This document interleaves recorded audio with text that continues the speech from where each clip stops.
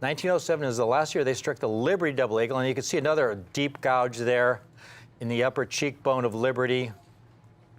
Not even gradable. This is your typical Liberty double eagle that has survived to this day. Now, when you're looking at an MS62 grade in 63, let's take a look at a couple examples that we have here, folks. You'll notice a noticeable difference.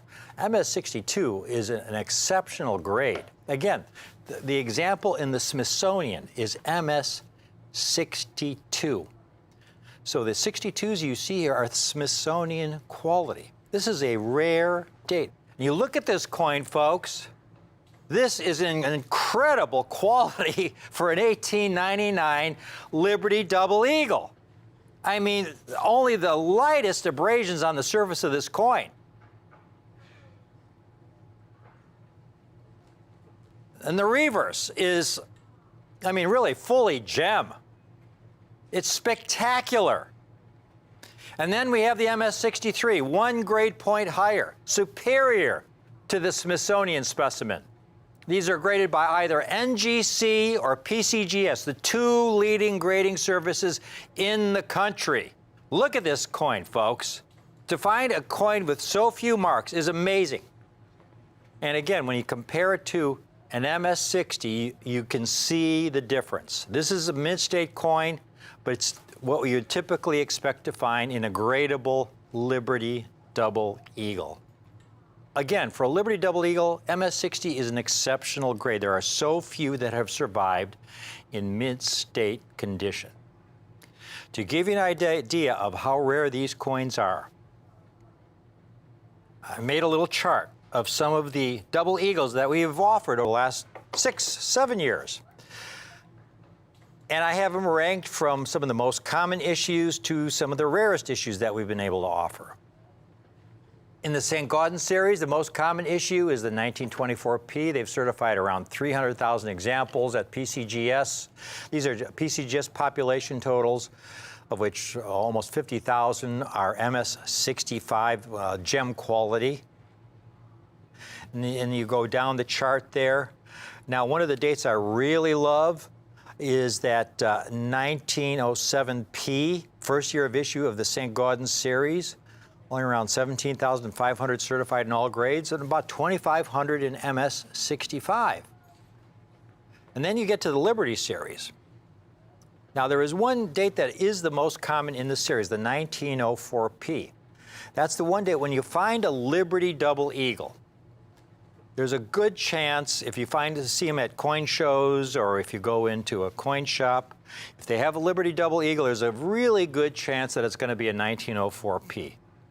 And you could see there, the total certified, right, just by PCGS alone, almost 200,000 coins, of which 5,600 are MS65s, which is a very, very high grade for a Liberty double eagle. And then you have the second most common date, the 1900P. It's almost 4 times rare. But then look at the 1899Ps. Only 19,000 coins. This is a key date, folks. It is so exciting. These coins that you're looking at, they really should not exist. Let me repeat that. These 1899Ps in MS62 and MS63 really should not exist.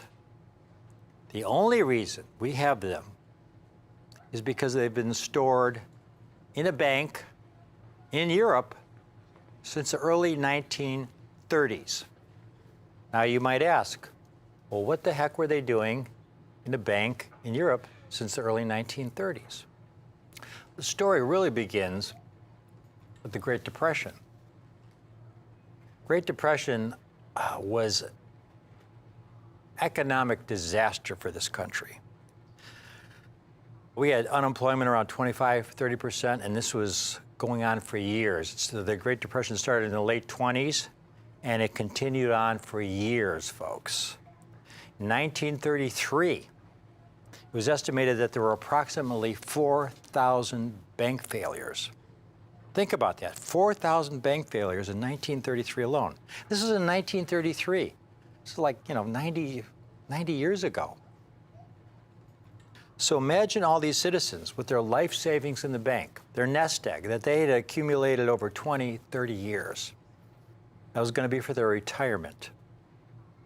And they go to the bank the next day, and the bank's closed, shuttered closed. They had failed. You were wiped out. And this was hitting millions of Americans.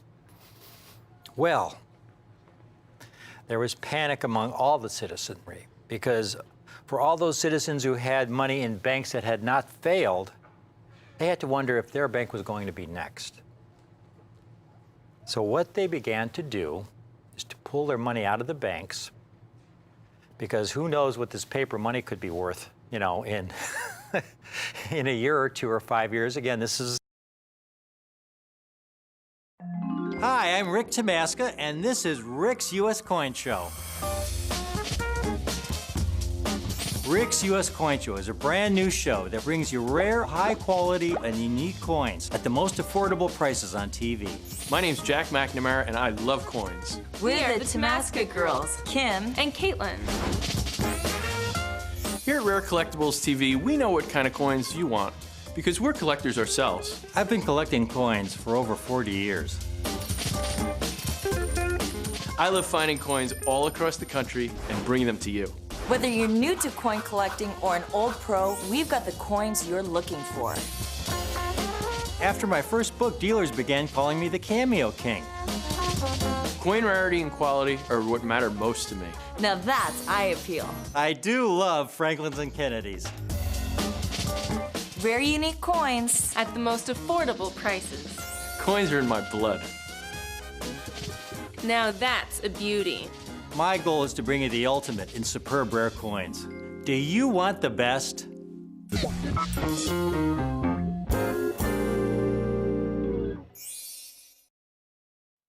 Welcome to Rick's U.S. Coin Show. Rick Tamaska here. I've got some fantastic proof Washington quarters for you today. Proof coins. Proof coins are meant to represent the state of the art, the finest possible quality the Mint's able to produce given the technology of the day. There's a lot of labor involved with making a proof coin. They polish the dies until they have a mirror-like surface. They individually handle the coin blanks as they feed them into the die. They double strike the blanks to bring out every possible detail of the design as the Mint intended. And then they individually handle the coins so they don't abrade with any other coins. So they're essentially mark-free. Nowadays, when you get a proof set, they come in hard plastic holders. You have to order them specially from the Mint. And they're truly exceptional. This is an older set. This is from the 60s. You get a modern set that was struck the last 30 years, and they truly are flawless, beautiful coins. So I'm interested in those earlier coins struck at what I call the old Philadelphia Mint, when proof coins were made the old-fashioned way. That was 1964 and earlier. After 1964, they transferred proof making to the San Francisco Mint, where they began using new technologies, improving the product. But back in the old days, at the old Philadelphia Mint, they were basically making proof coins the same way they had made them back in the 1800s. And the packaging they used, well, they would ship the coins in these envelopes. We call them flat packs. And you'd get the coins out, and they'd be in these flat envelopes like this. And the problem is these envelopes really weren't airtight, and they were also pliable. The coins would abrade against the cellophane, so they would get small, light hairline scratches. They'd generally be a very, very low grade. I've got some incredible Proof 67s for you today, folks, and I have them at a great price. Take a look at these. This is going to be a quick little presentation. These are Proof 67s. The highest possible grade is Proof 70. None of these dates, except for the 1964, has ever been graded in Proof 70. The highest grade these other dates have ever received is Proof 69. You take a look at one of these. They're absolutely pristine, haze-free, despite being over 50 years old. Also, very importantly, not only were these the last proofs struck at the old Philadelphia Mint, these are the last Washington quarters struck on 90% silver planchets at the old Philadelphia Mint, because after 1964, they took all the silver out of the quarters and dimes, and they were struck in a clad metal. So these were the last of the original 90% silver-proof quarters. Look at this coin, absolutely pristine. You know, to submit one of these and get it graded yourself, PCGS or NGC is going to charge you $20 or $25 just for the grading. And then they're going to ship it back to you registered mail, which is at least $20. So right there, you're around $45 just for the grading and for the return shipping. It doesn't include your shipping. It doesn't include the cost of the coin. That's why when you see these on eBay, here's a 1964, Proof 67. Very fair price for a Proof 67. Absolutely pristine, as perfect looking to the naked eye as the day it was struck. There's an example for $88, and that's in an ANAX holder. Proof 67. Here's a 1962 in Proof 67. $175. Here's a 1963 in Proof 67. $80. Here's the special I have for you folks today. If you want a 1964 Proof 67, you can own one of these coins today. Not for $99, not for $79, not even for $49, folks. I have these for basically the cost of grading. Really, $29 a coin. And one of these 64s will be yours. Only $29 a coin. The last year, the Washington Quarter was struck on a 90% silver planchet in proof condition at the old Philadelphia Mint, and it's only $29. But it gets even better, because if you want to get a second date, if you want to get the 1963, it also will only be not $79 or $59 or $49, but $29 a coin.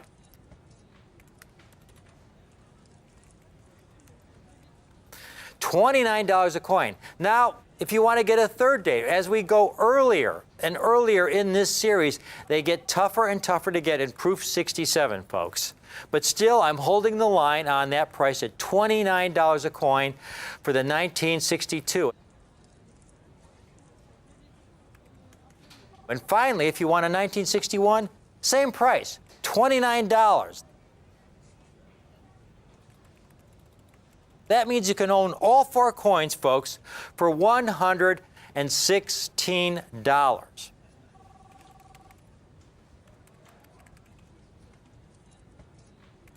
Now, I'm not done yet, because now we're getting to some of the really tough dates, 1960 and earlier at the U.S. Mint. You could see there the 1964, 63, 62, and 61. They issued over 3 million proof sets, which is a very small number compared to the number of coins they struck for commerce.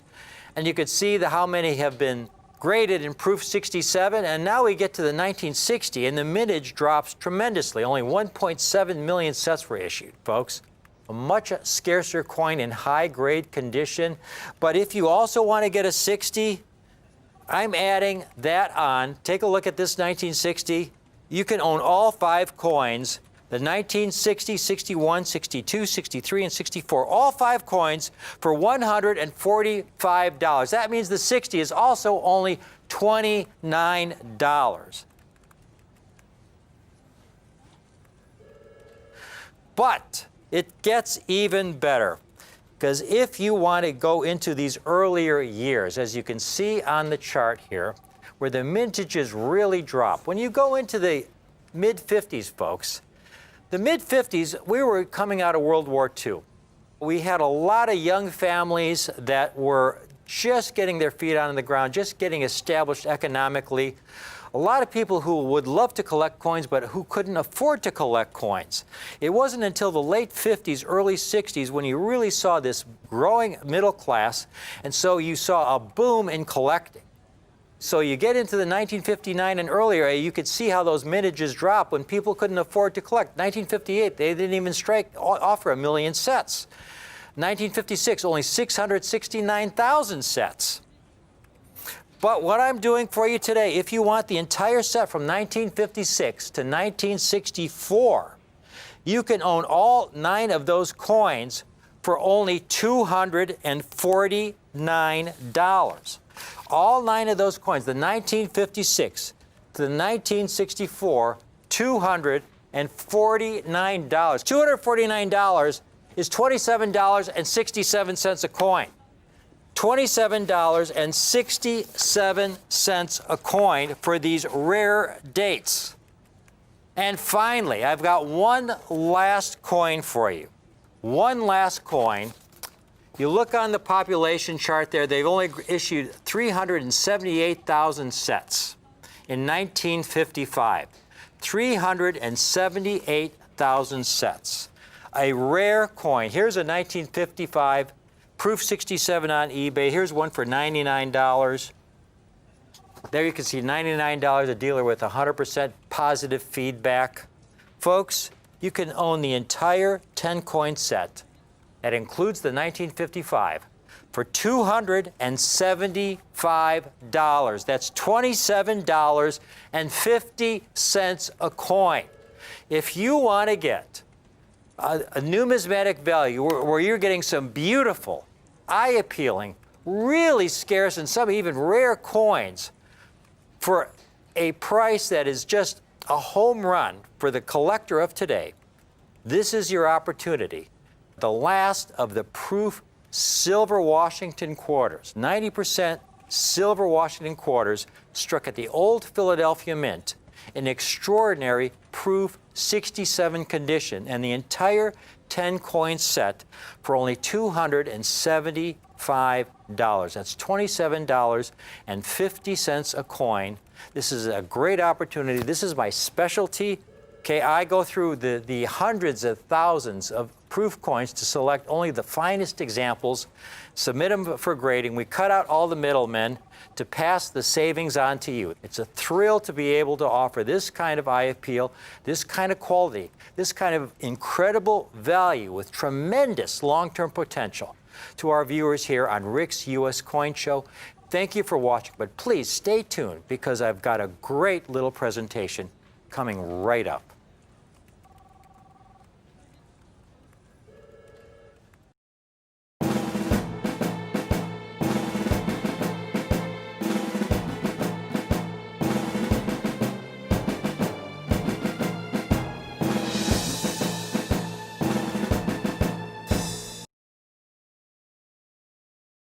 Welcome to Rick's U.S. Coin Show. Rick and Kimberly Tomaska here. If you've just tuned in, we just had a presentation on the 1955 to 1964 Washington quarters, where we offered individual coins and the entire set, 10-coin set in Proof 68 condition for $329. Now, in that presentation, I explained what Washington quarter or what proof coins are.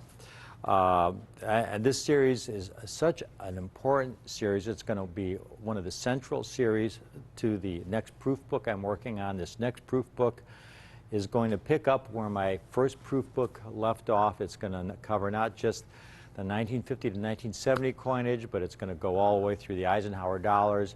It's going to go back into the Walking Liberty half series, the Morgan dollar series in proof.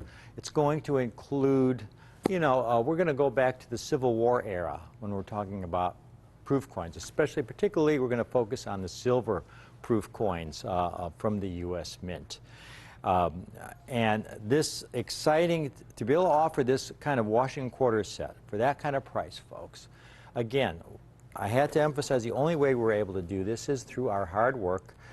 Kimberly, Caitlin, and I, when we occasionally are offered some nice collections of original proof sets, we have to go through thousands and thousands to find, you know, a single coin that might grade Proof 68 to complete these sets. And there are so many sets that have already been picked through.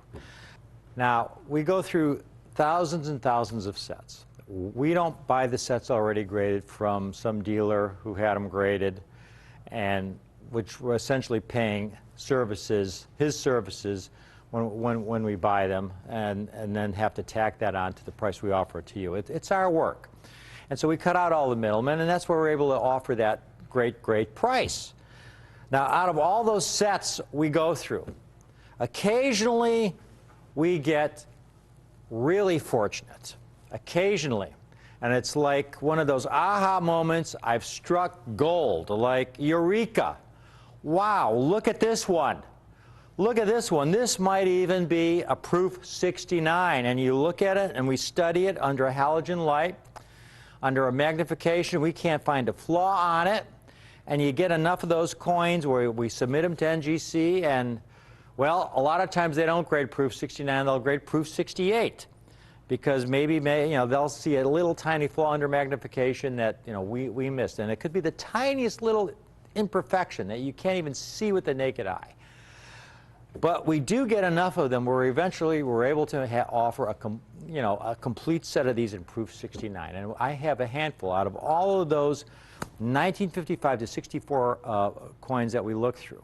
We have a handful of sets that we can offer that we have in proof 69, which is the highest matching grade you can complete this set in. You cannot complete this set in proof 70. They do not exist. These are the last proof coins struck at the old Philadelphia Mint on silver planchets using that old technology, that old style packaging. And this is the ultimate in terms of the technical proof grade. I only have a very few of these sets. Take a look at this set that we have on display for you folks. The entire 10-coin set. Now, if you called in earlier and bought a proof 68 set and would like to upgrade it to a proof 69, just call right in. No problem. We will upgrade you. It doesn't cost you anything. No problem at all. I do not have that many.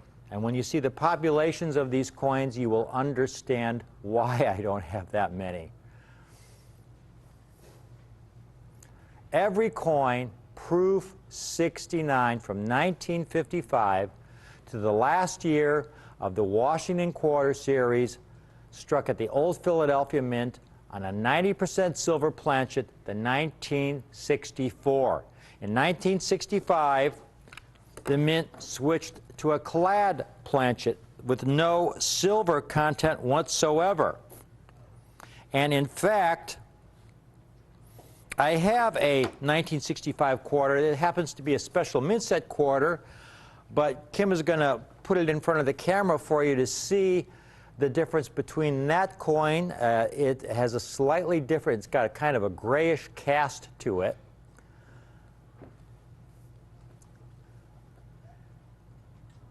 And that's what your clad, non-silver Washington quarter that we're so familiar with today, because from 65 on, all the quarters struck for commercial use have 0 silver content.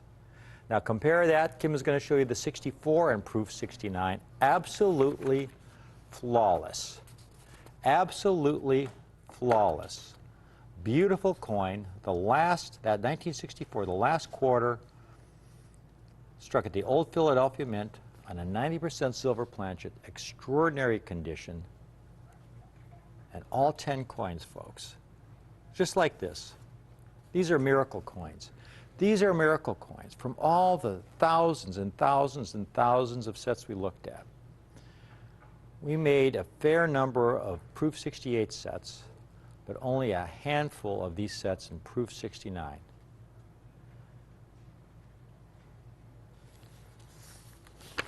And Kim's got a pop chart showing you how rare these coins are.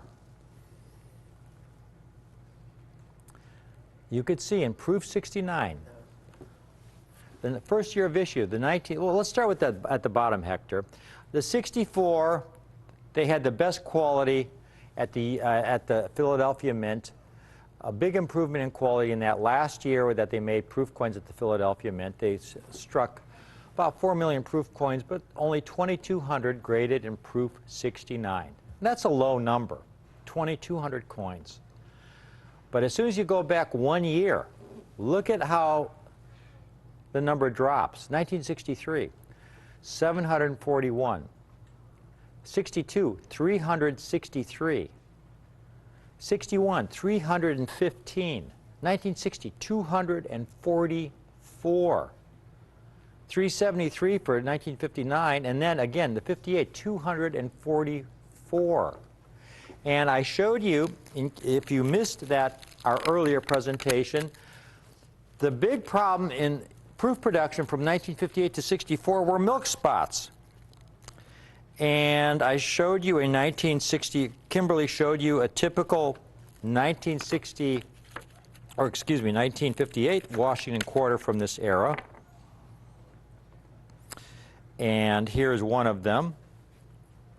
I don't know if this was the exact coin, but one of the reasons you had a couple problems in the way proof coins were made, where one was hairlines and the other was milk spots. And the milk spots were due to incomplete cleaning of the coin blank, incomplete washing of the coin blank, and there would be soap residue left on the blank. And you could see on that 58 quarter, soap residue left on the blank as it went into the die. And when that die came down with 100 tons of pressure or more, that residue was struck into the coin. And there you see a white spot right in the middle of the eagle's breast there. That is, we call it a milk spot, but that is soap residue. And on the obverse, you see several small spots. And this is the big problem with all of these coins. And a lot of times right in the middle of Washington's cheek. You may not notice it unless it's tilted at a certain angle, right in the middle of his cheek. And folks, those are part of the coin. When that die comes down with all that pressure, that residue is struck into the coin. We actually had a chemical analysis done of one of these coins with these spots, and it is kind of from a soap-type residue that these spots come from. So while the original coin is supposed to be 90% silver, these coins actually with this residue technically would be like 89.98% silver, because you have 0.02%, that's this other foreign substance. These are proof 69s. You saw the population numbers. Kim's got a few comparables. Here you got the most common date, the 1964. You got a top-rated seller, but it's a proof 69. A proof 69, top-rated seller, over 53,000 happy customers. A top-rated seller on eBay, $200, a very fair price. Rare 1962, 350. So those two coins right there, those two dates, $550. We take the first date of the series, the 55. $450. You're at $1,000 for just those three coins. And we're not even talking about the three toughest coins, because again, take one last look at the chart, folks. One last look at the population chart. One last look, and you'll see the 58's about 10 times rarer than the 64 and 69, as is the 1960. And the 59 and 61 are right behind. Those are your key dates. The 58 through the 1961 and include the 1962. Those are your toughest dates in proof 69 because of the hairline problems and those milk spot problems. And here you're getting the key dates. When you've got other dealers just asking $400, $450 for dates that are tough dates, but not the rarest dates. The 55 is a tough date. 400 coins, that's a tough date. Folks, take a look at this set. Again, we've cut out all the middlemen. This has got to be a short presentation because we do not have very many of these sets. Kim, if you could just give them a couple of hand shots of these, starting with the first date, the 1955, the very first year of the series. Here you have a 1955 that's rare in any condition. They only struck 378,000 coins, only 400 graded in proof 69. Folks, you know, if I were asking $300 a coin, that would be $3,000 for the set. And that would be a very, very reasonable price. You get to under $200 a coin, say $19.95. You're under $200 coin for $19.95. How would you like the entire set? Again, call in now. I have a limited number of these sets. Call in now, because when you hear the price, once these are gone, I don't know if I can replace these. We were very fortunate to get this small group together. It's not often when we get the opportunity to go through thousands and thousands of fresh, unsearched proof sets.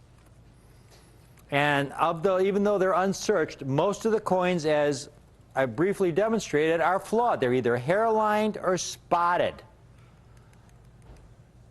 Only a handful of these sets survived in this condition. And I'm offering them today while we have them for only $94.90 a coin. In other words, $949 for the entire set. You heard me correctly. $949. The 1958 alone should be a $500–600 coin. That's one of the key dates, the 1958. And then 1960, really difficult, only 244 graded in proof 69. And you're getting the entire set while we have them for only $949.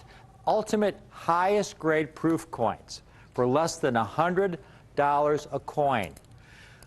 Extremely rare, beautiful, extremely rare, extraordinary condition rarity, highest quality. The three legs of the stool, folks, in spades. I always talk about the three legs of the stool to get coins with exceptional eye appeal for their date, exceptional quality, and the most rarity possible for the best possible price. And here you've got that in spades. You've got this 10-coin set, the highest matching grade possible of some beautiful, extremely rare coins for under $100 a coin. We've got a bunch of people calling in right now. I'm going to cut this presentation right here, because if I carry this presentation on for 5 minutes longer, we would have people calling in. It looks like we may even have a queue. We will have people calling in, and we won't have any sets left. And again, I have a limited number of these sets, so I got to cut it right here. I want to be able to offer everyone a set who calls in now to take advantage of this opportunity. And again, if I carry it out, if I do this for 5 minutes longer, we'll be beyond sold out, and I can't get any more sets at this time. So this is your chance. Please take advantage of this. If you want to own something really special, you'll only find this kind of set here in this kind of quality at this price here on Rick's U.S. Coin Show. From Kim and I, thank you for watching.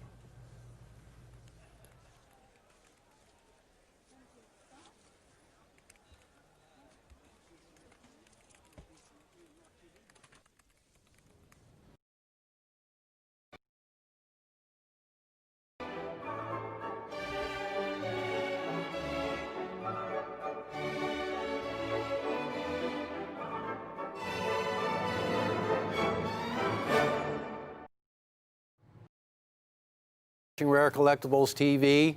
It's time for Morgan Dollars. Everybody loves the Morgan Dollar.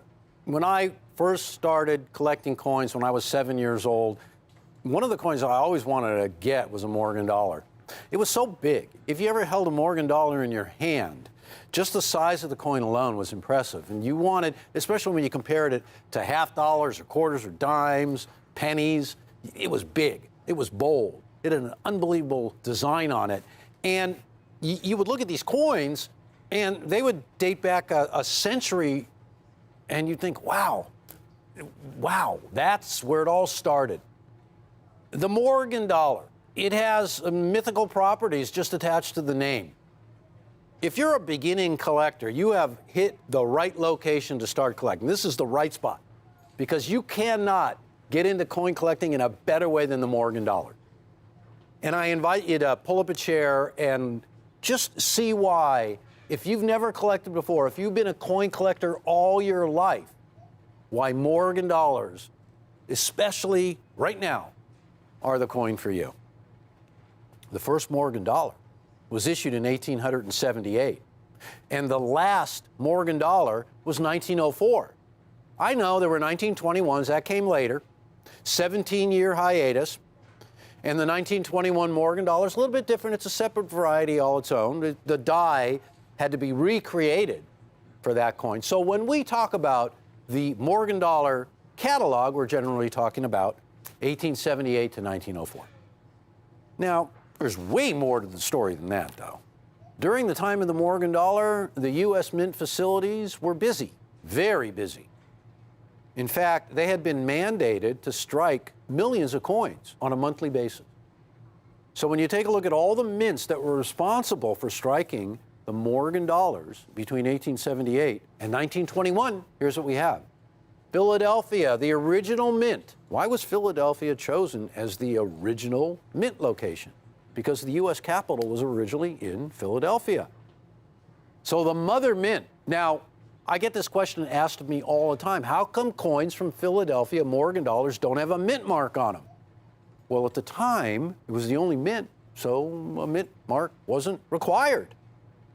But I want you to take a look at production from the various mints. 305 million coins struck at Philadelphia. Next was New Orleans at 186 million. Then San Francisco. Denver is kind of misleading because there was only one Morgan dollar ever struck at Denver. That was in 1921. So for that single coin, over 20 million coins. Then Carson City. Man, Carson City struck the fewest amount of Morgan dollars of any mint. And they're kind of in a separate class all their own. The greatest thing about the New Orleans Mint, because that's what we're going to be talking about, is the fact that they had a mandate. And here's how it went. In 1859, silver was discovered in Nevada. Because of this immense silver discovery, the U.S. Congress passed a bill, and the bill was known as the Bland-Allison Act. And what this bill authorized was the purchase every month of $2 to $4 million worth of silver. Can you believe it? 1878, and they are committing to buy from the silver mining interests, from the silver miners, $2 to $4 million worth of silver every month to be coined into Morgan dollars. Not to be used for half dollars, not to be used for quarters, not for dimes, for half dollars. So here's the result of the Bland-Allison Act. I have a wonderful reason to collect these coins, and it's all about how difficult it is to get a top flight, top notch, top grade, uncirculated Morgan dollar. You could pick up dozens of books about Morgan dollars, and the information in those books would give you a great idea of how each mint struck their coins. But one thing that every one of these mints had in common was the mandate to strike a lot of coins. Now, they were interested at the time in quantity and not quality. So there it is right there. Today, as we stand here right now, only about 15% of all the Morgan dollars ever issued, and that's over 656 million coins, remain in uncirculated condition today. The vast majority of these Morgan dollars were released into circulation. And so once a coin is released into circulation and it shows signs of wear, well, then it's going to be called a circulated coin. So these uncirculated specimens are then categorized in degrees of uncirculated by grade. That's the modern world we live in. It's known as the Sheldon scale of grading. And for uncirculated, the beginning grade of uncirculated is mint state 60. And the ultimate grade of an uncirculated coin would be a mint state 70. Never has been a mint state 70 Morgan dollar, and there's only been, I think it's been about 20 mint state 69s. There's a lot more to it than just the amount of coins that were struck. 1918, World War I. United States was allies with Great Britain. Great Britain got into, well, some financial straits. And so the United States of America melted a lot of the silver that we had in the form of Morgan dollars so we could contribute to the war effort. So Whenever you talk about Morgan dollars, you always have to talk about the 1918 Pittman Act, because that authorized the minting of up to 320 million Morgan dollars. 656 million coins struck, 270 million coins melted just in 1918 alone, and you can see the total remaining just after that 1 year. Now, since 1918, there's been a lot of other melts that have happened. During World War II in the 1940s, the run-up of silver that took place between 1970 and 1980, and the casino industry themselves was responsible for melting millions and millions of silver dollars in the 1970s and the early 1980s. So the end result of all of that means that the remaining coins that will grade in mint state condition is not even 7 million coins that can be certified as a mint state coin. And if you like percentages, look at that paltry percentage. 0.103. That's not 103%. That's not 10%. That's 0.103. So there it is. The rarity of Morgan silver dollars is all because of history, all because of what happened 100 years ago. What we're left with today are some of the scarcest coins. This is not new news. Collectors have known this for quite a long time. And collectors have been putting away certain dates of coins from certain mints for a long time. That has further led to an unbelievable shortage of coins. I've been a coin dealer for a long time, a coin collector for even longer. I have never seen this tight a squeeze on Morgan dollars as what we're experiencing right now. New Orleans Mint. Now, I want to put to bed the myth that you cannot get an unbelievable example of a Morgan dollar in mint state from the New Orleans Mint. Now, though they did not strike as many coins as Philadelphia, they suffered from the same thing that Philadelphia did. They were tasked with striking thousands of coins per minute. Once they cranked up those coining presses, and once they began fulfilling the requirement of millions of dollars worth of silver every month to be coined, it was nonstop. But I want you to know something about New Orleans. They struck 186 million coins. Here's the thing. It's not that they overworked the dies at New Orleans. It's that they were not as expert in the die preparation as they were at San Francisco, which is known for having the most eye-appealing strikes. Now, in order to find a coin that replicates that strike of San Francisco, you got to search through, whereas the coins from San Francisco, you might have to search through 100 or 200 or maybe even 500 coins to find that ultimate gem. From New Orleans, 10 times that many. It's harder to find those rarities. So here we are right now. We are offering the final coins from the New Orleans Mint. The New Orleans Mint has got an unbelievable story. Opened up in 1838. At that time, the city of New Orleans was the 5th largest city in the United States of America.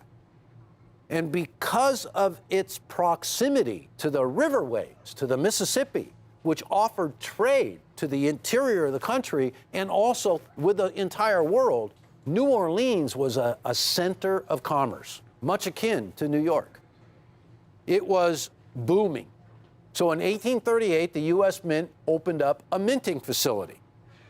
And this mint operated until 1861. Well, 1861 was the beginning of the Civil War, and New Orleans Mint had the most unusual history at that time because it was the United States of America, the Union, the North, that established the New Orleans Mint. Once the hostilities began, it was the state of Louisiana that took over the New Orleans Mint. So they kicked the Union out, they took over the New Orleans Mint. Shortly after that, the Confederacy took over the New Orleans Mint. So the New Orleans Mint is the only mint that can say it was a U.S. mint, a state of Louisiana mint, and a mint for the Confederacy. So its history is, well, lengthy. In 1861, the mint closed down for the Civil War, and it reopened again in 1879 when the first Morgan dollar was struck. All the other mints struck the first Morgan dollar, except for Denver, of course, in 1878. But New Orleans, 1879. And the New Orleans Mint operated until 1909. But the last Morgan dollar to come out of New Orleans, the 1904. Now, the 1904 Morgan dollar is an anomaly. It's a coin with a really small mintage, 3.7 million. An 84S, 1884S, one of the kings of the Morgan dollar series, has a mintage of 3.4 million. So 3.7 million is pretty darn small. It's kind of amazing to me that you can even get your hands on a 19040 because it was the last one from New Orleans. So you had a lot that circulated that got worn out, and then you had a lot that just disappeared because, hey, the last one, it was a memento. Rare Collectibles TV, we're offering 19040 in a mint state 64, just to kind of whet your appetite. The last Morgan dollar from the New Orleans Mint. And as I said, this coin is really an anomaly. It has a very low mintage. It is the last Morgan dollar ever struck at the New Orleans Mint. And it really bookends what we call the pre-21 Morgan dollar series. Now, since coin collecting has gotten so popular, there's a lot of talk about coin collecting everywhere you look. There's books coming out left and right and catalogs, and all of a sudden there's people springing up who never sold a coin before or in the coin business all of a sudden. I want you to take a look at 1904s from New Orleans. That one's got a little bit of dark color to it. Ours will not, I can tell you that. Ours will be extensively white. There's a mint state 64 right there at $325. Hold on to your hats. If you would like to own a 19040 in mint state 64 and you don't want to spend $325, no, I can't help you, I'm sorry. No. And you don't want to spend $325? Take a look at what we have. 040s for $139. Graded mint state 64, certified bright white. Look at that coin right there. Now that is amazing. And why is that amazing? Well, take a look at the cheek of Liberty. Now, if you want to get an instant lesson in how to grade Morgan dollars or how to make sure you get a really nice uncirculated Morgan dollar, you take a look at the cheek. Because if you see a cheek that's all scuffed up, all scratched up, you don't want that coin. So what we look for are clean cheeks, as clean as you can get. Now, every Morgan dollar, even the highest graded one known to man, is going to have a tick or two on its cheek. But when you hand pick examples, we're able to bring a coin like that that'll put any 040 to shame, not for $325, but for $139. And I hope I have your attention now, because we mean business here. Because I want to offer you not just that 19040, but I want to give you a chance to get the last New Orleans struck Morgan dollars, beginning with 1898, including the 1899. Take a look at what we're going to be offering here, folks. 1898-0. Look at the mintage, 4.4 million. 1899-0. 1899-0 is a tough date. You can take a look at that column in red, and you can see 1898-0, 1.6% have been certified in 6.4. The 1899-0, 0.4%. 1900-0, with a mintage of 12.5 million, 0.3% have been certified. None of these are high percentages. The 19010, again, 0.33%. The 19020, now tell me, when do you ever see these dates? Never. You always see the extremely common coins, 1885, 1884, and 1883. And the 19040. The 19040 has the lowest mintage of any one of those coins there. 3.4% have been certified. Not 34%, 3.4%. So that's kind of an anomaly there as well. I mean, these coins are a lot scarcer than their price will ever indicate. Now, ladies and gentlemen, if you've been watching our show, you will note that this presentation is a little different. This presentation at one time had all 7 of the last New Orleans coins. It also included the 19030. But here's the thing, the 19030 is one of the key date Morgan dollars in the series. Its mintage is so low, it's only 330,000, we just can hardly get any more. So we can no longer include it in this set. So we brought it to a 6-coin set, and here's the thing. We have a really small amount of 19030s in Mint State 64. Please ask your operator, because you're going to want that coin. I can tell you this. The 19030 is one of the rarest Morgan dollars ever issued, but nobody knows it. It's really like one of the undiscovered coins. There's so many expensive Morgan dollars with a mintage higher, way higher than that coin. That's a must-have, so you gotta ask about that one. I'm sorry that we can no longer include it in the set, but it's impossible to get these days. We have so few, so don't waste time on that one. But take a look at all the fantastic coins we do have in this set. Now, you know, collectors, when we set our mind to bring in a fantastic set of Morgan dollars that are pertinent, that mean something, that tie into history, that's not just random, not a hodgepodge, that we also are very, very concerned with price. Price always comes into play. And I want you to know, we have the greatest prices, but we never sacrifice quality. So we're offering a complete collection of 6, 1898, 1899, 1900, 1901, 1902, and 1904 in Mint State 64. So get out your calculator. I got mine here. First coin we're offering is the 18980. And I want you to take a look at where other people are pricing the coin. That one right there is at $312. The 1899, tough date. Here's a Mint State 64 at $440.63. We're offering the complete collection of 6. I got to tell you the price, because I've already got the 2 coins. It's way more than we're selling this whole deal for. $795. These are certified Mint State 6.4s. These are near gem Morgan dollars. These are the undiscovered treasures. Now here's a 1900 That one is almost $480. I can get you one of those in the collection for $795. Now here's a 19010. You never see these dates from New Orleans. Never. $299. By the time I get done with this, folks, we're going to get up to $2,325 in Mint State 6.4. $795. And you know, when I stop to think about it, to be able to bring this to our show at so much less and duplicate the grade, I don't think you can beat it.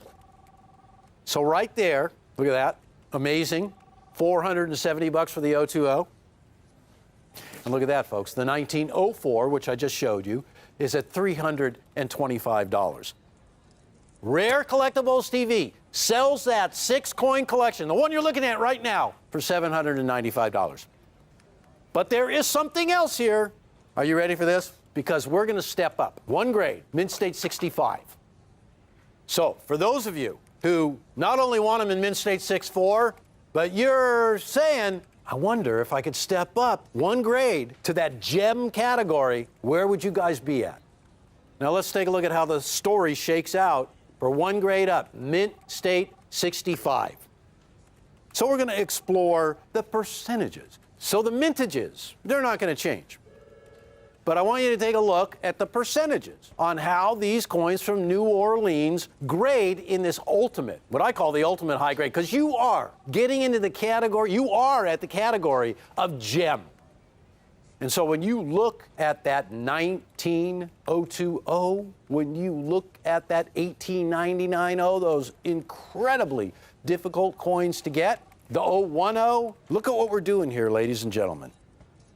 We are offering this collection in Mint State 65, and the same is going to hold true as the Mint State 64 version. Please ask your sales associate about the extremely limited number of 030s, one of the key date Morgan dollars, that we can offer you, kind of, you know, on the sly a little bit, you know, secret kind of. You got to ask because we have so few of them. But let's get a kind of a gauge for where we're going to be at and the world is at on these coins in 6.5. Here's the 1898.0. You know, the 1898.0, with the lowest mintage of the whole group right there, is one of the most reasonably priced coins. So collectors realize this. These coins are getting scooped up in a big way because they're too cheap. Here's a 1900.0 in Mint State 65, $345. That was the auction price right there. I can beat that price, but that is a phenomenal price, and we can beat it. The 1901.0 in 6.5, $356. Again, I can beat it. The 1902.0, one of the most in-demand Morgan dollars today, $1,265. And the 1904.0, almost $418. So when you add up all those numbers, we're over $2,700 out there in auction land. We're at $1,695 for this collection. $1,695. And, you know, ladies and gentlemen, most of the time when you see such a drastic reduction in price, where we are shaving off $1,000 off a national price, most of the time what will happen is the quality will suffer. The grading service will be unknown. Not here. This is top flight all the way. This is what you want to have. These coins are as fresh as the day they were struck. They're impossible to sort today. It's so hard. So $1,695.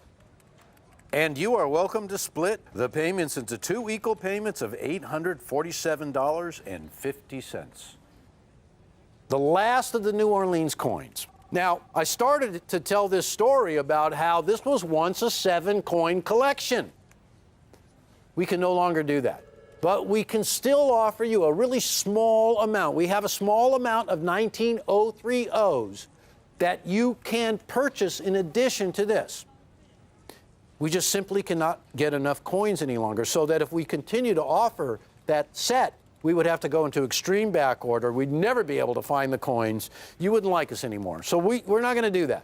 But we have literally a few coins to offer you. Please give us a call, because what you're going to get are the most phenomenal last of an era, the last New Orleans Morgans, coins that rarely grade this high. I'm here to bust the myth about the New Orleans Mint not striking nice Morgan dollars. Not true. You just got to look. You got to search. You got to look a little bit harder. Now, of all the mints, San Francisco Mint was the easiest mint, or is the easiest mint, to source Morgan dollars in 6.4 and 6.5. Why? Well, the Mint got brand new equipment right when the Morgan dollar was coming out, and they were able to strike nice coins. So you got to really search hard at the New Orleans Mint to find coins that'll look like those S mints, and that's our criteria. That's how we do it. I want a coin that pops like an S mint. I want a coin that jumps off the surface, the design. That's what we're looking for. And then I want rarity.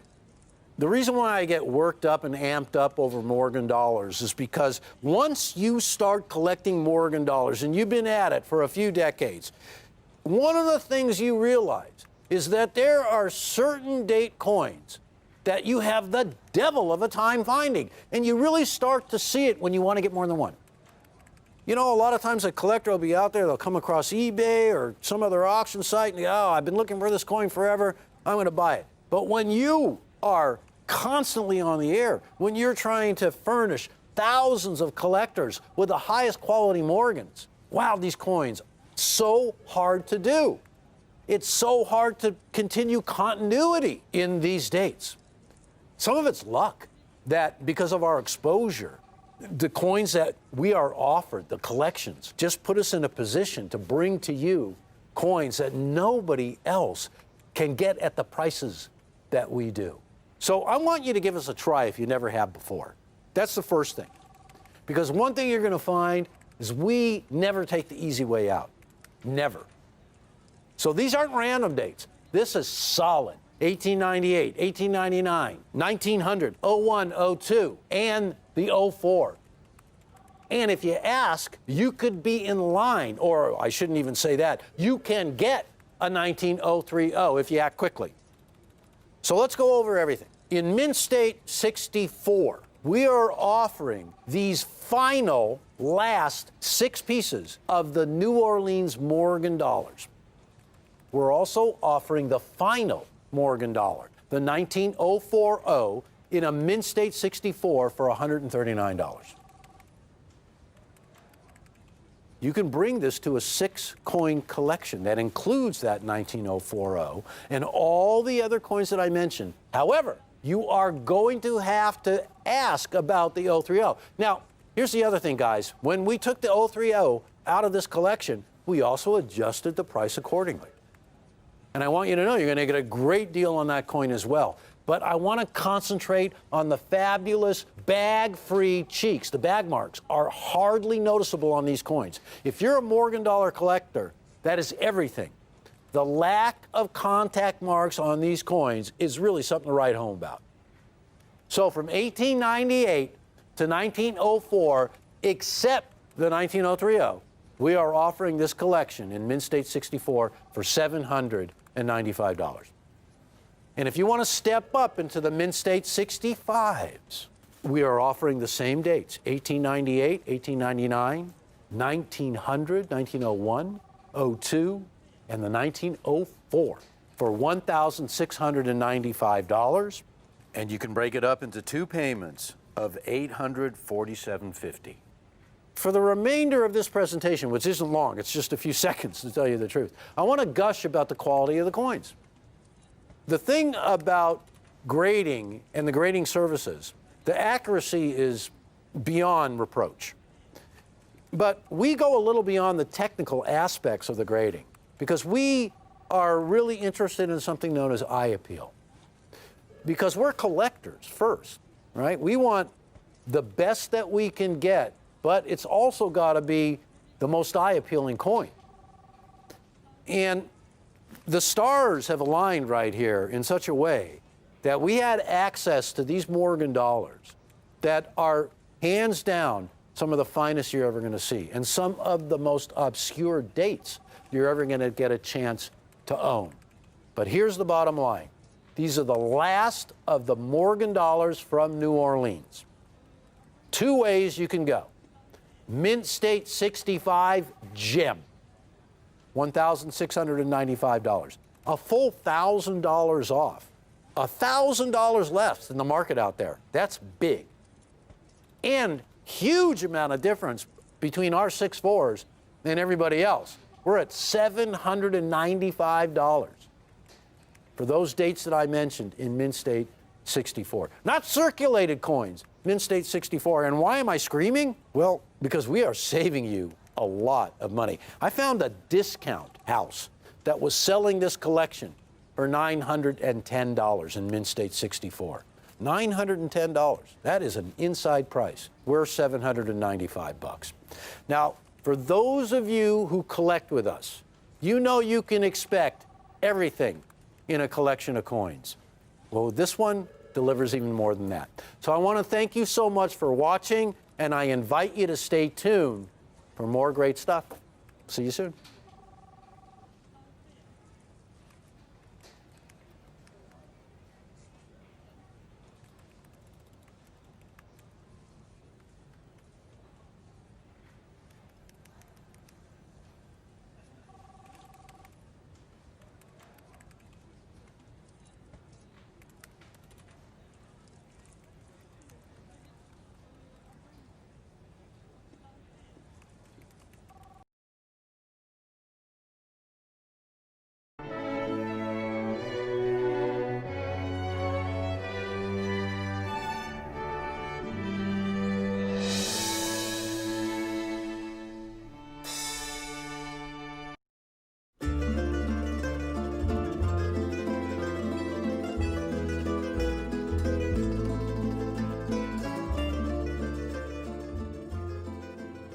Gold double eagles.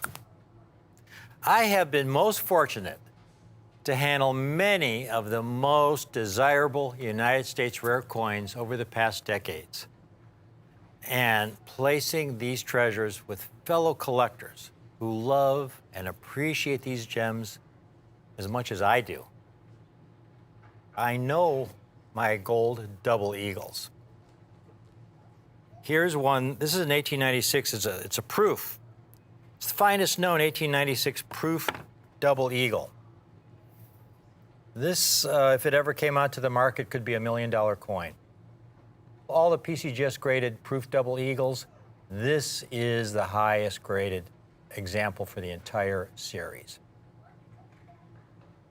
And in fact, we have a client who has the #1 ranked set, #1 ranked proof double eagle set, gold double eagle set on the NGC registry. It's the Everest collection.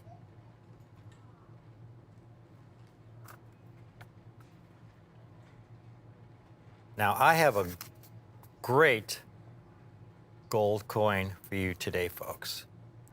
This coin really should not exist in the condition that I have it in. It's a coin well over 100 years old, and these coins I have never been in circulation, all right? They've never been in circulation. In other words, they were taken from a mint bag like you see here. This is one of the original mint bags that was the source for many of these coins. They have been sitting in a bank vault since the 1930s. But I'll tell you about that in a minute. I'd like you to take a look at these coins that I have for you today. This is the rarest Liberty Double Eagle we have ever offered in quantity, and it's an 1895P in MS 62 condition. That means they're mint state, uncirculated coins. How can a coin over 100 years old have been preserved in such great condition? They are so rare in the condition you see these coins in, folks. Now, these are gold double eagles. They're the largest gold coins struck for commerce by the United States Mint. Over the centuries, the Mint has struck gold coins in many different sizes and denominations. And here's a chart that shows the different sizes of gold coins that the U.S. Mint struck from the late 1700s through 1933. The coin on the far left there is a $1 gold piece. It's a tiny coin, folks. It's smaller than a dime. Very small coin. And then you have a $2.50 gold piece. And then there's a $3 gold piece. And then there's a $4 gold piece, which is referred to as the Stella. And then you have a $5 gold piece, which is about a 1/4 ounce of gold. It's about the size of a nickel. That's a larger gold coin. And then you have the $10 gold piece, which is about a 1/2 ounce of gold. And it's referred to as the Eagle, because up until 1850, the $10 gold piece was the largest gold coin struck for commerce by the U.S. Mint. And so they referred to it as the Eagle. And then they discovered gold in California in 1848. And with this abundance of gold, our nation was able to strike even larger gold coins, which was of great benefit to the banking system. And this larger gold coin was twice the size of the Eagle, with virtually an ounce of gold. And so they referred to it as the Double Eagle. And there's an example. It was a specimen. Only 2 were struck in 1849, and the first examples struck for commerce came out in 1850. Now, that coin you're looking at, folks, that coin is considered the single most valuable coin in all of United States numismatics, that 1849 Double Eagle you're looking at. It's valued in the tens of millions, perhaps hundreds of millions of dollars. For commerce, they began striking these gold eagles for the general public in 1850. Right now, at this point in time, is a great time to acquire rare, high-grade gold double eagles. There was an article that came out. The title of it is "It Time for a New Perspective on Generic Gold?" And this just came out a year ago, and there's a paragraph in here that encapsulates what the article is all about. To quote, "There has not been a time in recent memory when pre-1933 gold coins were obtainable for so little over spot." Now, what do they mean by that? Well, when they refer to spot, they were referring to the value of the gold. And right now, spot is around $1,900 for an ounce of gold. I'll give you an example from my personal experience. It's 15 or 20 years ago, I had some gold double eagles. And gold at that time was about $350 to $400 an ounce. And these were uncirculated gold double eagles, common dates. They weren't rare date Liberty Gold double eagles. They were like a 1904, one of the most common dates. And I remember selling it to a dealer for around $3,500. Now, the Liberty Gold double eagles I have for you today are a much rarer date. They're from the 1890s, folks. Rarely do you find mint date Liberty Gold double eagles from the 1890s. The story of these coins really starts with the Great Depression. It was economic devastation for our country. In 1933 alone, folks, it was estimated that there were 4,000 bank failures in 1933 alone. Now, back then, there was no federal deposit insurance to guarantee your savings. So if you had your nest egg, your life savings in the bank, that you spent 20, 30 years saving for your retirement, and you go to the bank the next day, and it's closed shut, it failed, you were wiped out. And they had 4,000 of those bank failures, affecting millions of Americans, just in 1933 alone. Now, you can imagine for all those other Americans who had their money in banks that had not yet failed. They were terrified. So what people began to do, and I probably would have done the same thing if I had been in their position. They began pulling their money out of these banks, that paper money. You know, with the economy the way it was during the Great Depression, that paper money could be worthless in 6 months or a year. So they began taking their paper money, and with that paper money, they began to buy gold and gold coins. Because throughout human history, you could go back to the ancient Egyptian times and the times of the great pharaohs. Across all cultures, gold has always had value. So here you had all these people pulling their money out of the banks to buy gold coins. This created additional stress on our banking system. And so then President Franklin Roosevelt, in an effort to stop this hemorrhaging of our banking system, passed Executive Order 6102 in April of 1933, which made the ownership of over $100 worth of gold illegal. Now, gold was about $20 an ounce back then. So that means you could own 5 double eagles, but that was it. The rest you had to return to the Treasury in exchange for paper money. And you had to turn it in on or before May 1st, 1933. And if you did not obey that order, folks, they prosecuted. And it was a severe penalty. If you were caught with over $100 worth of gold, and this happened to many citizens, you faced a $10,000 fine or 10 years imprisonment or both. And it was prosecuted. So what did the government do with all these gold coins? Did they put them away in a vault for future use for, maybe sometime in the future, 50, 100 years in the future? No. they melted them back down into gold bars. These statistics from 1933 to 1940, fully 39% of all the double eagles ever struck from 1850 to 1933 were melted back down into gold bars. That's over 50 million coins melted back down into gold bars, gone forever.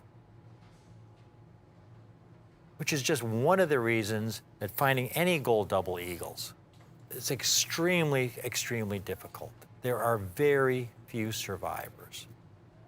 What I have today, though, is from what's called the Great European Bank Hoard. The gold coins you see today, folks. The Great European Bank Hoard was a solution to a problem that all these American citizens faced back in 1933. Not every citizen turned their gold coins in.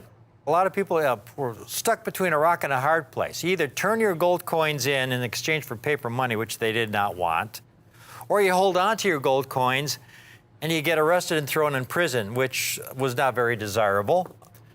But there was a third alternative. There was nothing in that executive order that didn't say you couldn't own gold in another country.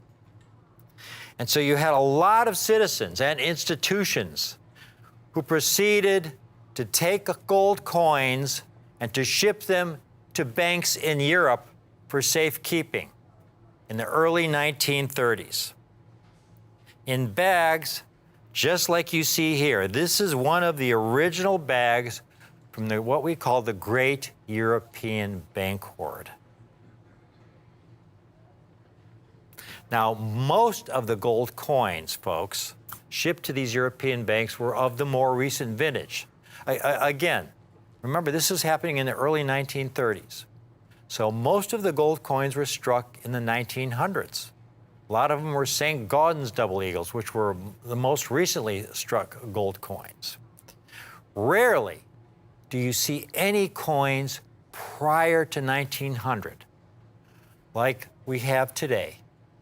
And you certainly don't see them in Mint State 62. Coins are graded on what we call the Sheldon grading scale. It goes from a low of 1, which is the lowest possible grade. That's a coin that's very heavily worn, where you can barely read the date, to a high of 70, which represents perfection under high magnification. Only the most modern coins, proof coins and mint state coins struck by the U.S. Mint today over the last 20, 30 years ever grade 70, when they have advanced technologies that allow them to strike perfect coins. There are no Liberty double eagles, folks, that grade MS-70 or even MS-69 or even MS-68. MS-62 is a coin that was never in circulation, with very, very minimal bag marks. It somehow has survived the process of striking the coin. Again, these were large, heavy coins struck for commerce. They didn't receive any kind of special treatment. These heavy coins, 25% heavier than a Morgan dollar, were struck in the die press, ejected into a bin. They would go through coin counting machines. They would get dumped into bags and get shipped to banks throughout the country. So that by the time you would get one of these coins from the teller, even though it had never been in circulation, it would have numerous heavy bag marks. I've got a couple examples right here as an educational tool. Here's a 1903, never in circulation, but look at the deep gouge on Liberty's lower jaw there. This coin is not even gradable. When you have a deep cut like that, again, from one double eagle falling on top of another, it's not even gradable. Here's another one, a 1907, a later date.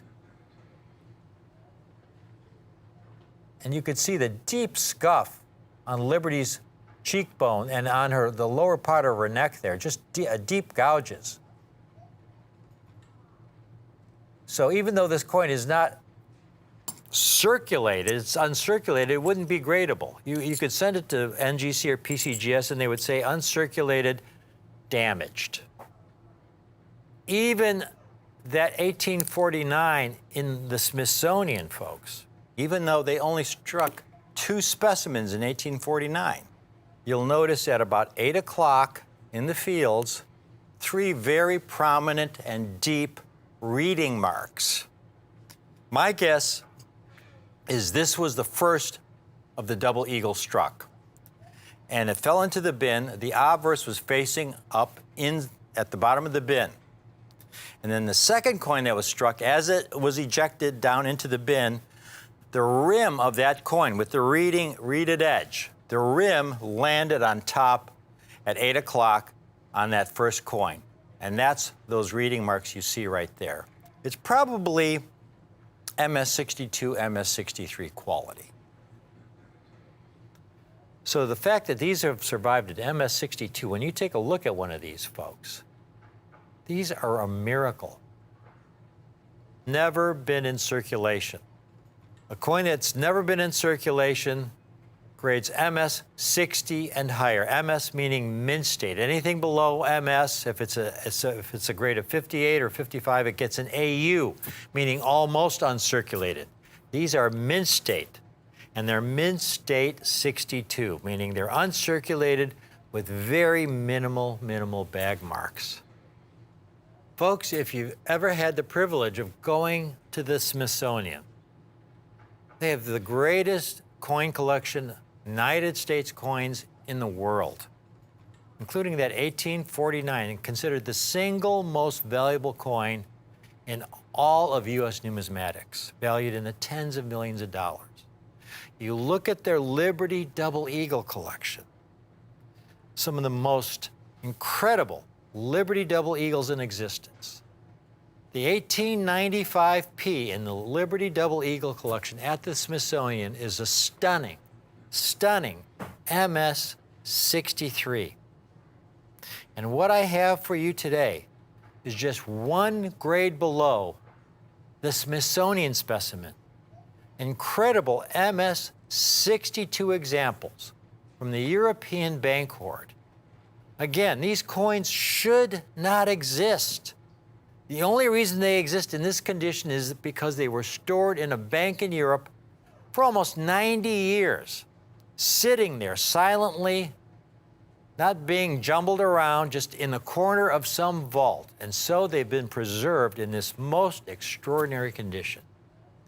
And every coin you see, all the coins we offer here, when it comes to gold, will be graded by either NGC or PCGS, the leading grading services in the world. These grading services guarantee you that the grade of the coin is what it says on the holder. These coins are at the perfect grade with the perfect price point. And the price I have them for you today, folks, this is the good part. Because when we get a deal like this, where we get some good fortune coming our way, and we get a much rarer date for just about the same price as a much more common date, we pass our good fortune on to you. And folks, to get these 1895Ps, among the finest specimens from some bags from the great European bank hoard, this really is a once-in-a-lifetime opportunity. This is much rarer date. This is a coin that if we had it at $4,900, you'd be getting a really good price. You'd be getting it for the price of a 1904P. And it's an 1895P. But that wouldn't be our best price. That wouldn't be a price based on our cost. $3,900 would be an exceptional price. But again, it wouldn't be our best price. Gold is around $1,900 to $2,000 an ounce. These have about an ounce of gold in them. In previous decades, a coin like this would have been 10, 15, 20 times its gold value. So 10, 15, 20 times the gold value today of $2,000 an ounce would place this at $20, $30, $40, $50,000. I have these coins today. This is a small window of opportunity. It's a limited time offer. We have a small group of these 1895Ps, folks. We have fewer than 100 examples. Call in now, because once these are gone, that'll be it. We get a lot of people who record the presentation, and they'll call in a week later asking to buy one of these coins. And so often we are sold out, and we cannot replace them at the original price we have them at. While we have these, folks, call in now. They're not $3,900. They're not $34.95. $3,195 a coin for an 1895P MS62 condition, folks, among the finest surviving specimens from the great European bank hoard. My wish is for everyone who wants to own one of these really, really extraordinary early gold double eagles to have the opportunity to do so. We have a 2-payment option. All you have to do is put half down today of $1,597.50, and we'll pull one of these aside and put your name on it and put it in our vault and pay the balance in 30 days. And you'll own an 1895 Liberty Double Eagle, Mint State 62, among the finest known. Here, when gold is $1,900 to $2,000 an ounce, you've got the largest gold coin ever struck for commerce by the U.S. Mint pre-1900. So few survivors in mint state condition. To give you an idea of how rare these coins are, here are some double eagles we've shown on previous presentations on Rare Collectibles TV. And you can see most of these coins came out of the great European bank hoard. And because the St. Gaudens were struck after the Liberty Double Eagles, the St. Gaudens were struck from 1907 to 1933. And the bulk of the double eagles in the European bank hoard were of the St. Gaudens series because they were the most recently coin struck. And so you see the 1924P, over 300,000 examples certified, 44,000 in 6.2, but 50,000 in 6.5, because again, they were more recently struck, they were preserved in a higher condition than the earlier Liberty Double Eagles. Even the rarest piece at the bottom, the 1914S, about 26,000 in all grades, almost 5,000 in MS65. And that's one of the rarer coins in the St. Gaudens series. And then, though, when you get to the Liberty Double Eagle series, by far the most common Liberty Double Eagle in mint state condition that was hoarded in the greatest number in those European bank vaults was the 1904P. When you find a Liberty Double Eagle in uncirculated condition, there's about a 35 or 40% chance that it's going to be a 1904P. And there's about 150 different dates and mint marks in the Liberty Double Eagle series, folks. So again, that gives you an idea of how much rarer all the other dates are once you get past the 04P. The second most common date is the 1900P, much rarer than the 1904P. But then you go down to the bottom there, and you see the 1895P, which is much rarer than the 1900P. Again, when you get to pre-1900 Liberty Double Eagles, there were very few bags of those stored in those European bank vaults, folks. And you can see only 9,300 coins in MS62 condition, and only 7 have survived in 6.5. An MS65 would be in the tens of thousands of dollars. Now, the only comps I could find for Liberty Double Eagles in MS62 were that much more common 1904P. Here's an example in MS62 that sold in auction for almost $3,900.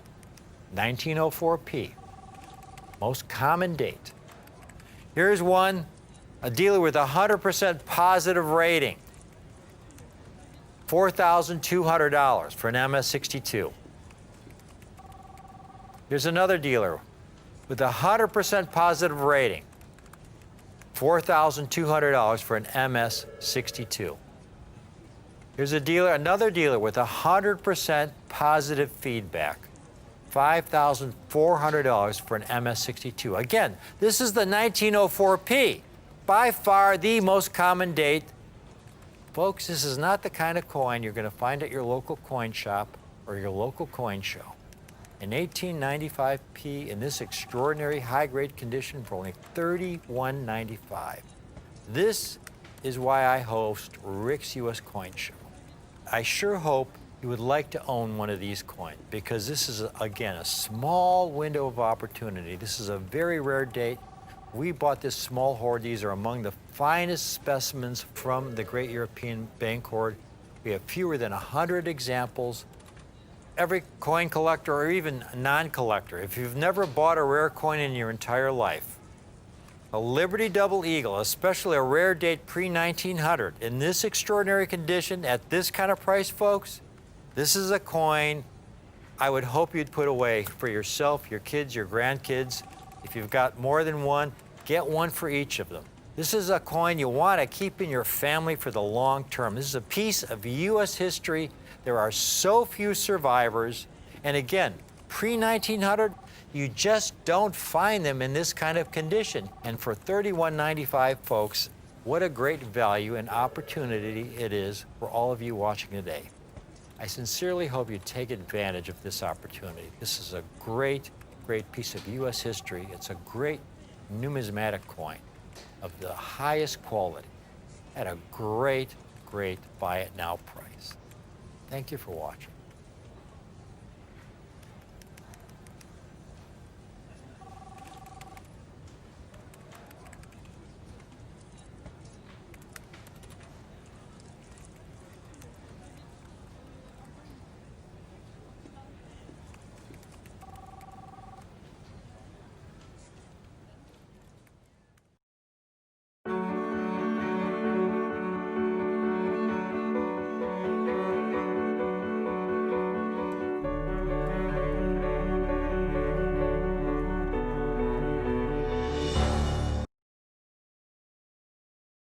Thank you for tuning into Rick's U.S. Coin Show. I'm your host, Rick Tamaska, along with my coin compatriot sidekick, Kimberly. Kimberly is my Kennedy half-dollar expert, folks. And she's got a great presentation coming up today on one of the most undervalued areas of proof Kennedys in numismatics. And but what I have here, though, is near and dear to my heart. It's where I started out as a kid. My very first proof set was a 1962 proof set. Very first coins I bought. It was a 1962 proof set. I saved up my lawnmower money and went to the local coin shop next to the Pickwick Theater there in Park Ridge, Illinois. And I went in there and looked at these proof sets. I had bought a red book, you know, and I read all about, you know, circulated coins and proof coins. And proof coins were supposed to be the state of the art, you know, the finest possible representation of a coin design that the mint's able to produce given the technology of the day. And I thought, wow, you know, if I can afford the best, that's what I want to get, you know. So I went in there and there was a 1962 proof set for $7, and you know, I bought it and I was so proud of it. And you know, it looked just like one of these here. It came in a manila envelope like you see. This is directly from the mint. This is how the mint issued these. Now this one is a 1959 set, but the 62 sets were very much the same. And then there was a cellophane envelope, and you see how this particular 59 half in there has got a nasty little toning stain all over it. Well, fortunately the 62 a half I had wasn't quite that bad. But anyhow, I got home and my dad was sitting at the kitchen table, and he was the one that got me interested in collecting in the first place, so I could blame it all on him, because he looked at it, and he's looking at it, and it was 91 cents in coins in there. You got the $half-dollar, quarter, dime, nickel, and penny, that's 91 cents, so he's figuring, well, maybe I paid $1.50 for it, right? So he asked me how much I paid for it, and I told him I paid $7, Dad, and he just gave me a look of, I sensed some disapproval. He didn't say anything, but I sensed some disapproval. But that did not deter me, folks. I went on to collect. I loved collecting. And what he didn't see are the things that I could see as a collector, because my dad really wasn't a collector at heart. And what I could see was some great potential in these areas of U.S. proof coinage if one was looking for really high-quality, eye-appealing, rare coins at affordable price. Because when I really went into the study of proof coins when I became an adult, I noticed that most of these early proof sets had coins that were seriously flawed because of the method of manufacture, the method of shipping, of storage of the coins. They're meant to represent the state of the art, the finest possible representation of a coin design that Mint is able to produce, given the technology of the day. But that key phrase, the technology of the day, is the key phrase, the most important thing to remember when appreciating the value of high-quality proof coins. Because nowadays, the technology of the day and the packaging is very, very advanced. You get a proof set today, you're getting state-of-the-art. And I'm going to show you, we're going to go through a brief history of U.S. proof making. We're going to go back in time, kind of a time machine here, where I'm going to show you some modern sets, and then we're going to go back and show you some older and older sets, so you could see how the quality diminishes as we go back in time, as the technology is more primitive, as the packaging is more primitive. But before I do, first I want to show you a picture of a Mint State Franklin half dollar, which is a coin struck for commercial use, and a proof Franklin half dollar. And Kim's got these two pieces here. And did you want to hold them up? Or? Okay, thank you. And one is a 1954 Mint State coin, meaning it was struck in San Francisco. And there you could see some toning around the rim. Now you want to just ignore that, because that toning came from the cardboard envelope the coin was originally in as it was shipped from the mint. And that sulfur from the cardboard would chemically react with the silver of the coin, and you would get this toning around the coin. But this is not really what we're addressing. What we're looking at here are the general surfaces of that coin and the strike on that coin, and we're comparing it to that 52 Franklin in proof condition, which is a proof 65. And you notice that 54S, it has a satiny look. You notice in the center portion of the coin how flat it is, how there's no hair detail. It's almost like it was worn there. Well, it wasn't worn at all. It was a flat strike. It was, they did not use enough die pressure when they struck that coin, so all the detail of that coin is not fully struck up. And then you could also see a couple bag marks at the back of Franklin's head there. Because these coins, once they were struck at a very high rapid rate. They were dumped into bins, and they would pile on top of one another, and they would collect bag marks along the way, so that by the time you got one of these coins at the bank, even though it was brand new, it would have a soft strike. It could have a soft strike. It would have plentiful bag marks, especially if it was a half dollar. The coin, that 52 on the other hand, you notice the central portions of the coin are all fully struck. You notice that black look.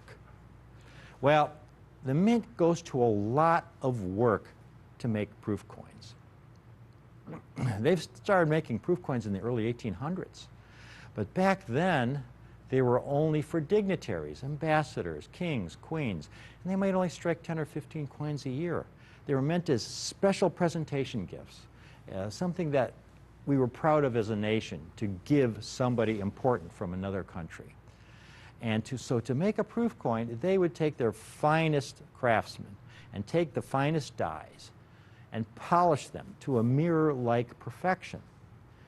And they would take the coin blanks and give them a kind of polishing as well. And then they would slowly feed those blanks into the die and then strike them not once, but at least twice under higher pressure to bring out every detail of that coin, so that, for example, on that 52 Franklin, you could see every detail in the central portion of his portrait. And then when struck, most importantly, a proof coin was not dumped into a bin. It was individually handled. It wasn't allowed to braid with any other coins. And so hopefully you got a state-of-the-art coin. Now, it wasn't until 1858 that proof coins were actually made available to the public for the first time. When before that, the public could not own a proof coin, but in 1858 you could order one from the Philadelphia Mint. Now, nowadays, again, you can order your proof coins from the U.S. Mint. Proof sets now come from the San Francisco Mint. Up until 1964, they were at the Philadelphia Mint.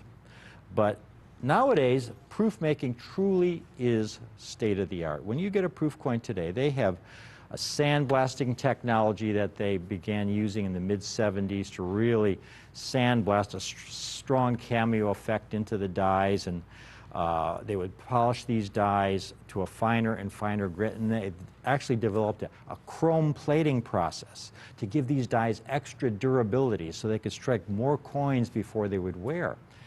And then the packaging improved to the point that the coins were completely protected. Here's a set. This is a 1990 proof set in the original government holder that Kim's going to show you. It's, 25 years old, and you open it up, and the thing looks brand new. It is absolutely stunning, and it's 25 years old. It looks like it could have been struck yesterday. Wow! That's fantastic.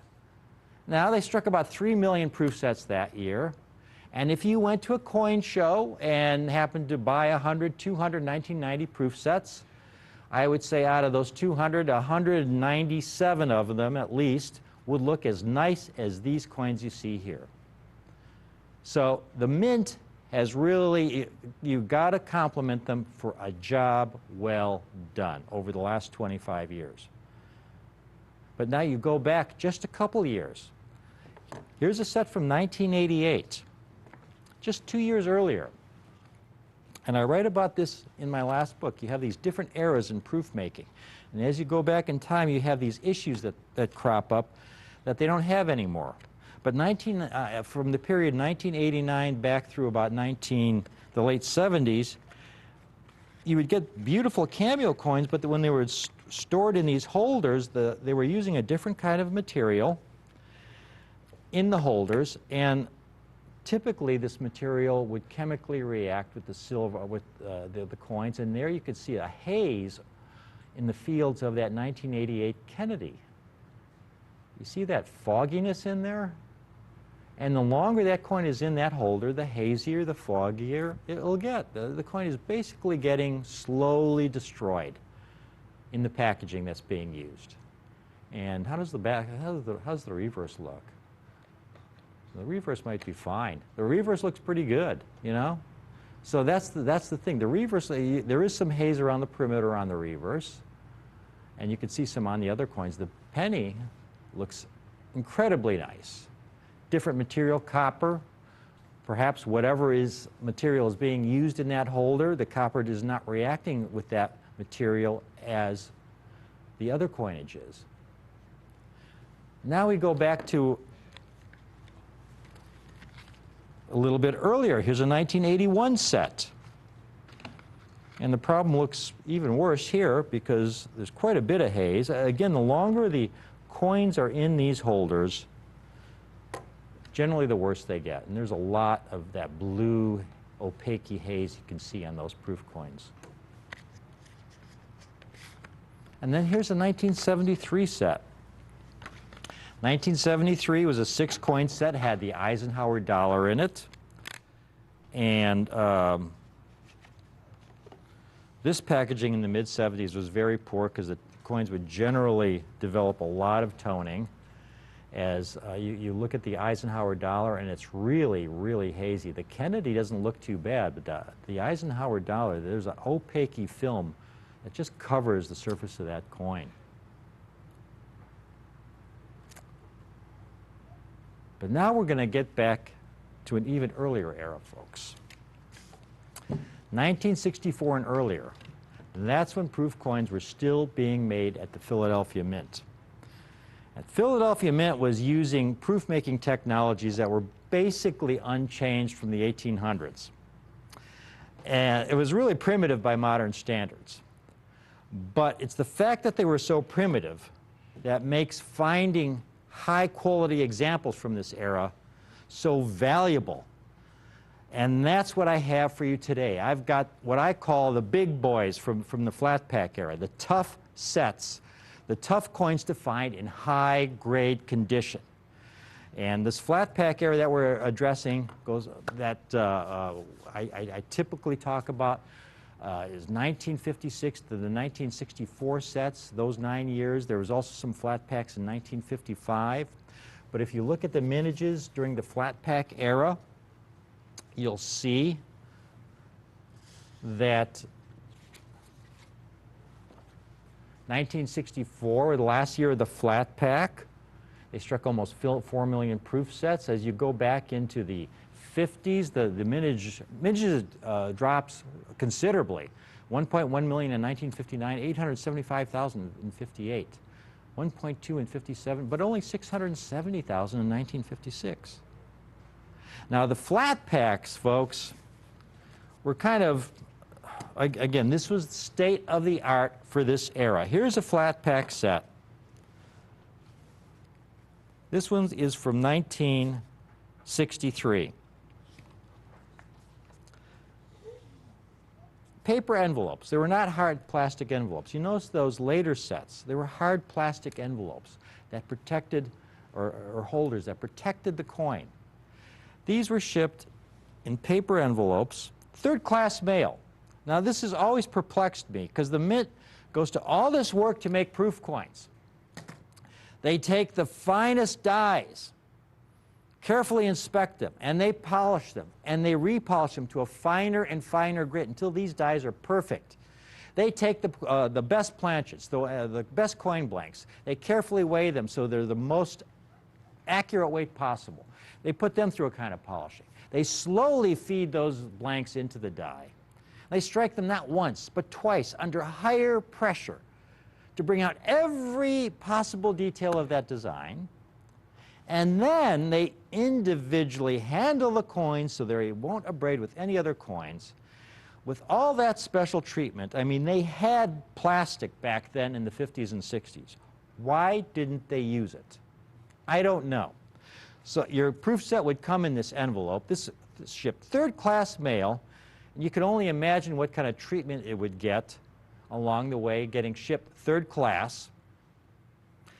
And inside you open it up, and I showed you this set earlier. It was a 1959 that I had brought out.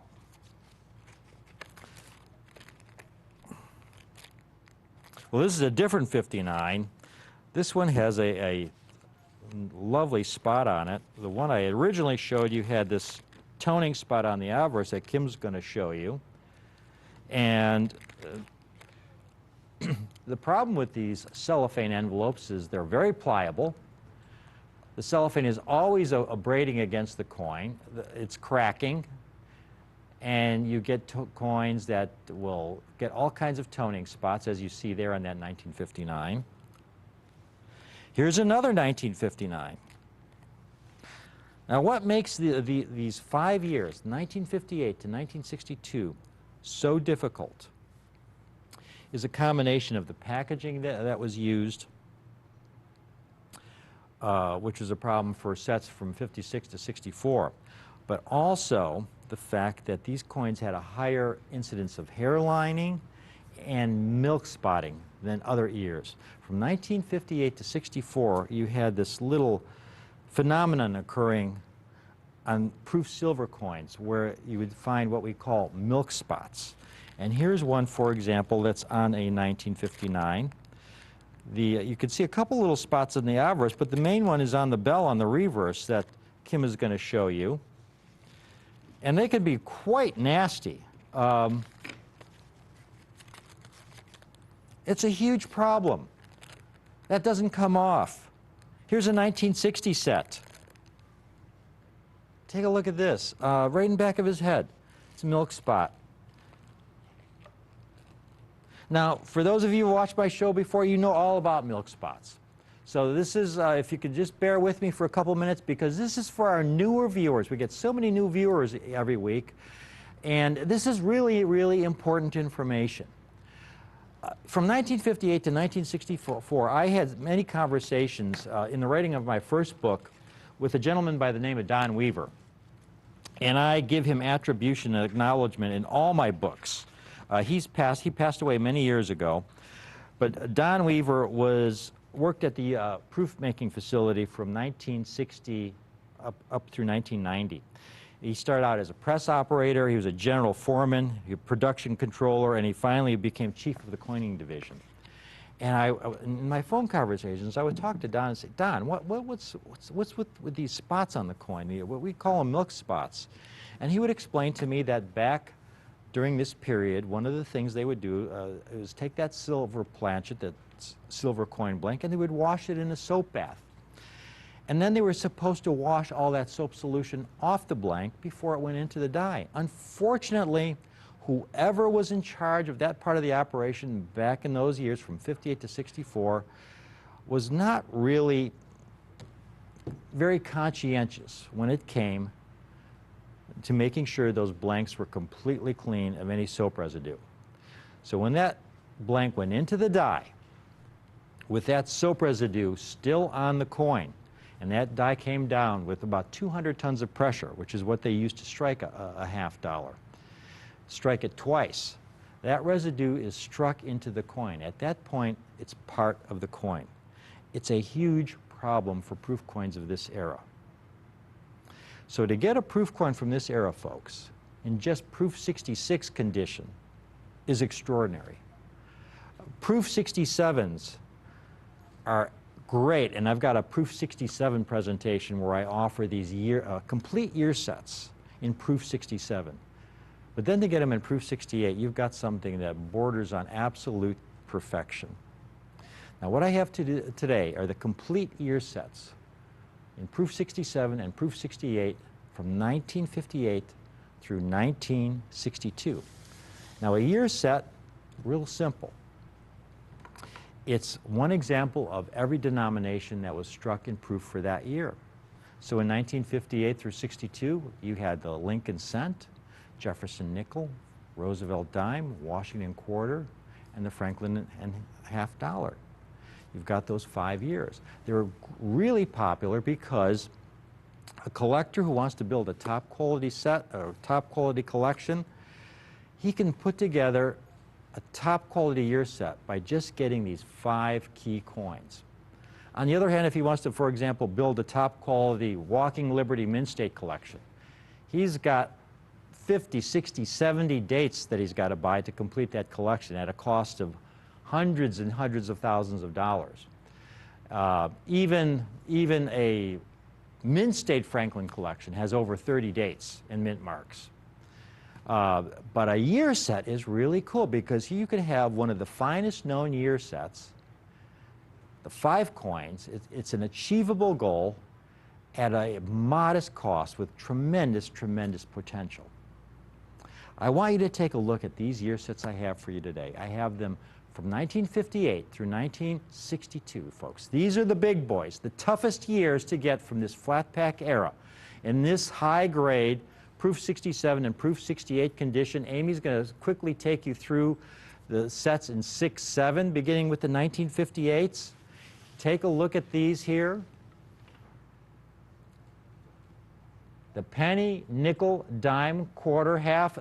The penny in that year is very significant because it's the last year of the wheatback Lincoln cent.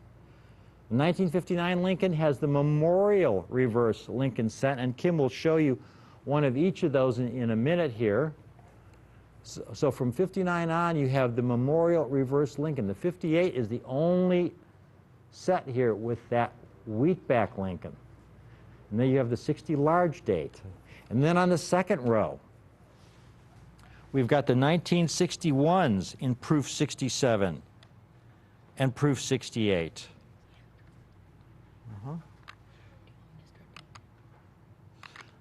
Yeah, we'll start with the 58 and 67 and get the 68 set too.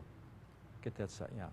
And then we have these sets, folks, in 68 condition, where I have them, just a handful of these years in proof 68 condition. And when you see the populations on these, you'll understand why.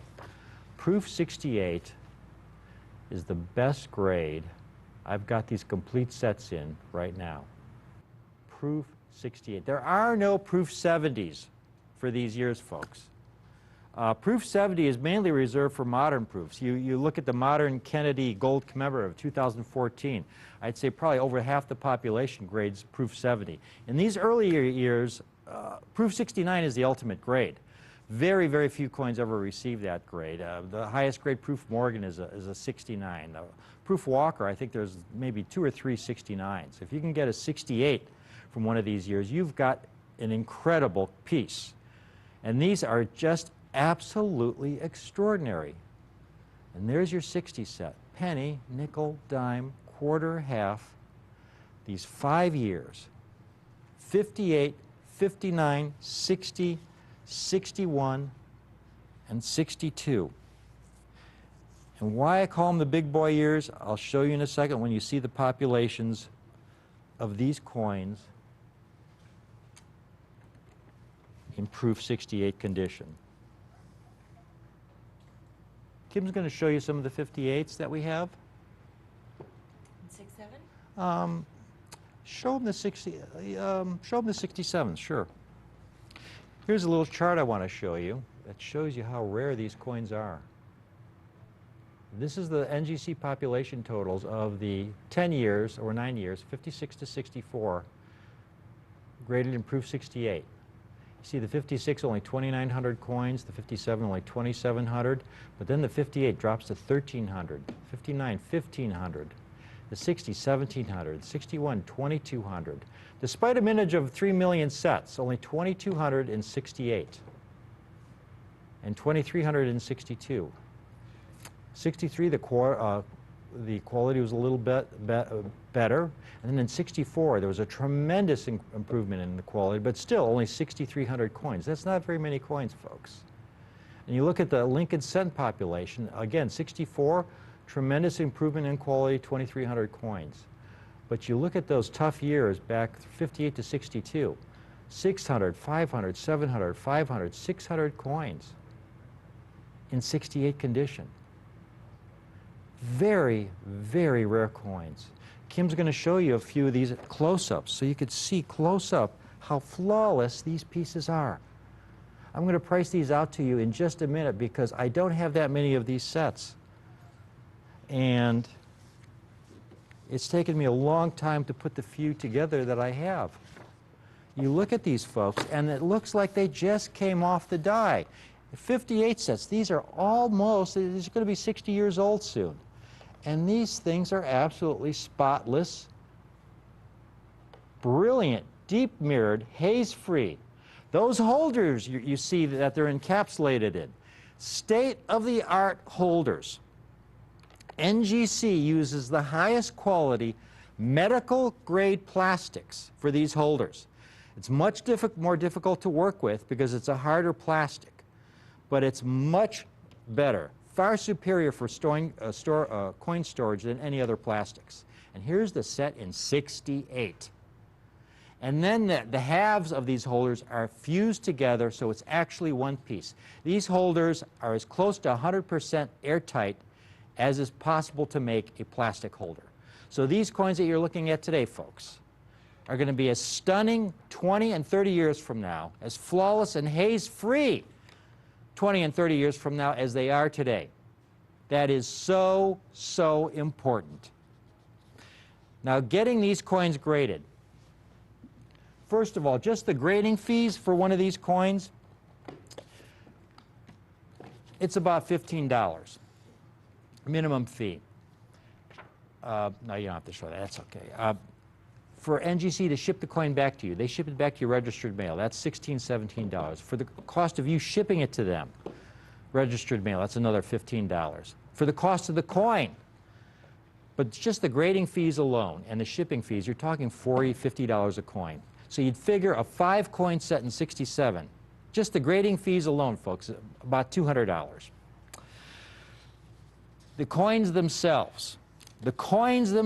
Here's a 59, Franklin. I'm going to show you a few comps. Most of these are off of eBay. I like to take comps off of eBay, especially if they're from top-rated sellers on eBay. To get top-rated seller status, you've got to have a lot of happy customers. You have to offer a really good product over a long period of time. that clients feel are accurately represented at a fair price to get a top-rated seller status. I've got one top-rated seller here, over 16,000 happy customers. A 1959 Franklin Proof 66. Again, my sets are in Proof 67 and Proof 68. You go from a 66 to a 67, you could figure you're doubling the value of the coin when it comes to Franklins. Here's a Proof 66, top-rated seller, $400. Here's a 1959 in Proof 67. This is not a top-rated seller, but he wants $550 for his Proof 67 1959. Here's a 1959 in Proof 67 from a top-rated seller. He wants $800 for that coin.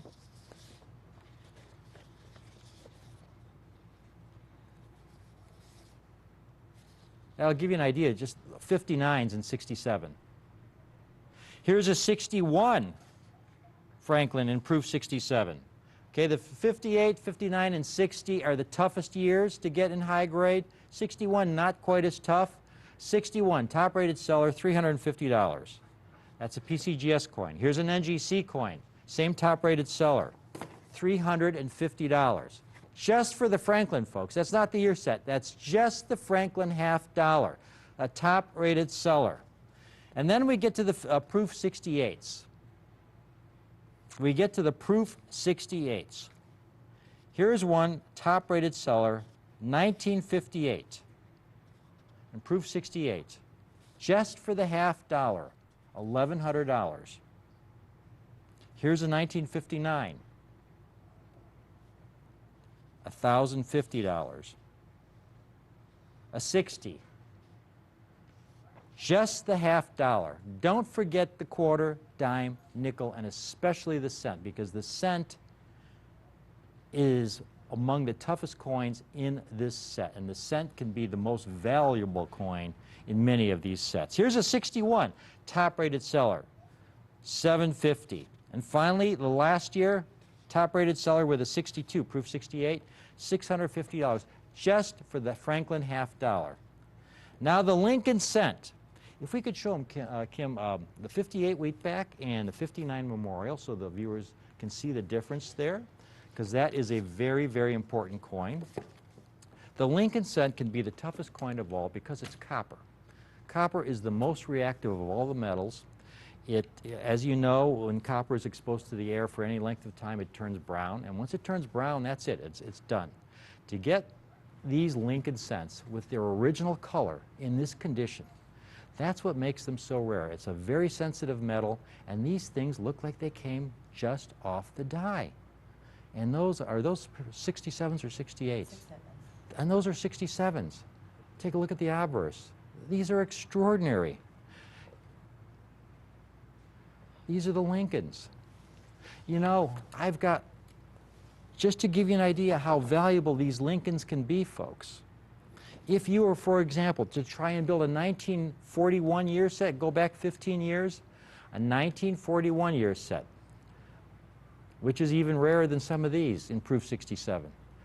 The half dollar, quarter, dime, nickel, cent, all those four coins to get in Proof 67 might run you $3,500, $4,000 total for those four coins. But then to get the 41 Lincoln in 67, to complete the set in 67, okay, you paid about $4,000 for the first four coins of the Lincoln set. Well, how much could that be? $500? You know, I mean, it's a Lincoln set, right? Well, here you go. A few years ago, there was one in auction that sold for $18,000. Then about a year ago, there was one that sold in auction that beat that price substantially. These are going up in value. It's $28,000. Now, folks, I'm going to price these sets to you.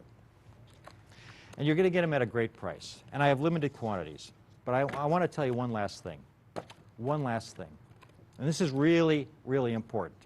So if we got camera one there. Over the last couple of years, silver has taken a huge dive. I mean, it is, a couple of years ago, it was around $34 an ounce. Now it's around $19 an ounce. And You'll never see me do bullion presentations because to me it's very speculative. I don't understand what makes silver bullion go up and go down, and a lot of these shows will quote experts who may sound like they know what they're talking about, and once in a while they'll make a prediction that's accurate, like when one expert said, hey, silver is going to hit $50 an ounce in, I think it was the year 2011. And he was right.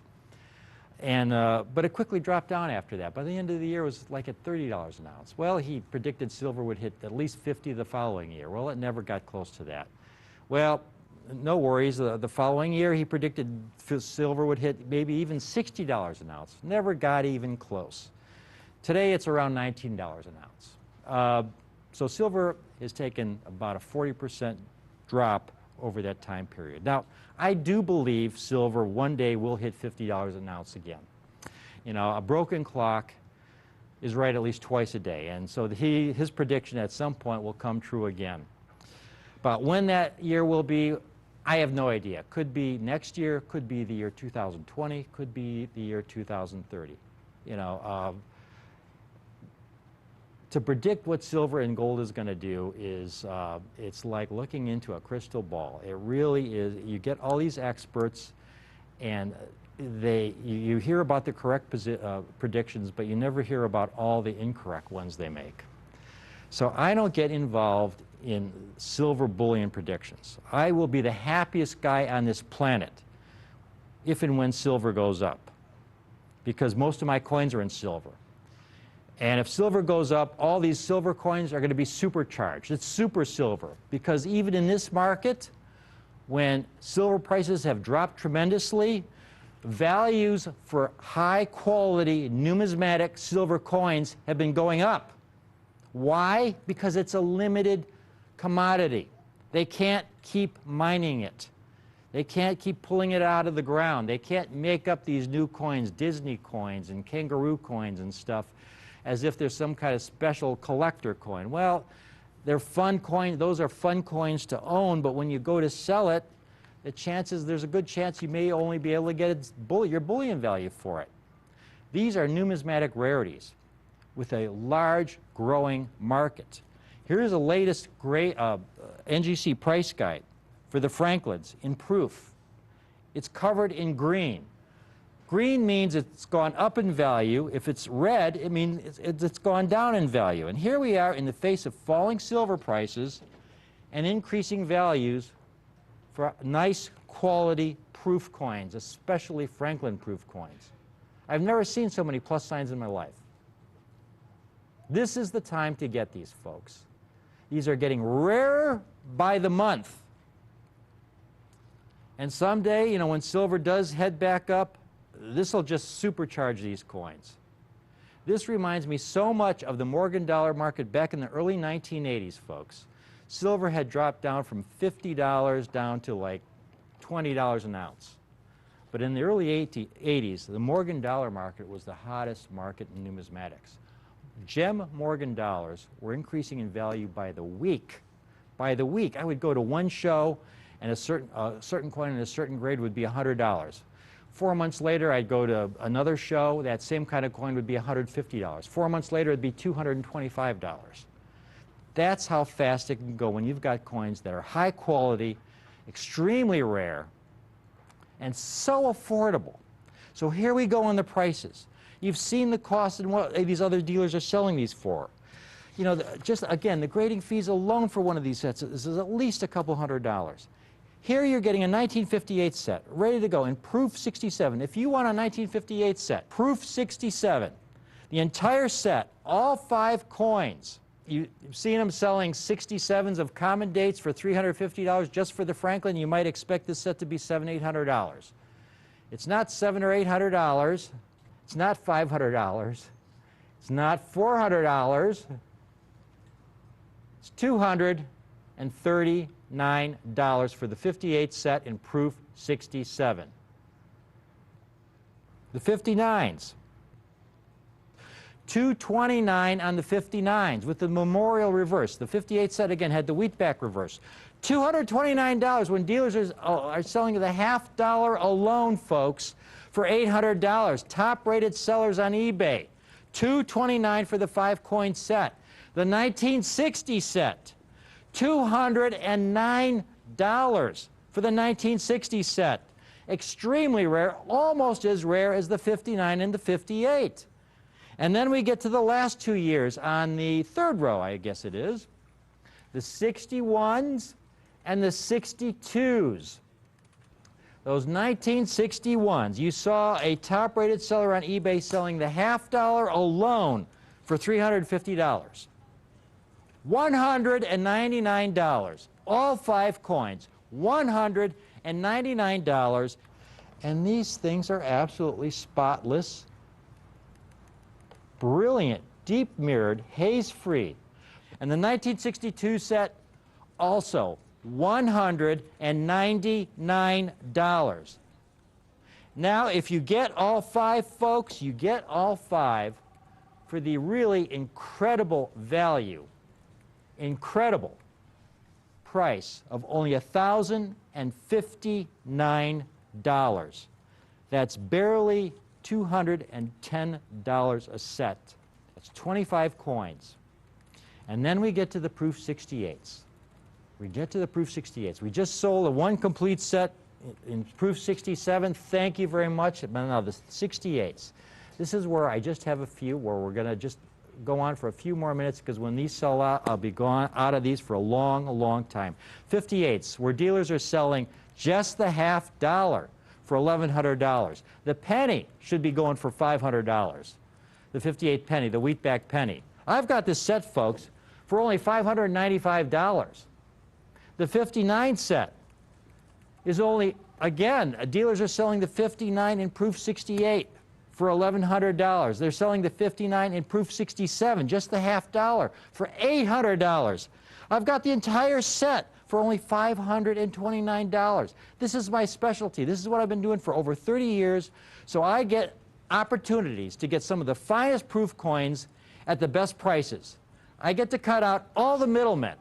And believe me, when you're buying coins, if you've ever dealt in the coin business, there can be 4 or 5 middlemen, and every guy takes his piece along the way. There are no middlemen here. You're getting them directly from me. And that's why you're getting these kinds of prices. This 60 set you're looking at, $459. Finally, the last 2 years, the 61 and the 62. They struck over 3 million proof sets each of those years. Try finding these coins in Proof 68. Good luck. They are really tough. NGC PC has only graded about 20, just over 2,000 examples of each of the $half in 68. That's how rare they are. And you know what? The pennies are even tougher to get in 68. And I've got these sets where, again, top-rated sellers are selling the $half alone in 67 for $349. I've got the entire 61 set in 68, all 5 coins, $349. And the same price on the 62, $349. And if you get all 5, as I like to do on these, you get the entire set, all 25 coins, Proof 68 condition. If you bought them singly, that would be $2,281. We just sold a complete set in 68, and I haven't even priced it out. Well, it's, sir, you're only paying $2,195 for all 5 in Proof 68. Call in now. It looks like the phones are really lighting up for this. We may be locked here. We may have a queue on this, but this is an exciting opportunity to get the very finest U.S. proof coins from a bygone era when proof making was really in an almost prehistoric state compared to nowadays. Even though these coins were only struck 45, 50 years ago, 55 years ago, this was a different era. This was a different generation in proof making. This is way before computers, folks. This was an era where, I mean, I think the first computer was invented, they actually called a computer, sometime in the 1950s. But proof making back in this era was more resembled proof making from the 1800s. And that's why getting coins of this caliber, in this grade, at this price, is such a very special opportunity for you today. But if you got to get it today, like so many of my presentations, there's one that Jack and I made a couple months ago that we've had to discontinue because we can no longer offer the coins at that price. And we said that going out when we made that presentation. We said, folks, you know, these are really tough coins. When we sell out of these, it may be difficult to replenish them to be able to continue selling them at this price. And we haven't been able to do it. We have to make a new presentation, and the prices are going to be about 15 to 20% higher because our costs are 15 to 20% higher because the coins are truly rare, as we say they are. You're getting some really rare coins here. These are coins that, you know, there's on so many other shows, the things they offer you are coins that they can pick up the phone the next day, call 1 or 2 dealers, and get the supplies they need. I can't pick up the phone tomorrow. I could call 50 dealers, but I won't be able to get these coins in the condition you see them in. These are coins that I've had to work on, that the only reason I'm able to offer them is, again, because this is my specialization. This has been my life's work for the last 30-plus years. And the end result is what you see here, the greatest possible quality coins at the best possible price, coins of extraordinary rarity and eye appeal. Just a tremendous opportunity for the collector of today. Please take advantage of it. This is something that will only grow in value with the passage of time. So the lines are locked, folks. Let me go through the pricing once more. I want to thank everybody who is calling in and getting one of these sets right now. But for those of you who have maybe just tuned in, let me repeat these prices here. Starting with the Proof 67s, that 1958 there, the complete year set in Proof 67, all 5 coins, only $239. A complete year set, every coin that was struck in that year in proof condition, like they just came off the die, $239 for that set with the Wheatback Lincoln. The next year, the 1959. The 1959, again, where dealers are selling the $50 alone in Proof 67. Top-rated dealers on eBay for $800. I've got the entire set. $229, all 5 coins. Again, folks, the grading fees and shipping fees alone to put this set together would normally be over $200. Here you're getting incredible, top-quality, beautiful numismatic coins.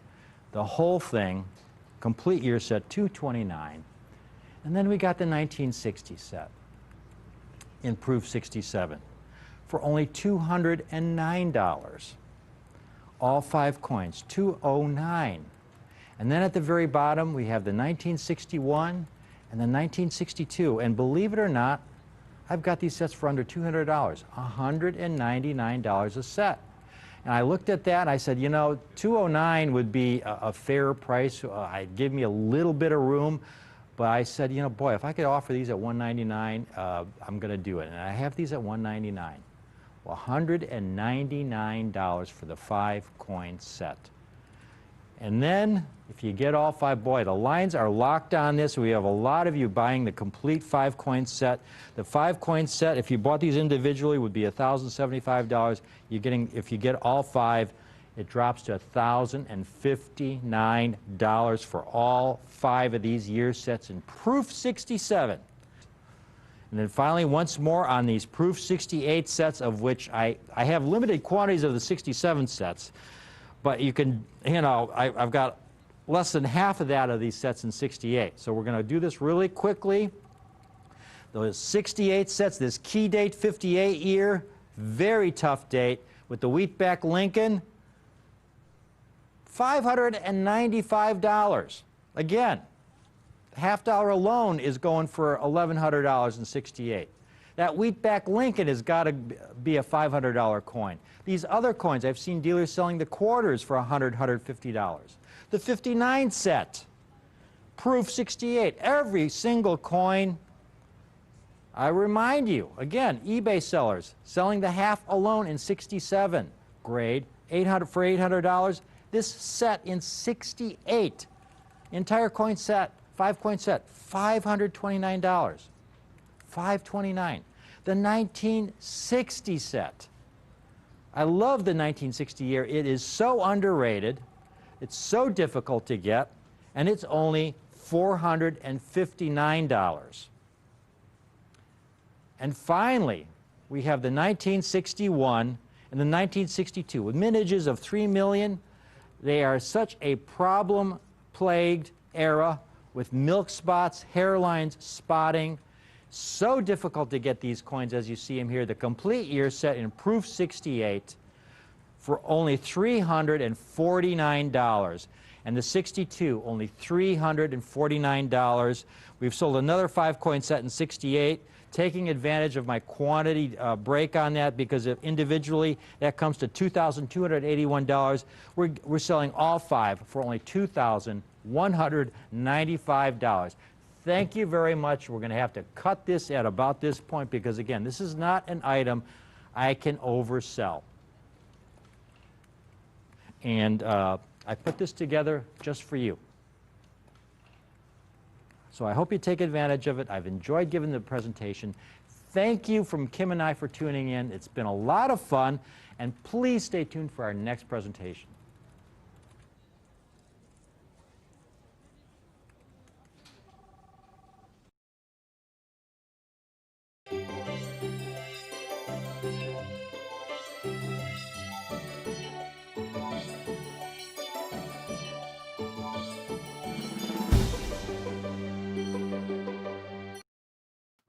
Welcome to Rick's U.S. Coin Show. Folks, this is a great time to be a collector. I have for you today the most extraordinary set of one of the most popular series in U.S. coinage today.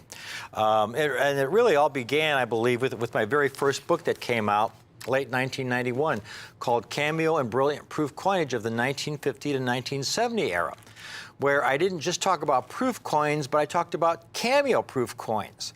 Now, in this earlier era, a cameo proof coin had to be one of the very first strikes off a new proof die.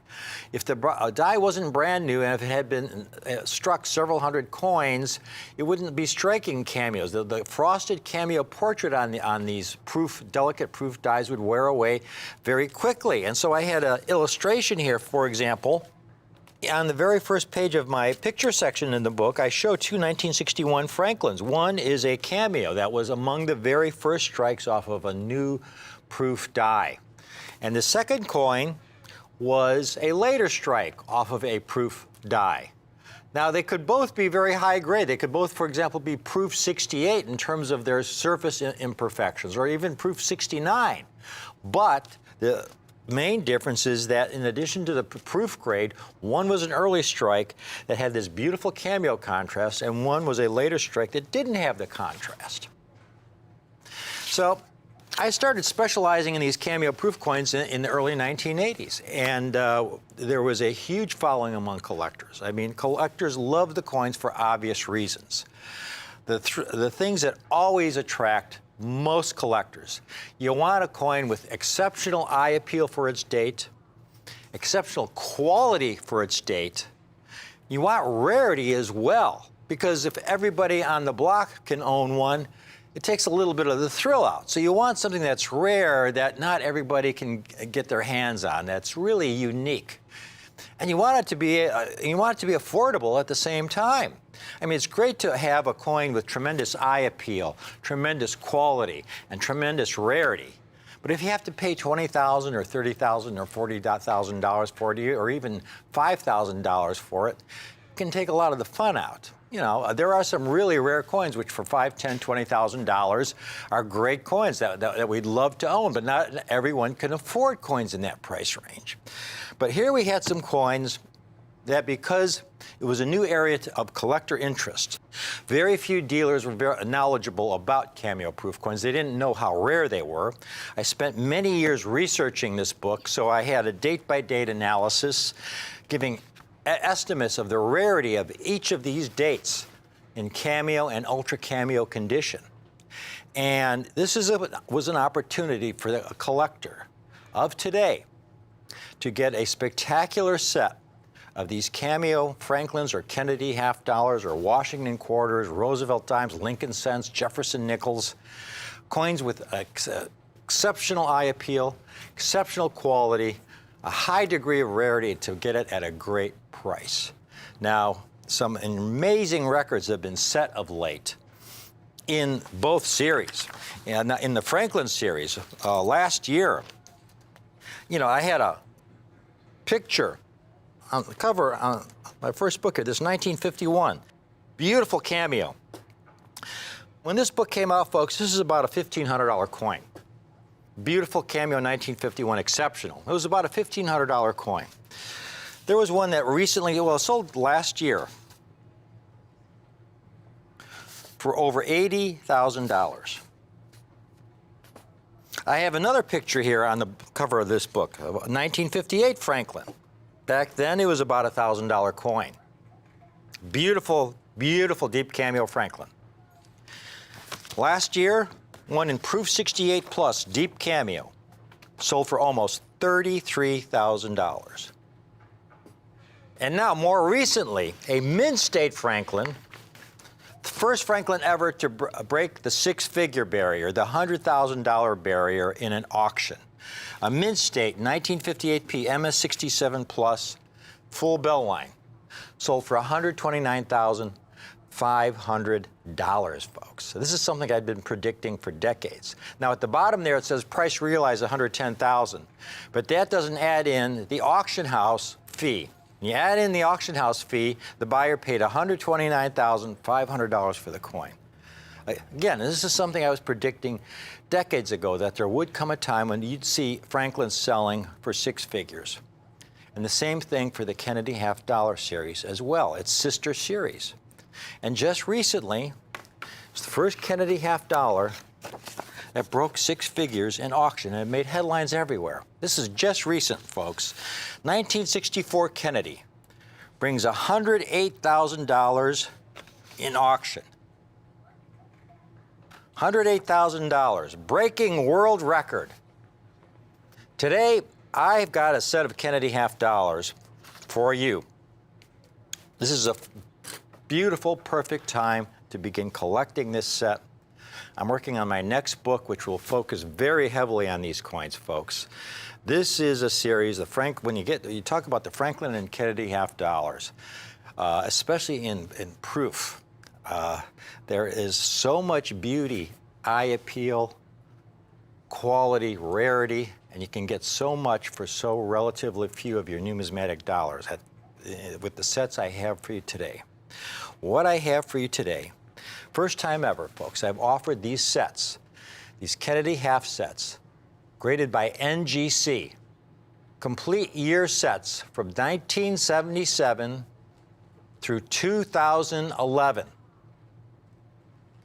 In Proof 69 Ultra Cameo. And I have a handful of sets, fewer than 10, same dates from 1977 to 2011 in Proof 70 Ultra Cameo. And they all receive my Everest seal. My Everest seal goes to coins that have just extraordinary eye appeal, quality, and rarity for their respective dates. The 6/9 sets all have my ECC seal, Exceptional Cameo Contrast. It's just one step below Everest, folks. But they represent the very best for their date and grade. Now, when we talk about the ECC, Exceptional Cameo Contrast Seal, this is really, really important. I mean, this is my baby. Cameo-proof coins are my baby. This is, you know, again, I pioneered this series when I came out with this book. I really put my life savings into the book. I put everything I had into this book.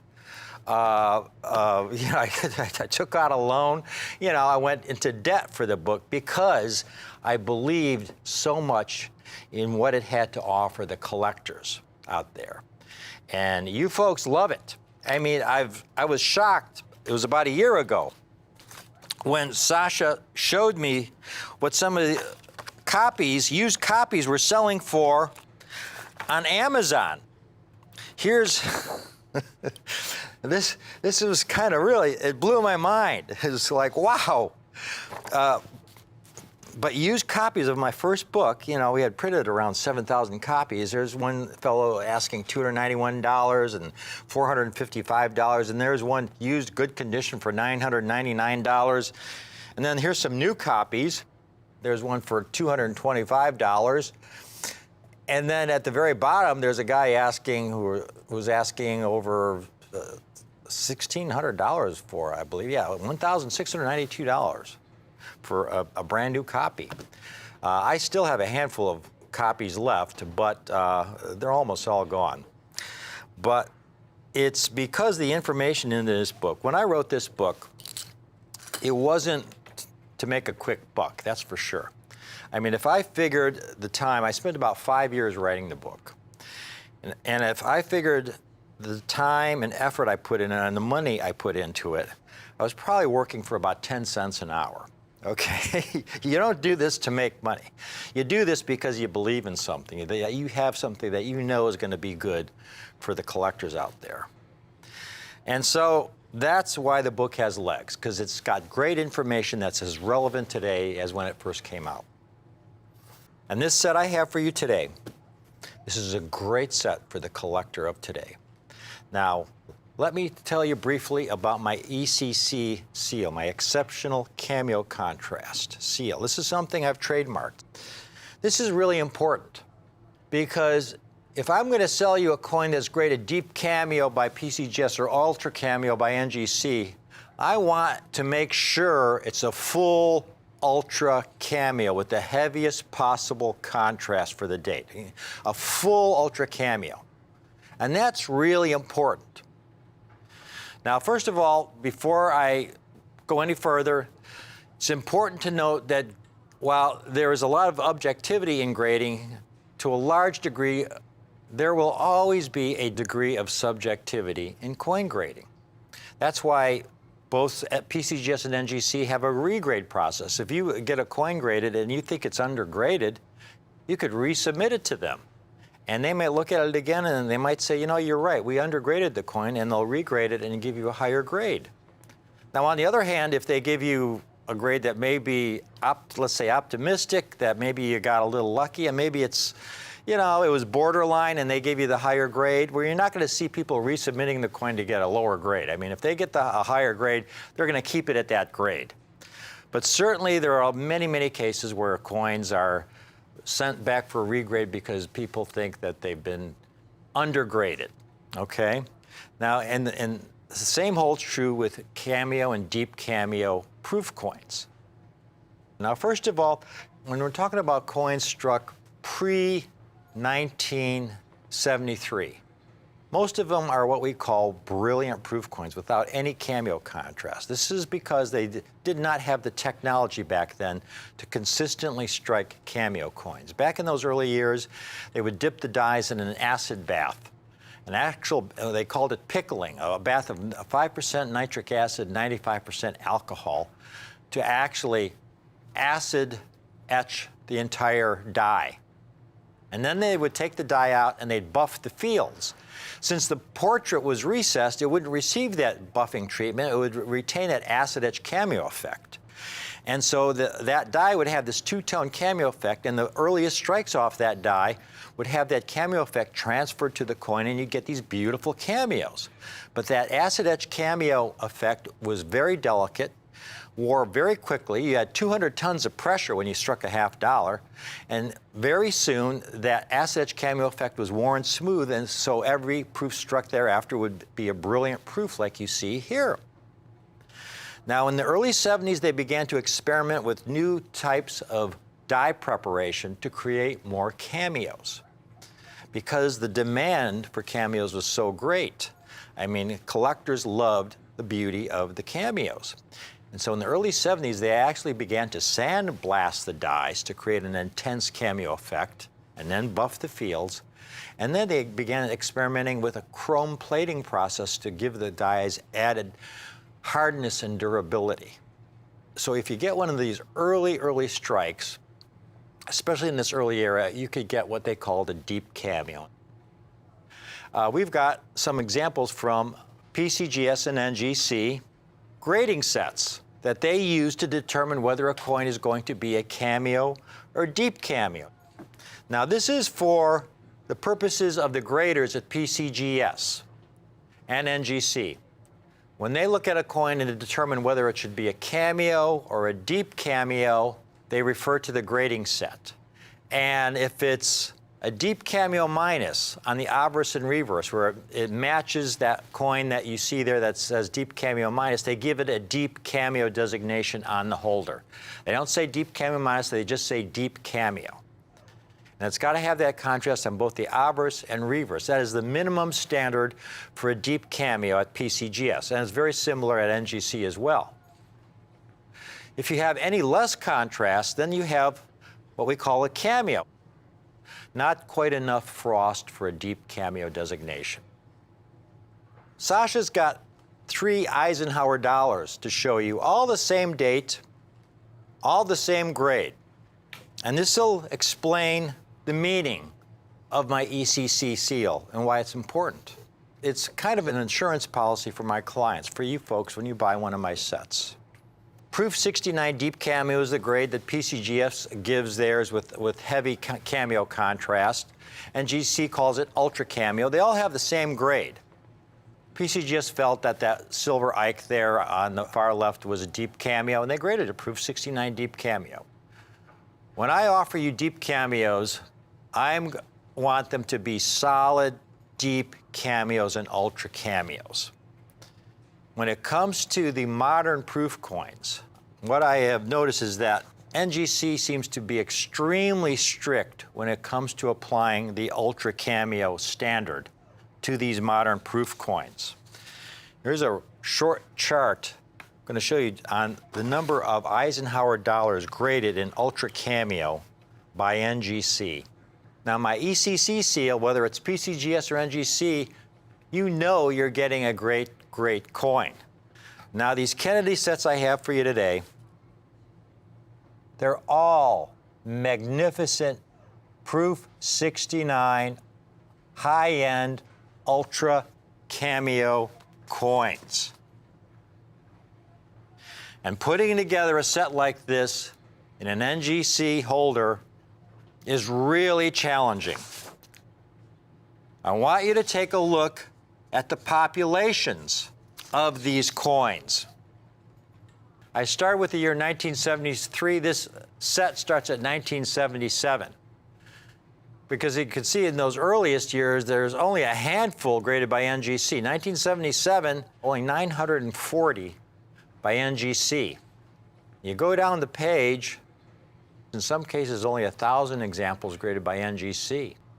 As the quality of the coins being struck at the mint really began to improve. So you see NGC grading a higher percentage of the coins, 6.9 Ultra Cameo.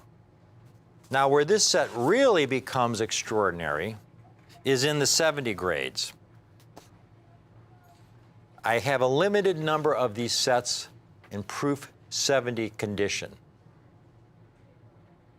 This is really striking. 1973S. NGC hasn't graded any.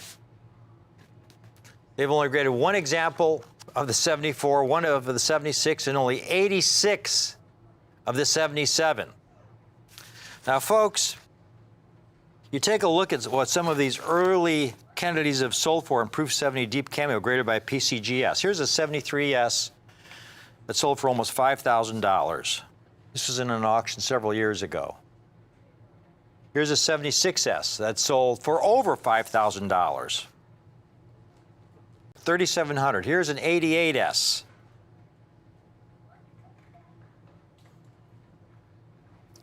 Here's a 95S. You even get into the 2000s. Here's a 2000 clad that sold for over $1,200. Here's a 2001 that sold for $1,700. Here's a 2003 that sold for, these are prices realized in auction, $2,500. These are for single coins, okay? Now, what's really important about these coins, they're in state-of-the-art NGC holders. This is really important. You look at the Proof 70 populations, how rare these coins are. especially when you're in the 1980s. I mean, you've got a lot of coins graded by NGC where they've only graded 100 to 200 pieces. The 77S, they've only graded 86 pieces. So very, very few reach that ultimate grade. In these earliest years, folks, the packaging was a major, major problem with proof coins. Here's your typical 1985 proof set. This is how it came in, original government holder. The packaging was not inert. There was something in the packaging that would chemically react with the coin. And you look at that Kennedy half dollar and all the toning that's developed on it. And this was a problem throughout the 1980s and earlier. Here's an 87 set, same problem. They seemed to have fixed it for the most part when they got into the 1990s. But you get these earlier sets. Here's a 1980 set. You look at all that haze. Every one of these sets, every one of these coins that I have in these sets that I'm offering you has been curated by NGC, conserved. They put the coin in a solution that neutralizes any possible surface contaminants that might be on the coin. And that is really important. In other words, if somebody accidentally touches the coin with their thumb or their finger, that acid from their fingerprint may not show up for a year, but eventually it will show up. So every one of these coins, and this is something I pay for because it's an insurance policy for you.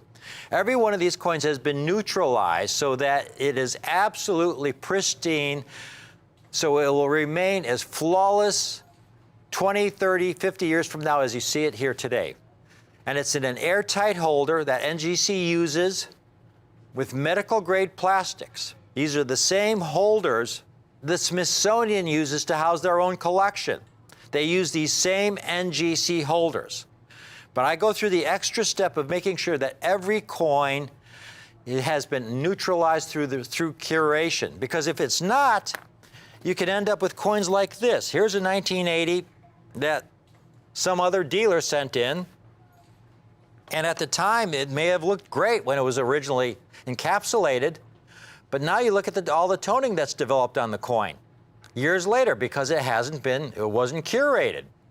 Getting a coin graded by the NGC grading service, the minimum fee is $20. There's also a $10 handling fee. They ship the coin back to your registered mail, $24. That's $54 right there. And I have not included the curating fee, folks, that I put every one of these coins through to make sure, to guarantee that the coin you have encapsulated is absolutely pristine without any surface contaminants on the coin whatsoever. It's an insurance policy that I do for you because it is so very, very critical. You figure the minimum cost is going to be about $100 a coin, folks. When you figure all those various fees, when you figure the cost of grading, when you figure the cost of the coins. Folks, I've got this entire set for you, this entire 36 coin set for $27.64 a coin. And I'm including the extraordinarily rare 1979S Type 2 Kennedy in the set at that price. Now, what's the 79S Type 2 Kennedy? Well, first of all, they struck around 3.6 million proof coins that year. Only 4 to 5% were struck with the Type 2 variety. That's 150,000 to 180,000 coins. That's the total mintage. So it's a very rare coin in any condition. You're getting a Type 2 as part of this set. Now, what exactly is the Type 2? For $27.64 for this entire set with the Type 2, that comes out to $995, folks, for this entire set. This is an important variety to have in this set. The Type 1 is what I call the blob variety. Most of your 1979S Kennedys have what I call the blob for a mint mark. It's supposed to be an S, but when you look at it, and you can see there in the blow-up, I don't know, what does it look like to you guys? It kind of looks like a snowman or maybe an 8 or something. It sure doesn't look like an S. Most of your 79S Kennedys are this Type 1, and that just, you know, it's hard to tell what it is. So very late in the year, they actually made a mint mark that looks like an S. But they only struck about 150,000 of them with this mint mark. And this coin is included in the set. And you get it all for $995, folks, with the Type 2. With every coin curated in an NGC airtight holder. And not only that, but it's available on the 2 payment options. So if you can't swing the entire $995 today, put half down today, $497.50, and we'll put one of these sets aside for you. The balance in 30 days of $497.50, and you will own one of the greatest sets you could possibly own of this great series, a series incredibly popular. You just had a Kennedy half dollar, 1964, selling for over $100,000 in auction. So amazingly popular.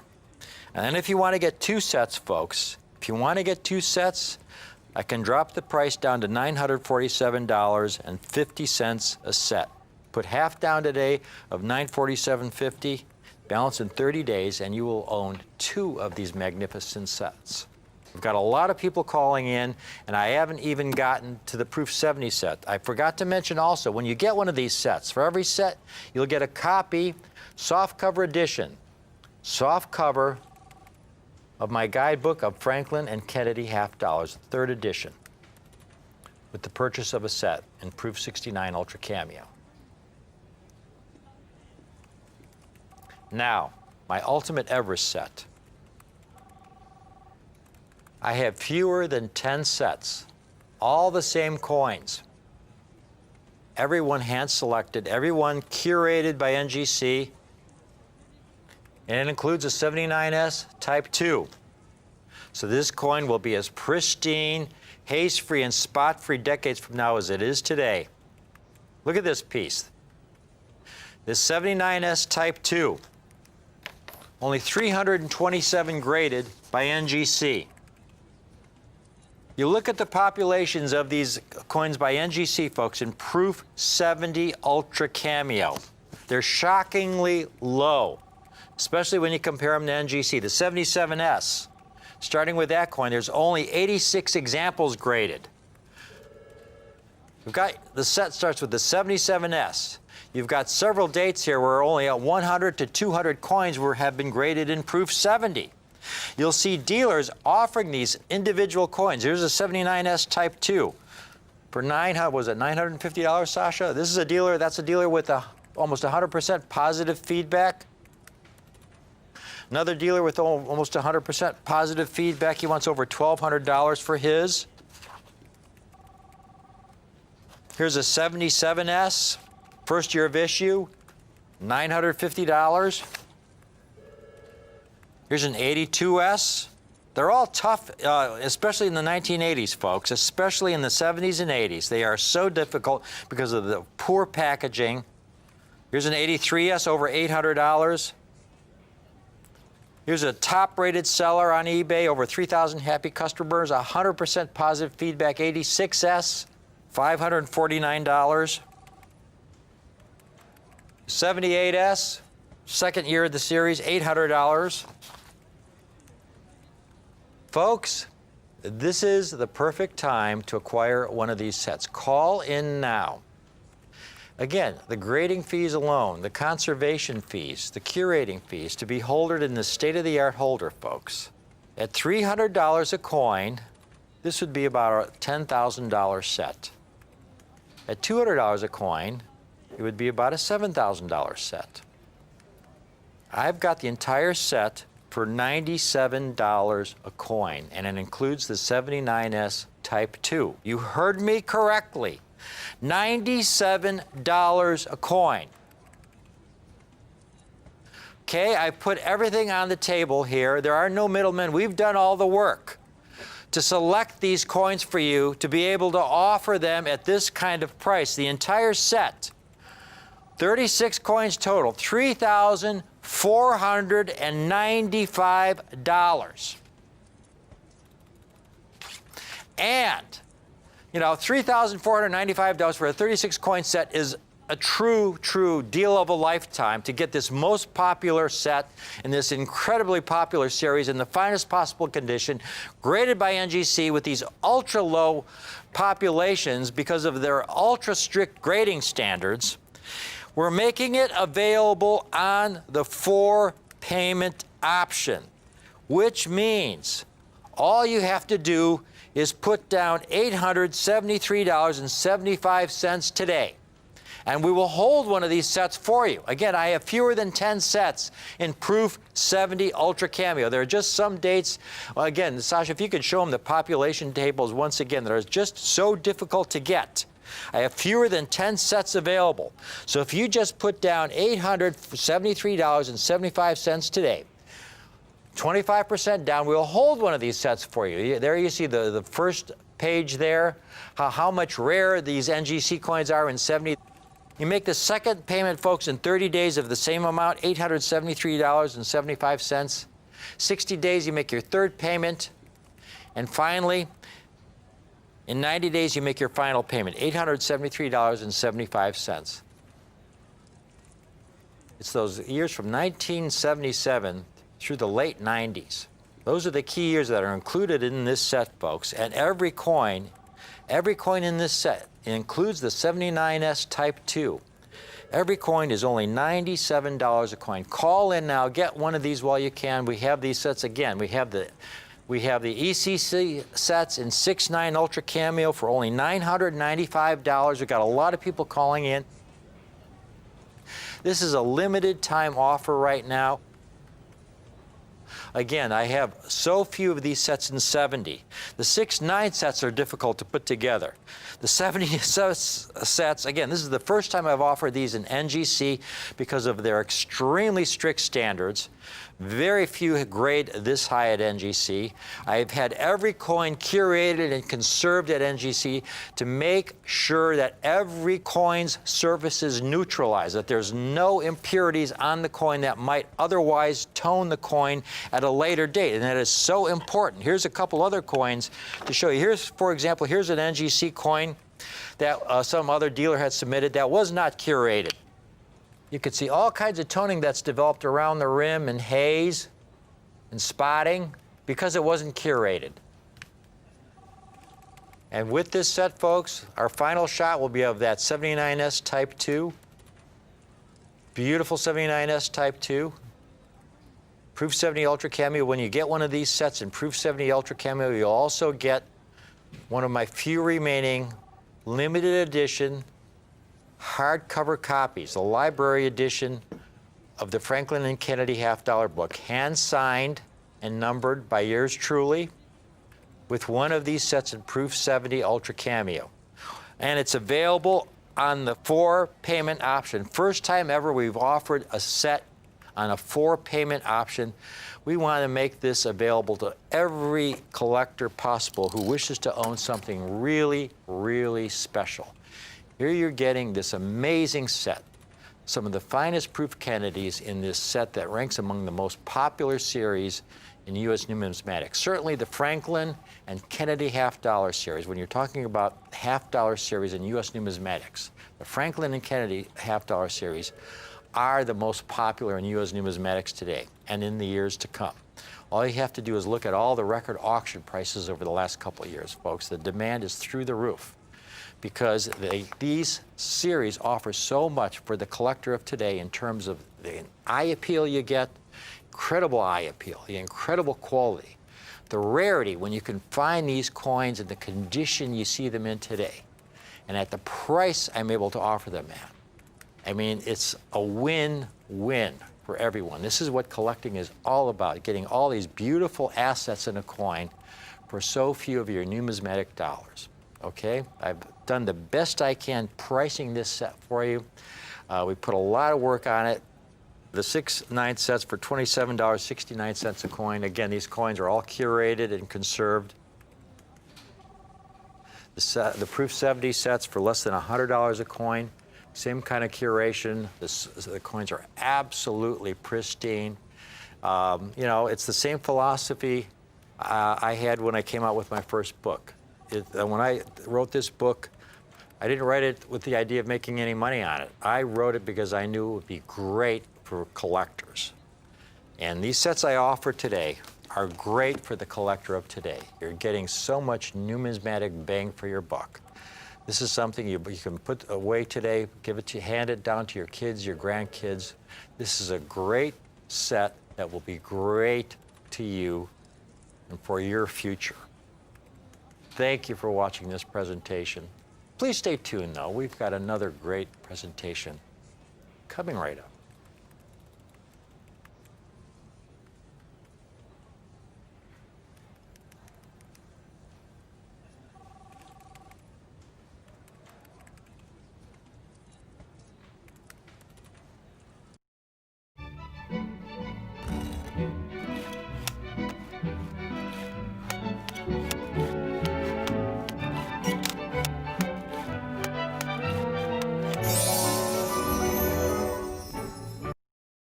Miles, do you know what I was so thrilled about back in 1992?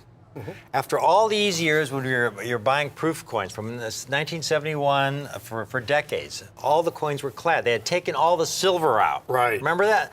It felt like such a loss. And then in 1992, the Mint decided to reinstitute the 90% silver half-dollar, quarter, and dime in their proof sets. Exactly. And superb quality. The very first sets, it was such an obvious difference because that Snow White cameo and that silver was so different and beautiful compared to the clad, which Well, was it kind just of shows up snowy white compared to more of a darker gray satiny look, and not as precise and not as stark. No, definitely not. And the coins were struck in limited quantity, folks. Take a look here. What we have today are the silver-proof Kennedys from the statehood quarter era. In other words, the silver-proof Kennedy struck from 1999, which was the first year of the statehood quarter series, to 2008, which was the last year of the statehood quarter series. So you have 10 years of silver state proof sets. That's right. Then you have the silver Kennedys, and these are each individual coin that came from each individual year of the state quarter program from 1999 to 2008.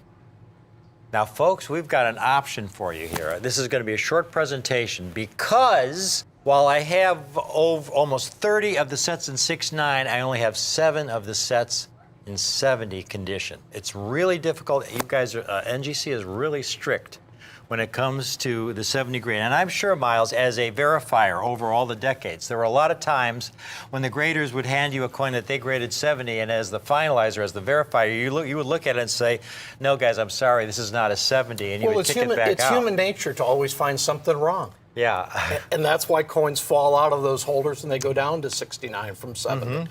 So, you know what? We try to have the quality be consistent and precise, and keep the coins beautiful for collectors to like. Exactly, yeah. Folks, these are incredibly elusive. To get one of these coins, I mean... And you've got a couple of good offers here. You've got them both in 69 sets and 70 sets. Every one of these, again, folks, I review every one before I even submit it to NGC. That's why it has my ECC seal, because again, I review these, and you can see beautiful 90% silver Kennedy half dollars during the statehood quarter era from 1999 through 2008. The grading fees alone, again, if you're going to try to do this set yourself, you'd find that the grading fee is $20. There's a handling fee of $10. They're going to ship the coin back to you registered mail, which is $24. The cost of the coin, some of these silver issues, folks, Kennedy half dollars are $30, $40, $50 just for the coin ungraded. So if you try to do it on your own, for a 6/9 set would end up costing you well over $1,000. And then we have these same sets in 70. And very importantly, they struck a lot fewer of the silver sets than they did the clad sets. The silver sets are very, very low mintage. And look at these 70s, absolutely flawless.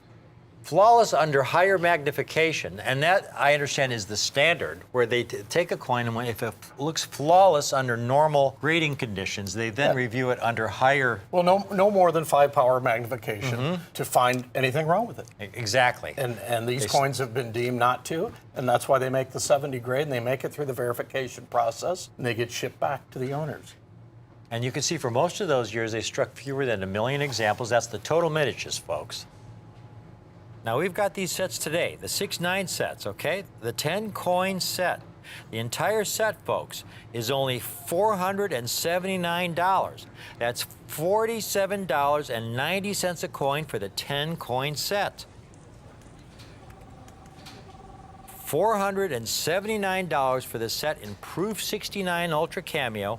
They're all going to be graded by NGC in the state-of-the-art NGC holders. With my ECC seal, I've reviewed every one of these before they get submitted to NGC.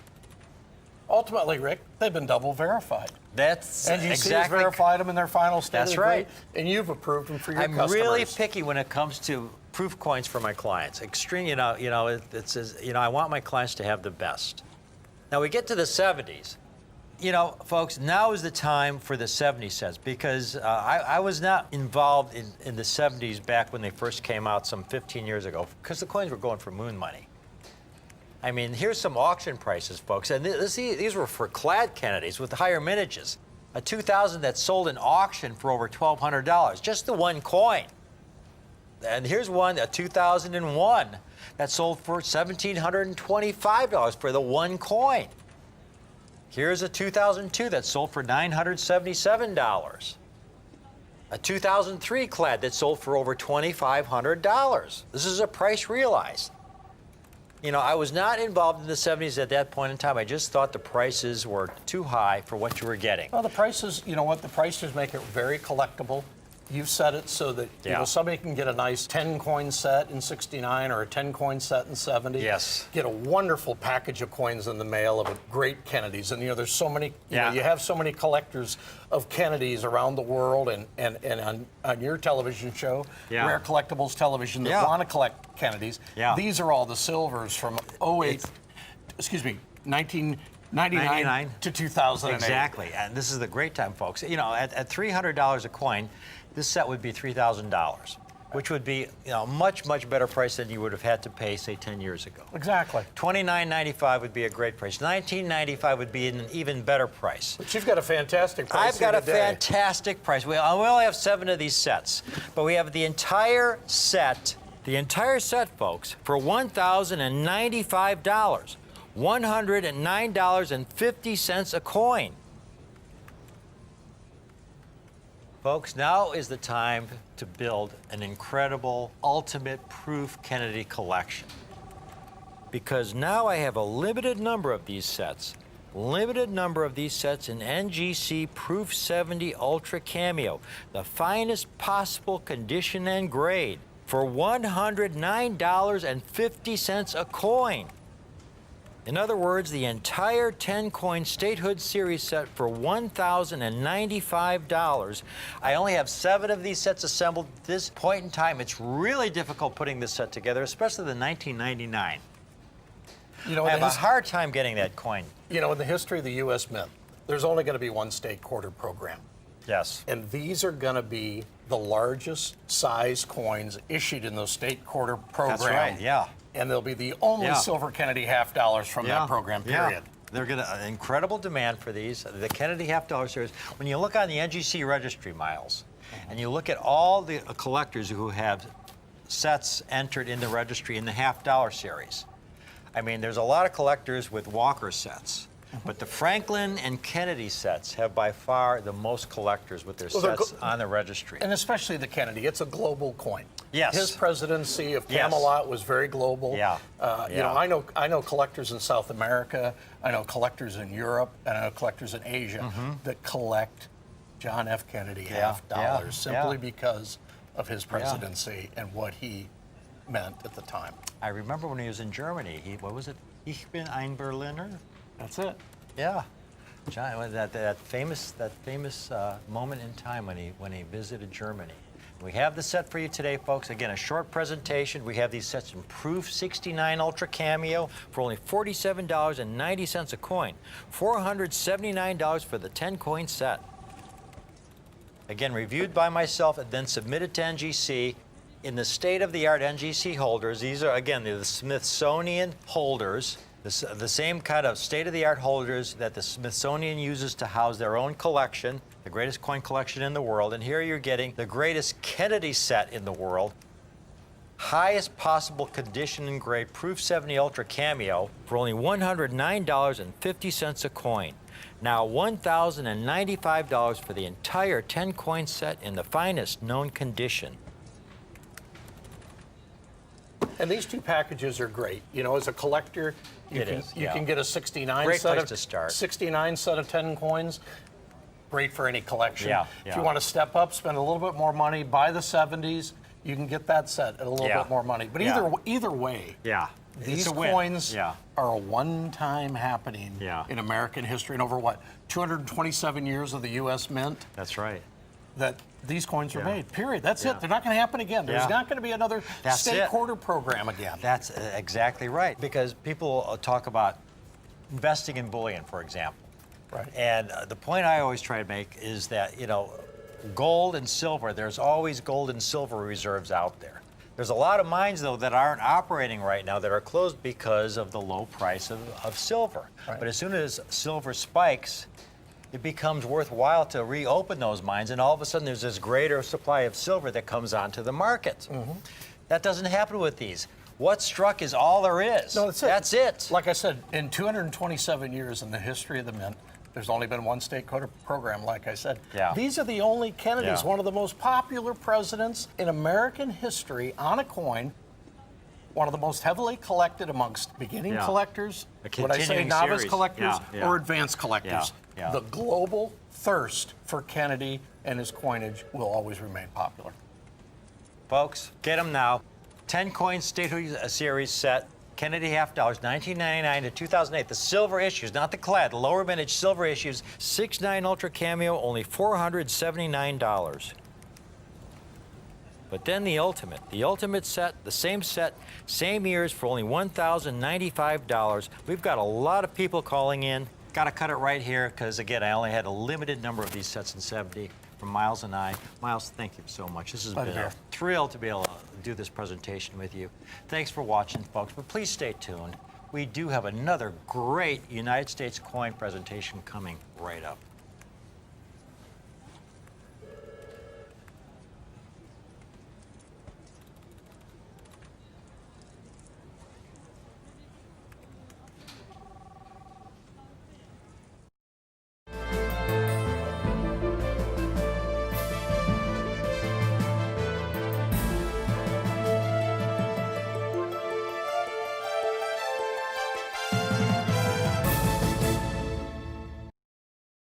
This is going to be a quick presentation, folks, maybe 10 minutes.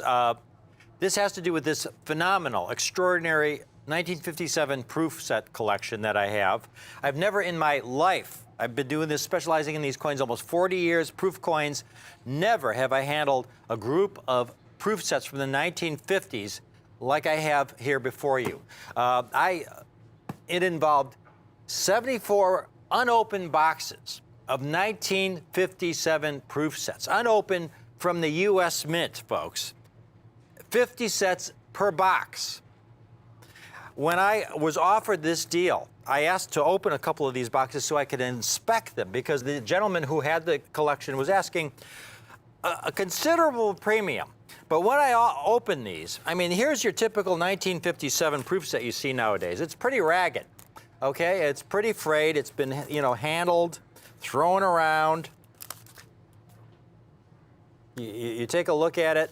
You know, you pull the sets out. You know, they've been handled by hundreds and hundreds of people over the years. The cellophane's pliable, so the cellophane's always rubbing up against the coins. So the coins are generally in horrible shape. And so I opened one of these boxes, and it was like I was in a time machine. I went back to 1957. You opened one of these boxes, folks, and you pulled out one of the sets. And it's like these sets had been in there, in this protective cocoon, since 1957. Somebody put them in these boxes back in 1957, and I was the first person since 1957 to pull one of these sets out of the box. That was special. So we submitted most of the 74. I have a handful that I left sealed, just to be able to show you some of this extraordinary collection of 57 proof sets. What I have for you today are some 1957 Washington quarters in proof 67 from this collection.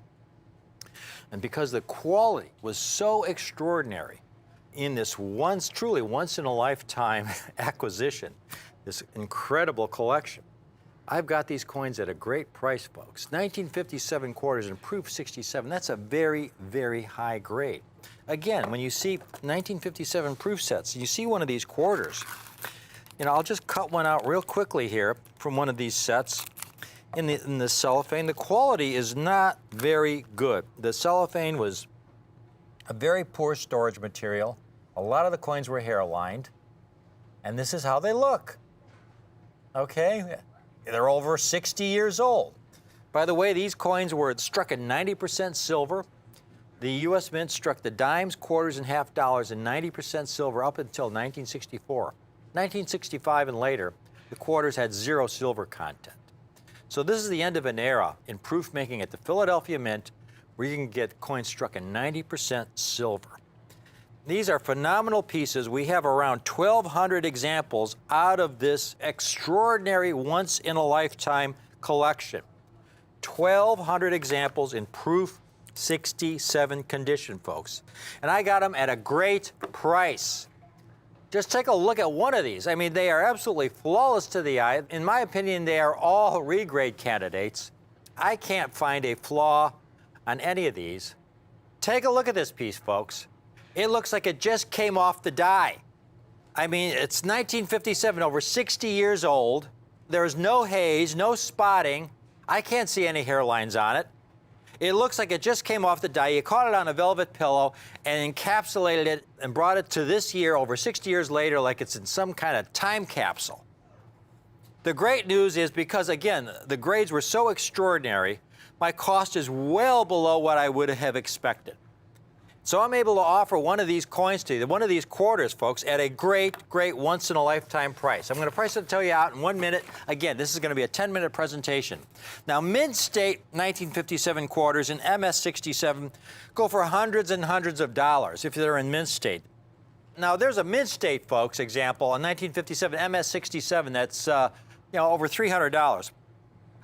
Here's a proof, 1957, and proof 67 for $80. Here's an NGC piece. That looks like it has some of that original package toning that I showed you earlier. It's still over $100 for a proof 67. And it's understandable. Look, if you send one of these for grading, the grading fee alone is $20. They're going to charge you about $25 to ship it back to you registered mail.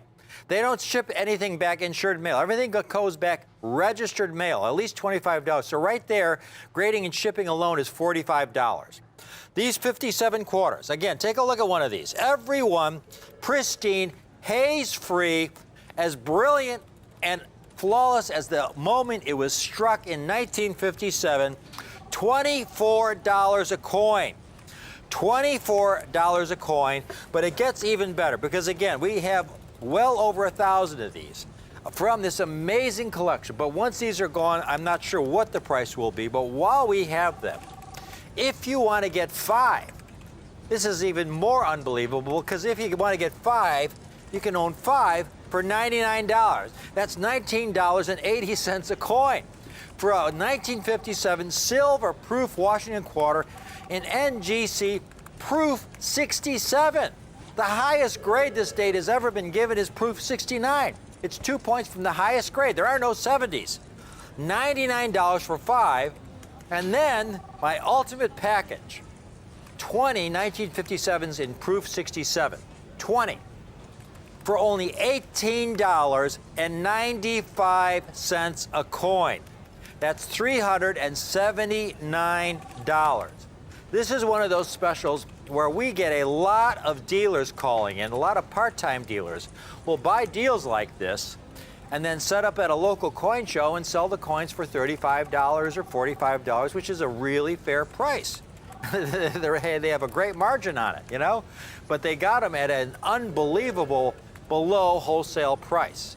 And that's what I'm able to offer you today. Again, our philosophy, when we get a great deal, what we love doing most is passing it on to you. And when I had the opportunity to buy this original collection, the finest collection of unopened, mint-sealed proof sets from the 1950s, in the most extraordinary condition I had ever seen 1957 proof sets. The grades we got were far superior to what you typically see. We've got a population chart here showing you how rare these coins are, these 1957s. They've only graded 2,800 examples in proof 67. And you can see there are no 70s, 2,800 examples. We've got right now over 1,000 of them, folks. That's about 1/3 of the entire population. It's extraordinary. Again, closing this out, it's a real short little presentation, but it's very, very special. This great 1957 phenomenal proof set hoard of these mint-sealed sets that I have on display here. One 1957, proof 67, is only $24 a coin. We've got a lot of people calling in. Many of you are getting the multi-coin options because the price is just unbelievable. You can own 5 for only $99. That's under $20 a coin. And finally, my 20-coin dealer special. I'll call it my 20-coin dealer wholesale special. 20 for only $18.95 a coin. 20 for $379. Take advantage of this opportunity, folks. Here you have these stunning 57 proof Washington quarters in these state-of-the-art NGC holders. These holders are airtight. They're made from the highest medical grade plastics that will ensure that these coins are well preserved, as pristine 20, 30, 50 years from now as they are today. This is truly a time capsule here, folks. These proof coins from 1957, so well preserved.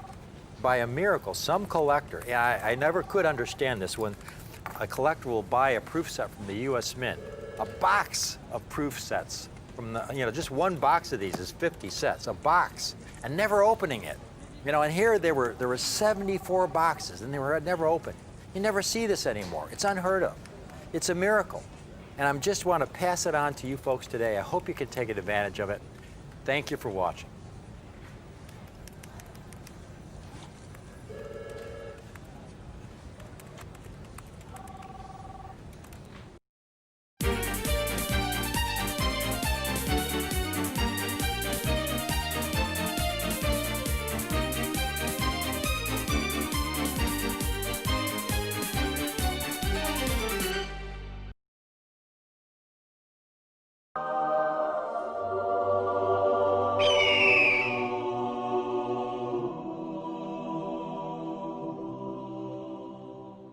I love proof walking Liberty half dollars when you can find them in exceptional, deeply mirrored gem condition. And that is the key, folks. Now, the proof walking Liberty half dollars were only struck from 1936 to 1942, so it's a very short series when you consider that the first mint state walkers were struck in 1916 during the Renaissance era. But they didn't begin striking proofs until 1936, and they stopped in 1942 because of World War II. So it's a short series. So it's not long enough, really, for anybody to write a book about them. I've always loved the coins, and I've handled them and bought and sold some of the finest proof walkers. So I talked to Whitman. I asked him if I could put a small section in on proof walkers. So on page 288, we have this section that discusses proof walking Liberty half dollars, and there's a date-by-date analysis of these proof walking Liberty half dollars. Now, the proof walkers is just one of the many reasons I'm working on this, what I'm calling my big book on the United States proof coins. It's going to cover so many proof series from Kennedy half dollars to proof walkers, Franklin half dollars, of course, Barber half dollars in proof, Morgan dollars in proof, proof gold double eagles. It's going to be an encyclopedia published by Whitman something on the dimensions of their United States gold coin book. So it's a massive undertaking. But it's coins like the Proof Walkers that are just one of the many reasons this book is so important, because this series has such a great opportunity for the collector of today. Now, the key is not to just look for high grade. The key is to look for these coins in their most pristine state, in their most pristine, haze-free condition, as if they just came off the die. Because the fact is, most Proof Walkers, even in high-grade condition, are really unattractive because, again, these coins were struck in the late 30s, early 40s. They didn't have a way to properly store the coins. These were silver-proof coins. And so most of these coins, stored really in poor conditions over many, many decades, developed really unattractive toning. Now, here are some coins to show you. Now, this is a beautiful Mint State 66 specimen and beautiful satiny surfaces. And these were struck in the hundreds of millions. Now, the Proof Walkers, folks, the first year of this series, the 1936, they only struck a few thousand. Not a few million, a few thousand. The last year of the series, the 1942, that was the highest mintage year. They only struck 21,120 coins. That's it. Problem, as I said, with these Proof Walkers, you have these low mintages. Here's one in Proof 67. This is the typical problem you see with Proof Walkers, even though it's a Proof 67. You look at the surfaces, and you know how cloudy the surfaces of the coin are from poor storage conditions. Even though it's a Proof 67, because technically it's virtually flawless, but you have this unattractive toning. Now, I've got two examples in Proof 66 to show you. So you'll see the difference between the typical unattractive toned Proof Walker and a beautiful, original, deeply mirrored Proof Walker, both in Proof 66, folks, the same year. Here's one again, like that in 1940 you saw in Proof 67. Here's a 1942, Proof 66. In a word, I would describe the eye appeal as yucky, right? It's really just yucky. That stuff doesn't come off, folks. It's baked into the coin. These are the Walkers I'm looking for. Deeply mirrored, as if it were struck yesterday, even though it was struck over 70 years ago. Deeply mirrored fields. It even has some light frost on the portrait. And Walkers don't really come in full cameo condition. They didn't use the same technologies back then to make Proof Walkers. Yet this early strike actually has some lovely cameo contrast and deeply mirrored fields. And you see this Walker has my proprietary Renaissance era core label on the holder. This means the coin has been reviewed by me, and only those Proof Walkers with that original as-struck look go into my Renaissance era holder. Now, I have a handful of phenomenal Proof Walkers for you today. First examples I'd like you to see are some 1942s, the last date of this series. I have a handful of examples in Proof 67, and even a few in Proof 68. You take a look at these pieces, folks. Here's a 1942. I've seen some dealers asking as much as $3,000 for Proof 67s. But then again, I've seen some dealers offering them for under $1,000. But again, they're unattractive specimens. This is a Renaissance era Proof Walker. Look at this piece. You just don't find them like this, folks. These 1942s, extremely rare in this condition. I'm going to show you the pops that I have to date on these coins in 1 minute. And here's a Proof 68, deeply mirrored, as pristine and haze-free as the day it was struck. Those Proof 67s, folks, the few that I have, and I've only certified 7 to date for the Renaissance era holders, are $1,995 a coin. Now, the 67s are available on the 2-payment option, so if you can't swing the entire $1,995 today, put half down of $997.50, and I'll put one of these 42s aside for you.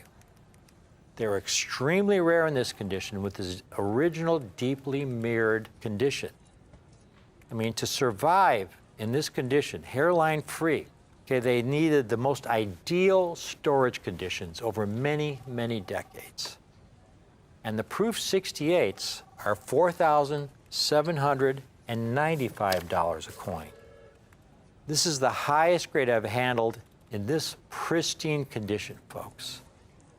And we'll set one aside for you. If you want to put just partial payment down of $2,397.50, I'll hold one of these 1942s aside for you in Proof 68 condition. Now, real briefly, here's the one chart you're going to see where I've got the 1942, the 1940, and the 1938 Proof Walkers. These are the 3 dates I'm offering today, folks. You can see the total number certified by NGC in 65, 66, 67, 68, and even 69 for the 42. But again, those 69s, I've been offered a few, but all were really, in my opinion, unattractive. And most importantly, when you look at the mintages, 42 has the highest mintage of 21,120 examples. But again, how few are Renaissance quality to date? I've only certified 7 in 6.7 and 5 examples in Proof 68. Now, I also have 2 other examples. They're highest grade. The 1940 that you see on the chart there, total mintage, folks, of the 1940 is 11,279 coins. NGC has certified a grand total of 61 examples in Proof 68, none higher. And I need to emphasize, like that 1940 you saw in Proof 67, most of them are really unattractive specimens. I've only certified 4 examples to date in a Renaissance holder. That's it, 4 coins. And the last date I have is the 1938, 3rd year of the series. The total mintage, as you can see on that chart, 8,152 coins, folks. Folks, we're talking about incredible, absolute rarity for any of these dates. They're rare in any condition. When you think about a coin like the 1893 Morgan dollar, where they had a mintage of about 100,000 coins. You go on the internet, you could buy one heavily worn in good condition for $7,000 to $8,000. And they're a lot easier to find than one of these walkers. The 38 at total mintage, highest grade is Proof 68, only 54 certified. I've only handled 3 examples that were Renaissance era quality. In other words, they were haze-free specimens with beautiful eye appeal, just as they came off the die. No haze, no spotting, not heavily hairlined. Now take a look at the 1940, folks. This is as good as it gets. Again, these walkers do not come in cameo condition for 1940. This is a beautiful, deeply mirrored, haze-free specimen. A coin this rare, highest grade, it's only $5,895. It's available on the 3-payment option. Just put $1,965 down today. $5,895 for this stunning Proof 68. And finally, for the last coin, the 1938. I have actually 2 examples. I have 2 examples of the 1940 and 2 examples of the 1938. I think this is a bargain, folks. It's an absolute bargain. The coin is $13,500. This stunning Proof 68 condition. You could look around for years and not find another 1938 that equals this coin in quality. Look at this beautiful early strike. It actually has some frosted portrait. Liberty is fully frosted. The eagle is frosted. Something you rarely see on a walker, deeply mirrored. It's only $13,500. If you can't pay the entire amount today, put 25% down of $3,375, and we will hold one of these 1938s for you. Again, I only have 2 specimens in this kind of exceptional Proof 68 condition. Folks, it's a short presentation. If you've just tuned in, what I have today are finest proof walkers you'll ever see in high-grade condition. Again, most of these proof walkers you see on the market, they can be very high grade, but the great majority, I would say about 95%, are really unattractive coins. And again, Sasha, one last time, let's show them that 1940. These coins were struck in an era when they didn't have really an adequate way to store these delicate silver proof coins. So they would be stored in very poor conditions over many decades, and they would develop this heavy, heavy toning. So technically, the coin may be hairline free, it may be technically a proof 67, but in terms of eye appeal, and eye appeal is so very, very important, okay? This is a coin you want to be able to pull out of your drawer or pull out of your coin case, show to your friends, and have your friends say, wow, that 1940 Walker is a beautiful, beautiful coin. They're not going to say that when they see the typical proof walker like you see there. But you show them one of these 1942s that we have today, the proof 67 for only $19.95, and the proof 68 for only $47.95, deeply mirrored, just as it was struck back in 1942, like it just came off the die.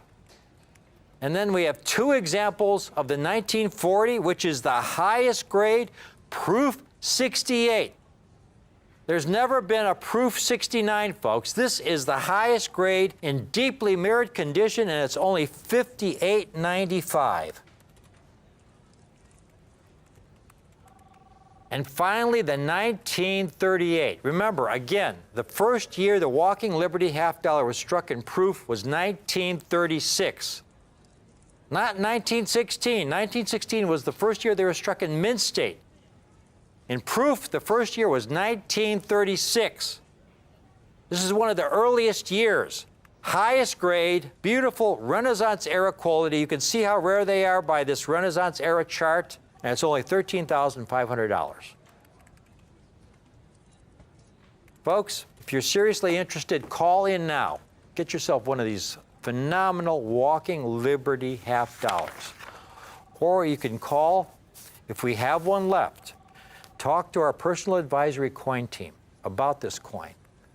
If you want to talk to me about it, they'll put me on the line. We can discuss this coin together. Okay, I love talking about beautiful, rare coins with fellow collectors, okay? That's what it's all about.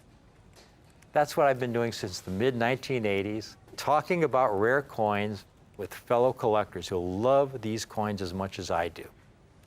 So please, if you really want something really extraordinary, you won't find a coin like this in the Walking Liberty half series anyplace else. You won't find one of these coins in your local coin shop, your local coin show. This is what Rick's U.S. Coins is all about. Offering you phenomenal, rare United States coins you will not find anyplace else. Other dealers love to talk the talk, but we're the only ones that walk the walk. Thank you for watching, and please stay tuned, because you never know what we'll come up with next.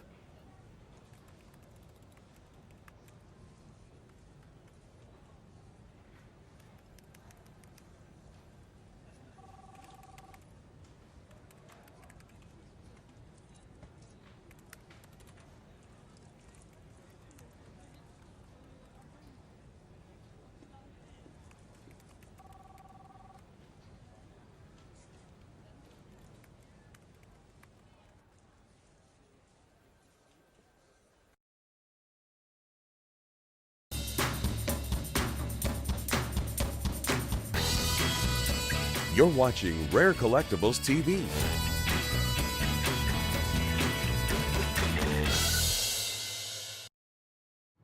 I'd like to take a look at this box here that I have labeled. See if we can zoom in so the viewers can read that. Ugly MS Franklins. MS standing for Mint State. Now here I am, a specialist in Franklin half dollars, and I'm describing some of my own inventory as ugly. Well, these are the Mint State Franklins I don't sell to my clients. Yeah, I buy large deals of Franklin half dollars on occasion, and there's a lot of ugly stuff in there. Those are the kind of coins I don't want to place with clients. Remember, I always say how important eye appeal is. Eye appeal is always important. Quality, rarity, those things are always important. And you get an eye-appealing Franklin versus an ugly Franklin, it makes a huge difference. And the fact is, folks, when it comes to MS 65 Franklins, Mint State 65 Franklins, a large percentage of them, for some dates, most of them, are really unattractive. They're ugly. And when you consider the fact that most of them are ugly and they are so rare in 6.5 in any condition, these coins are a real bargain. And I've got, for the first time ever, a set of 19. Every Franklin struck in Mint State from 1954 through the last year of the series, 1963D. Every coin in beautiful, really well struck, brilliant, fully brilliant, haze-free, spot-free MS 65, 19 coin set. And I wanted to get the 54 year in there because, again, these are really tough to come by for a lot of these years in brilliant condition. But the 54 includes the last year the Franklin was struck at the San Francisco Mint. So that's a key year. But take a look, just that first year alone. If we could take a look, zoom in on this 54P D&S, just so you can see, folks, what I'm talking about. There's a beautiful piece. Sasha, let's go to that S Mint here, because this is gonna really bring the point home on this set. This is a 54S. There were only 5 years, 49, 51, 52, 53, and 54, where Franklins were struck at the San Francisco Mint. Look how well struck this is. Beautiful, brilliant surfaces. Take a look at the reverse of the coin. It's extraordinary. A full strike. Beautiful. Okay, every coin in this set, folks, looks like that 54S. Now, here's what makes it so special. Number one, these coins are, again, really rare. Just when we look at the populations, how many have been certified by NGC, and comparing them to the Walking Liberty half dollars from 1941 to 1947. Okay, I took charted all the Walking Liberty half dollars graded in MS 65 by NGC from 1941 to 1947. And I've got them ranked from the rarest. 41S is the rarest in 6.5, only 920 graded. I've highlighted it in red. Then you have the next two dates that are between 1,000 and 1,500 pops. They're highlighted in burgundy. Then between 1,500 and 2,000, those are highlighted in blue. And then all the what we call the more common dates run after that. And you can see there was one rare date, really rare date, and two dates that are right behind that 41S in rarity. Now, when you look at the prices of those coins, 41S Walker, folks, in 6.5 is a $1,000 coin. Here's one that sold for over $1,000. This is a 41S. Here's another one that sold for over $1,000. 42S is not far behind. As you saw, it was not far behind the 41S in rarity. Almost as rare. Here's a 42S, over $1,100. So just those two dates, folks, just those two dates, you're over $2,000, or let's say $2,000, just for those two dates, okay, in the Walking Liberty half dollar series in MS 65. Now, here we have all our Franklins. I have them in chronological order. Again, the black are the coins that are the more common. Blue are Franklins with populations between 1,500 and 2,000, and you can see there's a lot of blue coins there. The 54P and the 54D, 57D, 59D, all highlighted in blue, and then the burgundy. Those are comparable to that 42S, so that was a $1,000 coin. You've got the 60P, only 1,400 coins graded. But then you've got the 62P and the 62D. And then coins under 1,000, comparable to that 41S. The 61D, only 993 coins. And look at the 60D, 693 coins. 693 coins. And this is for all MS-65 Franklins, folks. But here's the problem. Here's what most of your MS-65 Franklins look like. Here's a 54S. Take a look at the toning on the coin. Dark, dull toning. You know, I call that ugly. I don't like it. Here's a 58P, speckled toning. Again, from a mint set. Most of your gem Franklins from this era are from mint sets. And when they come from mint sets, especially on the S mints, the strikes are usually terrible. Here's a 54S. Got a blow up of this 54S from a mint set. You can see the peripheral mint set toning. Look at the weakness in the central portion of the coin. It looks like wear. It's not wear. It's a soft strike. You can't see any detail in Franklin's cheek or in his ear area because of a weak strike. So typical of S Mint Franklins. Look at that. Sasha, could you show them that 54S that we have in this set once more? This has got to be a quick presentation, folks, because I have a limited number of these sets. If I had, 50, 60 of these sets, I could spend a lot more time, but at the margins I'm working on, I'm working so close on these. Look at this 54S. I have so few of these sets, and at this kind of price, I have these. Look at that coin.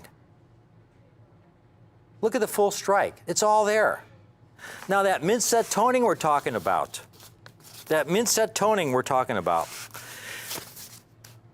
Here's where it came from.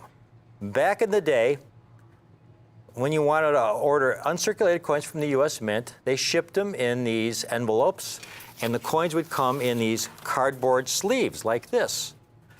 And you'd open them up, and this one has a couple coins missing, so we will open one that doesn't have any coins missing.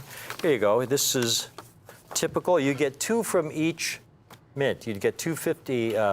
In this case, this is a 1952 mint set. You've got a couple 52Ds in there from the Denver Mint. And if we can zoom in on one of these, so you can, the viewers can just see the toning maybe on this one down there.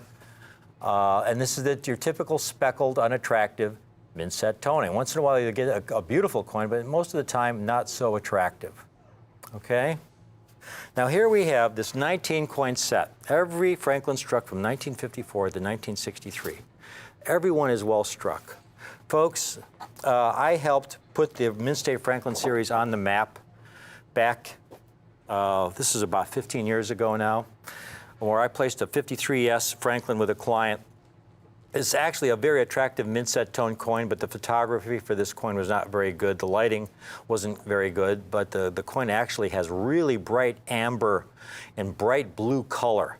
But when you don't have enough light, what it does is it makes all the colors darker and duller. So wasn't enough light in this picture, so the coin is actually it's a very attractive, beautiful color tone coin. But this is a coin I placed with a client. This is back, again, 18 years ago maybe, for around $17,000. And he loved the coin. 53S, finest known. He loved the coin. A few years later, I get a call from him. He said, Rick, I love my Franklin collection. I love my 53S, but we need to remodel our home here. He lived in New England. It needs a lot of renovation, and I need to raise some cash. Do you want to buy the 53S? And I said, I'd love to. I'd probably give you about $25,000 for it, which would have been a nice 50% profit approximately. I said, but I think you'll do a lot better if you put it in an auction. And this is a great date, and I think if you put it in an auction with a reserve on it, you'll do a lot better. I'd buy it. I would buy it for $25,000, maybe sell it for $26,000, $27,000. But if you put it in an auction, I mean, who knows what it'll go for? And I think you'll get a lot more money for it. And so he did as I suggested. He put it in an auction I suggested. He put a reserve on it, and the next week, after the coin sold in the auction, there was headlines on Coin World newspaper, top of the paper. First time Franklin half dollar got a headline in Coin World. 1953S Franklin half dollar sells for $69,000 in auction. And boy, did that get every dealer's attention. You would be amazed. And that's when they realized how rare these coins were. This set I have for you, folks. Take a look at this set. All 19 coins. Let's get a few hand shots of these. I mean, I could find comps for you. Here's a 54S, a nice one here for $350. I'm just going to show you a few comps. I don't want to waste your time with all these comps. But that's a 54S for $350. Here's a 56 for a 6.5. Here's a 56P for $200. You know, here's a 58P. Supposed to be nice coin, nice toning. I don't know, it looks okay, but they want $1,000 for it. So right there, you're around, I don't know, $1,800, $1,900. Let's go through a few of these. I've got the entire set, 19 coins, the 54 P, D, and S. How close of a shot could we get on this, Richard, as Sasha quickly runs through these? Every coin struck from 1954 through the last year of the series, 63, at the Philadelphia and Denver Mint. There's your 54P. We're going to run through these really quickly, the entire set, folks. You know, at $300 a coin, this set would be a bargain. It would be around $5,500, okay? At $300 a coin. When you consider in the walkers, the 41S and the 42S alone are a couple $1,000s. Here you're getting 19 coins, a couple of which are as rare or rarer than the 41S and 42S, several that are comparable in rarity, and then you're getting about 15 other coins in the set. For $5,500, that would not be a bad price. For $300 a coin, at $200 a coin, it would be a great price. I've got this set for you today. These, again, every one a beautiful, brilliant specimen. Sasha, let's skip to that, to the 58P really, 57P. Let's do the 57P. Here's a great case in point, 57P. 57P, and I talk about this in my book on Franklin and Kennedy half dollars. Most 57Ps are mint set tone. They have only graded 2,100 examples in 6.5 and 6.5 FBL. Most of them are toned. Maybe a few hundred are brilliant, as you see here. Maybe a few hundred coins. This coin alone should be a $300-400 coin. And then the 1958P is even rarer.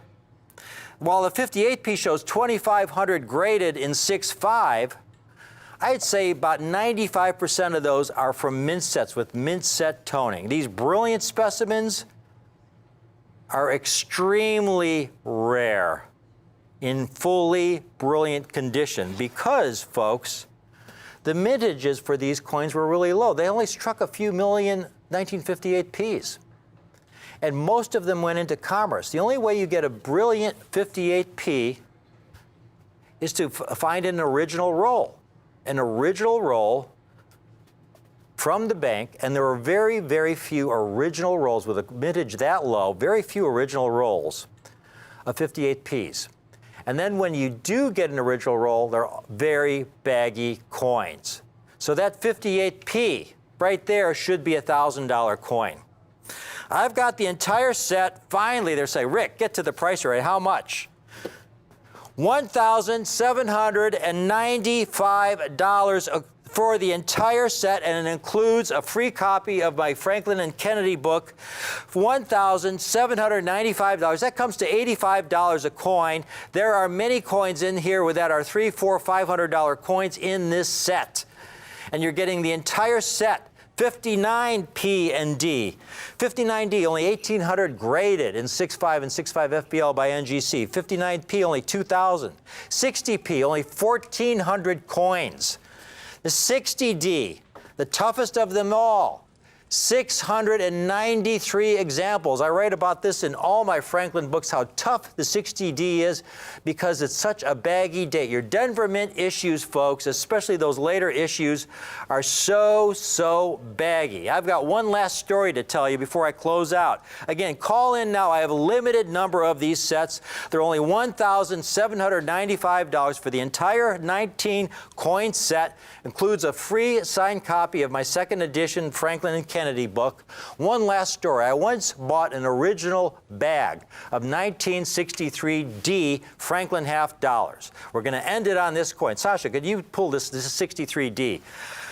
It was a nice bag. That's 2,000 coins. They were in original bank-wrapped rolls, and I bought the bag because I looked at these rolls, and they were nice.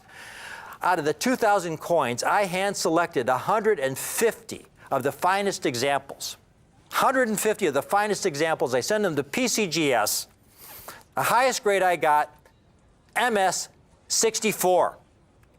And here you're looking at a 6.5, exceptional strike. It looks like it has full bell lines to me.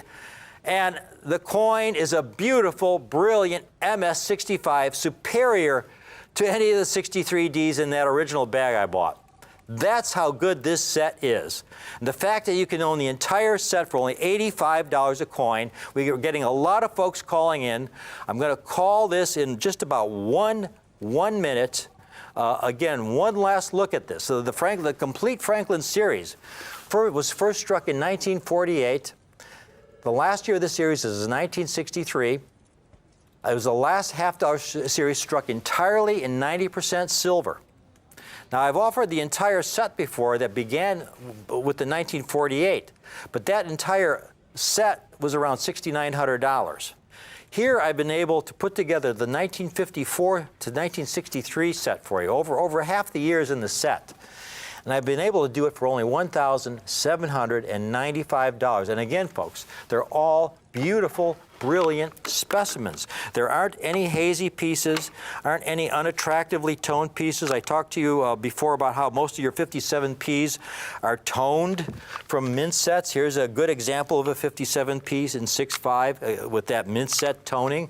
Every coin you're getting is a beautiful, brilliant specimen. These Franklins were very, very low mintage. They struck just over 400 million Franklin half dollars for the entire series, folks. For the entire series, from 1948 to 1963. That is a minuscule amount. In 1964 alone, for the Kennedy half dollar for commerce, they struck almost as many Kennedy half dollars in 1960, just for 1964, as they did for the entire Franklin series, from 1948 to 63D. Some of these mintages are 3, 4, 5 million for these mint state Franklins. Really minuscule mintages, very few survived. When you would find an original roll, truly original rolls of these coins are virtually non-existent. I mean, you might find a 63D roll once in a while because they struck over 60 million. But again, every time you do, the coins are just in terrible condition. This is a phenomenal set for $85 a coin, $1,795. You could go to a coin show every weekend for the next 5 years, and you will not be able to put a set like this together, these 19 coins in the condition you see these in brilliant 65 condition, folks. And if you did, it probably cost you $3,000, $4,000, $5,000. This is something I'm able to do because I've specialized in these coins since the early 1980s. So you're getting the very best eye appeal, quality, and rarity at a phenomenally low price that gives you all of the future potential in a series that is really designed for the collector of today, offering the collector of today just all the opportunity in the world. Hope you get one of these. It's a great, great set. I'm really proud to be able to finally offer this set. 1954 to 63, we're getting a lot of folks calling in. I have a limited number of these sets. Get one while I have them. They're very, very hard to put together. Thanks for watching, but please stay tuned for our next presentation coming right up. Got another great coin coming your way. Thank you again.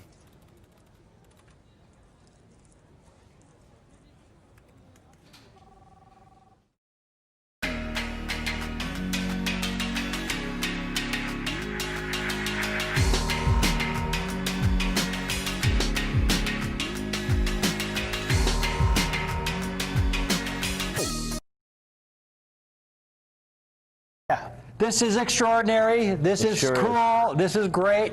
You know, there are so many. I don't throw the baby out with the bathwater, neither do you. Right. By that, folks, we mean, you know, a lot of folks out there assume because it's a new mint product that it's not worth collecting. Well, and a lot of times that's true because they'll strike millions of them. Right. And so we're always very careful. I tell you, be careful because sometimes the mint will have a new product and they'll strike them by the millions. Right. But then they fool us and they'll come out with a product where they limit the mintage to only 50,000. 50,000. And we had the True Mint set, which we had for $329, Right. which was a Truman great set, yep. price. And Very now we, popular. Jack, take a look at this. This is the newest, folks. This is the Kennedy Coin and Chronicle. We've got it over there. Jack, I was shocked, you know, when I saw this set. The mintage is limited to 50,000, folks. Yep. When we first had this price, we were figuring we would have to charge somewhere around $250, $260, $259 maybe. Right. Because they're only striking 50,000 of these. You look at the mintages of the And there real it quickly. is. Yeah, we're not kidding around here. The price is up Real already. quickly. Typically, this is the part of the presidential series. Typically, they strike these coins in the millions. There's the first page, millions. Go to the second page. Yeah, that You whole gotta- page are over 3 million. Yeah, that whole page. You know, a million to 3 this is million. in descending order. And look at Okay, that. in descending order, there's still over a million. You get to the very bottom, and there you've got 50,000. Now, the Truman and Eisenhower we had, they're gone. Right. The Kennedy has just come out, folks. The Truman and Eisenhower we were selling at $329. That was a great price. I think the lowest price anybody else had was around $500. We thought we'd have to sell this set for around $249 because not only is it just 50,000, but it's going to be one of the most popular because it's Kennedy. It's Kennedy. Yeah. It's one of the most popular themes in numismatics. So many collectors of Take Kennedy. a look at this set. It's not one coin. It's 2 coins, folks. We've got it for $129. Not $249, not $199. You know, I was thinking we were dreaming that maybe we'd be able to do it for under $200. We've got it for $129. That's you see the inaugural medal, and if that portrait looks familiar, that's the portrait they used for the 1964 Kennedy half dollar. This coin is larger than a silver dollar. Yeah, much larger. It's the size of the American Silver Eagle. It's 1 ounce of pure silver. And an only strike, and then you got the Kennedy reverse proof. 50,000 minted, folks. $129. Call in for one of these. One of the deals they had at the Mint is they restricted, this is so weird, Jack, because they start offering these by the millions to collectors. So you have all these collectors who are buying these presidential sets, millions of them. And then when you get to the end of the series with the most recent presidents, all of a sudden they limited the mintage to only 50,000. And here you have millions of collectors trying to put sets together. Right, yeah, everybody. So you've got the key earlier date here, presidents, right. folks. That's the demand for this coin is going to be off the charts. And this is one of those times when the Mint comes out with something new that, boy, they surprise you and then make an announcement that they're only going to strike 50,000 and not 2 million or not a million and a half. Or infinite, Yeah, or to infinite demand. because Usually it's to demand. How yeah. many people order it? That's how many they make. Exactly. In the this past, case, they did it just total opposite. exactly. In the past, that's what they would do. They would strike as many as they had orders for. But here, I don't know how they make any profit on this when they limit it to 50,000. You figure the production costs. Oh yeah. Besides making the coins, I mean the dollar's a reverse proof, so that takes a lot of effort to make a coin show them a like couple that. eBay prices here. Jack found a couple eBay prices, and we like the complete set ungraded. This is where I think the true value will be. It's like the GSA dollar. People want the GSA dollar in the original GSA holder, and there you see one guy asking $500 for his original set. There's a guy asking $700 for his original set. Then there's a guy who had his coins graded, and he wants basically $2,000, $1,900 for his set, graded in 70. Yep. These will probably grade 70. Yeah, they'll grade 69 or 70. Yeah. But the value in this, I feel, is long-term. Get the original set. Folks, this is a deal for the collector of today. Thanks again for watching, and we'll be right back.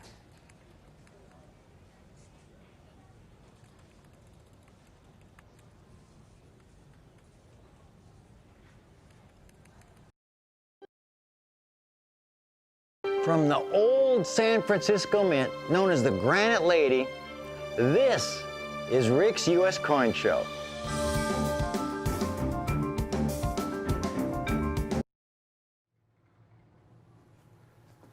Coin guys here. That's us, the coin guys, Rick and Jack Jack. and Rick. Yeah.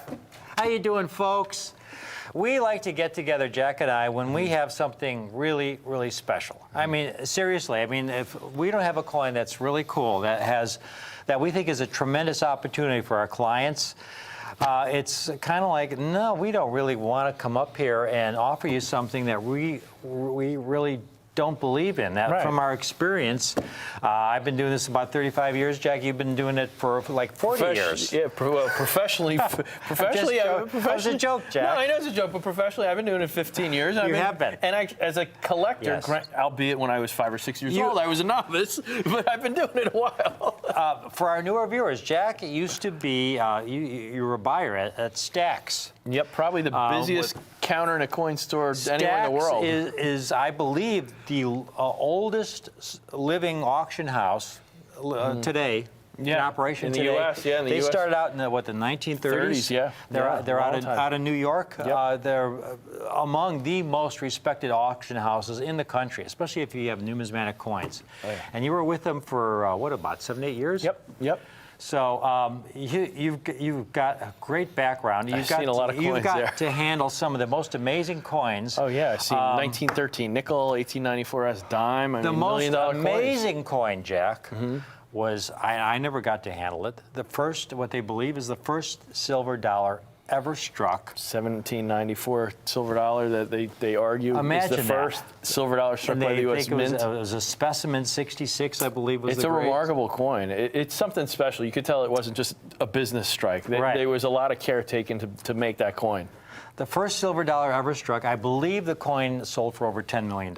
Yep, its most recent sale was over $10 million. Absolutely. So, and I've specialized in silver dollars. I put together the #1 finest proof Morgan collection for Beautiful for coins. clients over the years. I've seen a lot of those coins. But what we have today, we also love gold. Yes. I love the gold double eagles, as do you, because, well, for a couple of reasons. #1, it's the largest gold coin ever struck by the U.S. Mint for Commerce. Right. And there's a pictorial there of all the different sizes of denominations of gold coins struck by the U.S. Mint since its inception. On the far left, you've got a $1 gold piece. Right. $1 gold piece. And then you have a $2.50, which they call a quarter eagle. Right. And there, interestingly, Jack. Yeah, we've got some unusual denominations yes, here now. $3 gold piece, which was struck for a $3. very short time. Yeah, that's a rare coin. Very rare coin, very valuable coin. And then a $4 gold piece, which is even more. Very rare coin. And there's a special name they gave that. Right, that's the Stella. That's collect on the Stella. The Stella, folks. And remember that. It's a very short-lived, I mean, if you can, if Only you made it own for one 2 of years. those, yeah, if you own one of those, you've got something worth hundreds of thousands of dollars. Right. And then you've got the half eagle, $5 gold piece.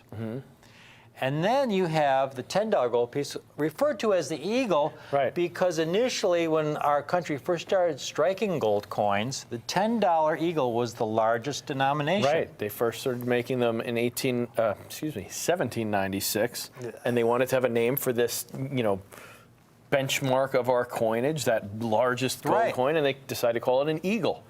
So there, and that was true through 1850 when they started striking the double eagle. And the double eagle came about, because of discovery of gold in Right. The California. gold rush, absolutely. The gold rush, and all of a sudden our country had all this gold, and the banks were thrilled with the idea of being able to get a larger gold coin. The banks on the East Coast, because up until that point, folks, they were actually the United States banks were actually using a lot of foreign gold of larger denominations for their big transactions, just because it's easier, And we didn't have a $20 gold piece, so now we had all this gold, and we were able to strike double eagles. Right. And the most valuable double eagle of all is in the Smithsonian. We've shown Right. pictures of it before. They struck 2 examples. 1849. 1849.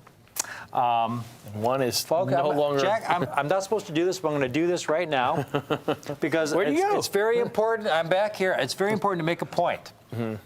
They only struck 2 examples. The other one is not accounted for. This is the one residing in the Smithsonian. Yeah, exactly. We're all pretty confident the other one has been melted, like, Yes. a very, very long time ago. And one of the important lessons here in showing this coin to our viewers, or showing the picture, you actually got to see the coin. You were there, and you took a picture of it. Yep. Folks, take a look at this photo once again of this. They only struck 2 examples.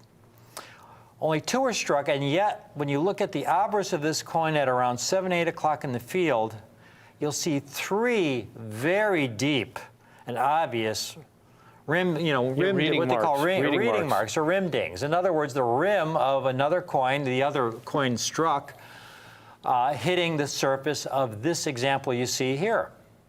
Now, originally, I figured with marks that deep, it's probably about an MS-63 coin. And the point of all this is these large double eagles. They're very large, very heavy coins. The double eagle, folks, is about 25% heavier than a Morgan dollar or a peace dollar, and it's a very soft metal. Right. And Jack showed me the actual picture he took. Yeah, I took a picture just with camera. my phone, just as a tourist. And and it was great because when I saw your picture, there were actually, you could see all kinds of cleaning Hairlines and lines, things, yeah. cleaning lines on the coin. So it was obviously lightly cleaned at one point. So it's probably just an MS-61 or something yeah, they probably. today. I'm guessing they'd call it Proof 61, but But it's still worth 25 million, 50. Who knows? yeah, I mean, it's the Smithsonian is not going to sell it. No. So the double eagle is kind of the crown jewel of U.S. numismatics. Absolutely. But another reason we're interested in the double eagles is that in mint state, uncirculated mint state condition, these coins are at historically low premiums for their bullion value. What I mean by that is that, for example, Jack, about 20 years ago, I had a Liberty double eagle. It was in MS-63 condition. Gold at the time was about $400 an ounce. I sold it to a dealer for around $3,500, $3,600. He probably sold it to his client for about $4,000.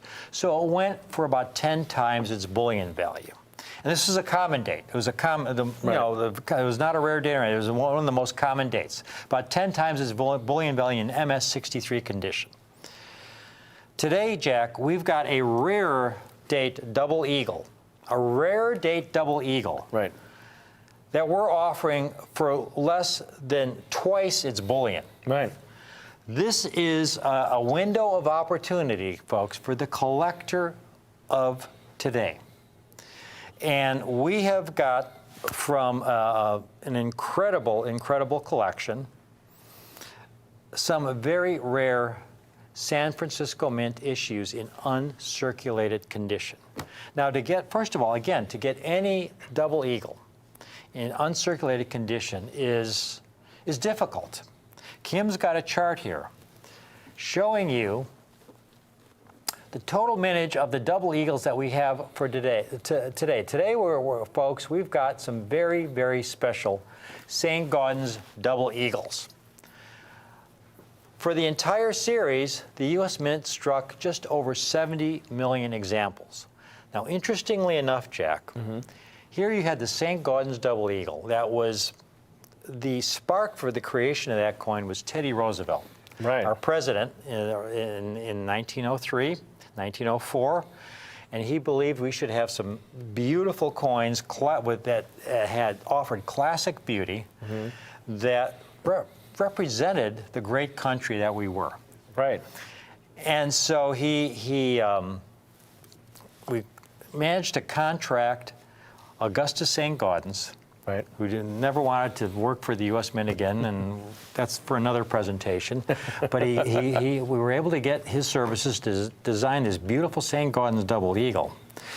And then a few decades later, his cousin, Franklin Roosevelt, passed legislation to make ownership of the coins illegal.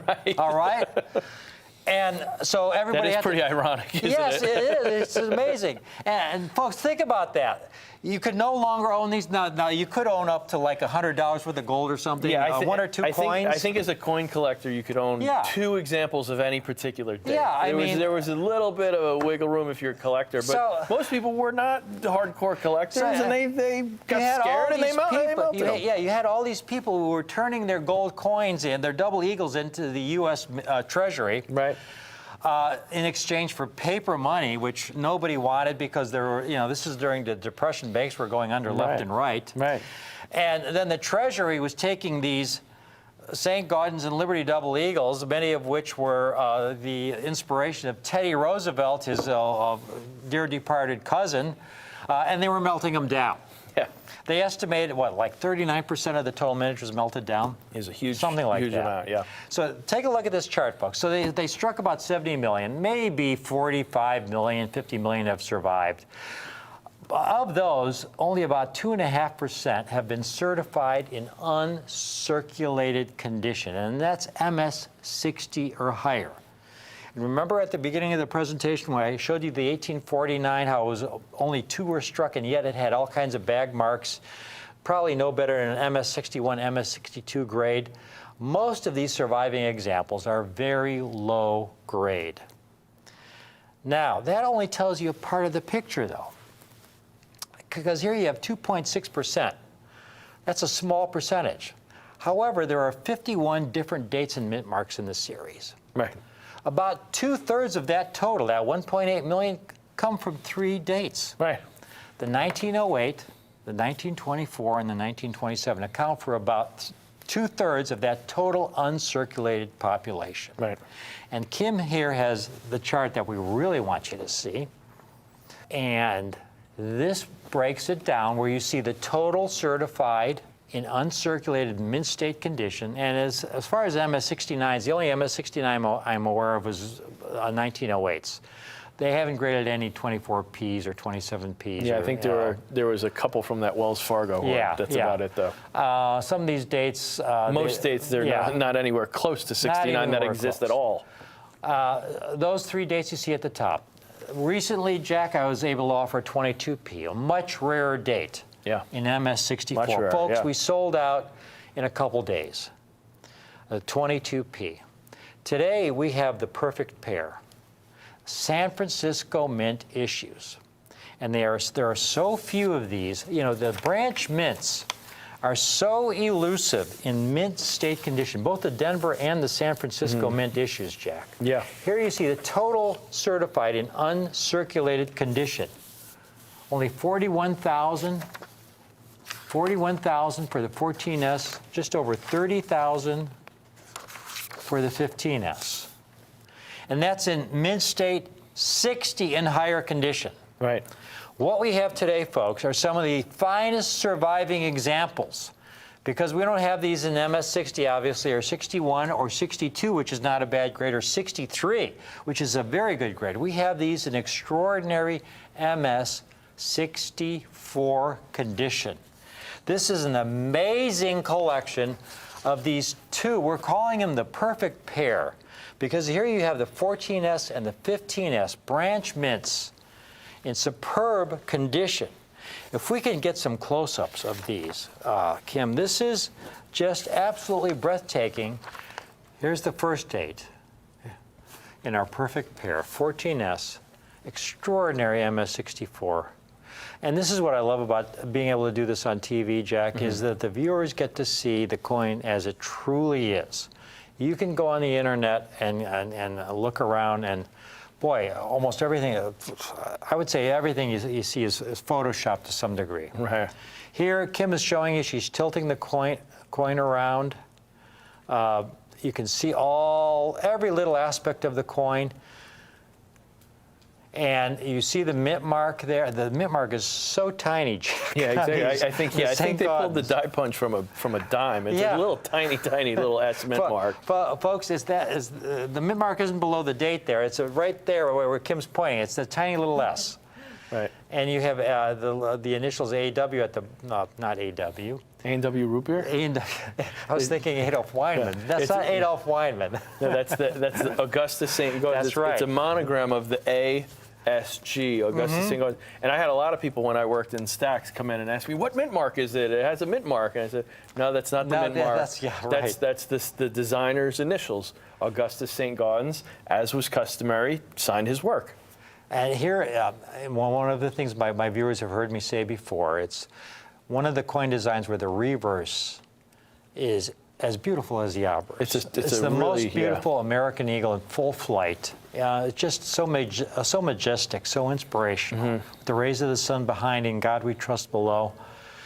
It's an absolute work of art. And again, as Kim tilts it around, you could see the luster, how so few marks there are. It's, just a couple tiny little abrasions, and they're all struck for commerce. And now we're going to look at the 1915s. They were struck for commerce. They were, folks, these large, heavy coins, heavier than a Morgan or Peace dollar, were dumped into bins, one falling on top of another. They went through coin counting machines, dumped into bags. Thrown onto a train where they traveled across country to banks on the East Coast. And Jack, to this day, I ask myself, how does a coin this size, this heavy, knowing how they were treated, survive in the condition you're looking at now, folks? Yeah. And it's so really close important. to perfection. It's really important to note, you're talking about how big and heavy these are. Besides being extremely dense and heavy, like you said, heavier, much heavier than a silver dollar, even though the diameter is a little smaller. This is a really soft metal. Gold is extremely soft. So the amount of pressure it takes for one coin to fall on another that maybe will leave a little ding in a Morgan is going to leave a huge gash in a gold coin like this. Exactly. Just, take a moment here, folks. It's just such a beautiful coin, and this is one of the reasons they're so popular. And, again, I said, how does a coin, it's a miracle that a coin, knowing the treatment it received, this heavy, struck in this kind of metal, survive in this condition? And the answer is very few of them do. And that's why they're as rare as they are today.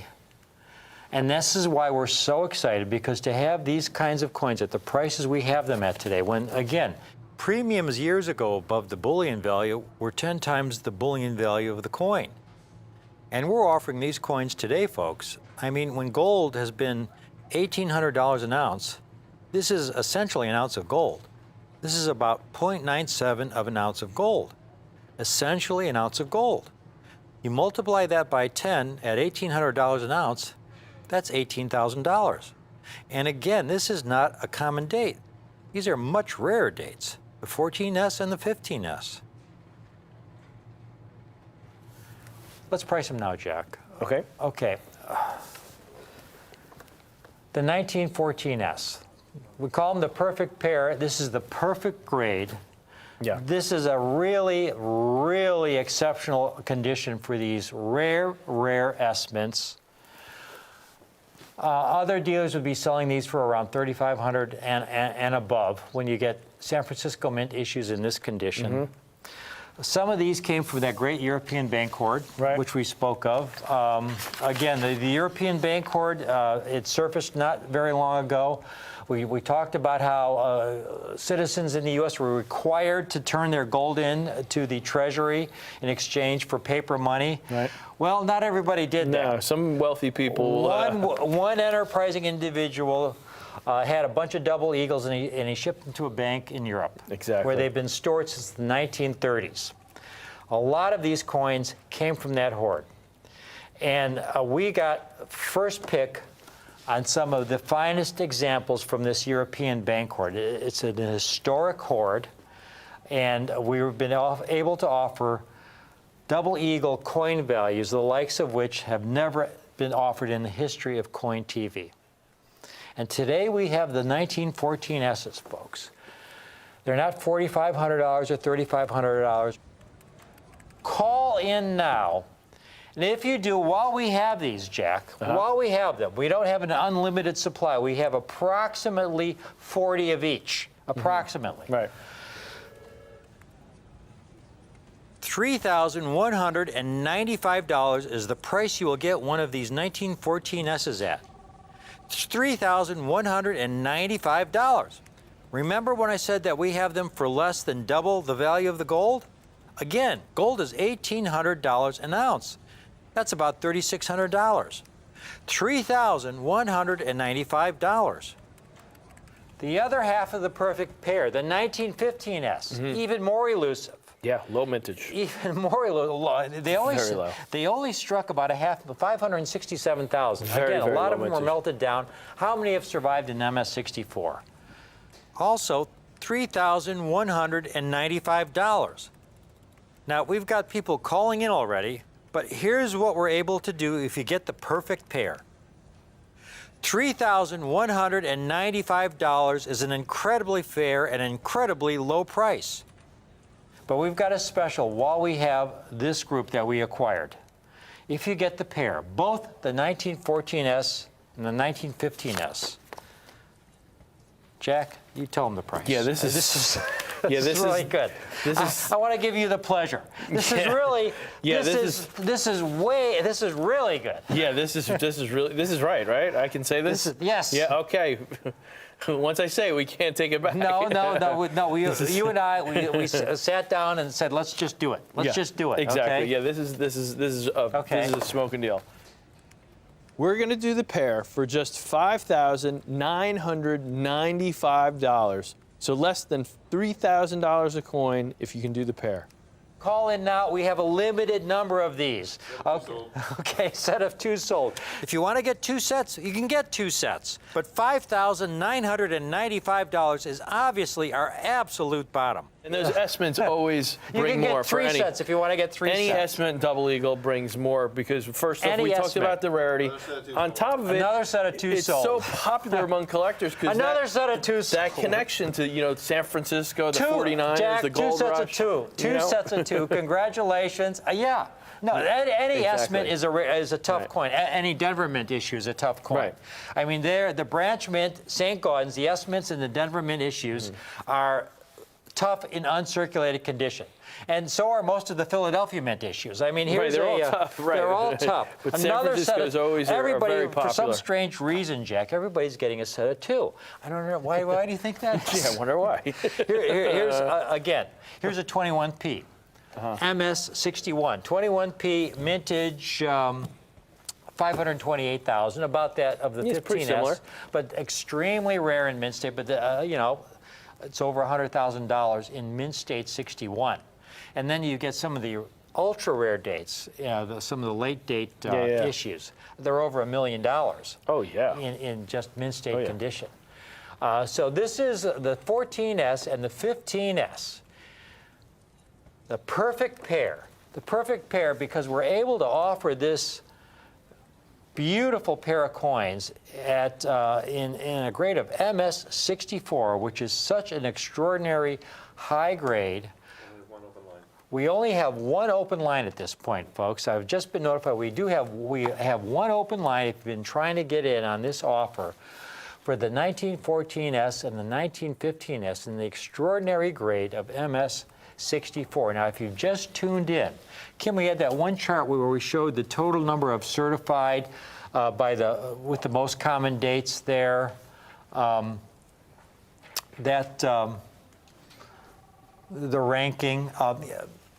Again, folks, about 1.8, 1.9 million St. Gaudens double eagles in the entire series have been certified mint state when you add them all up for the entire series.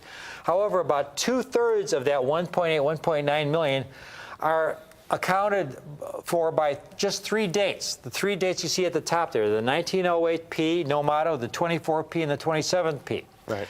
Those 3 dates alone count for over 1.1 million of the 1.8, 1.9 million coins, about 2/3 of just those 3 dates.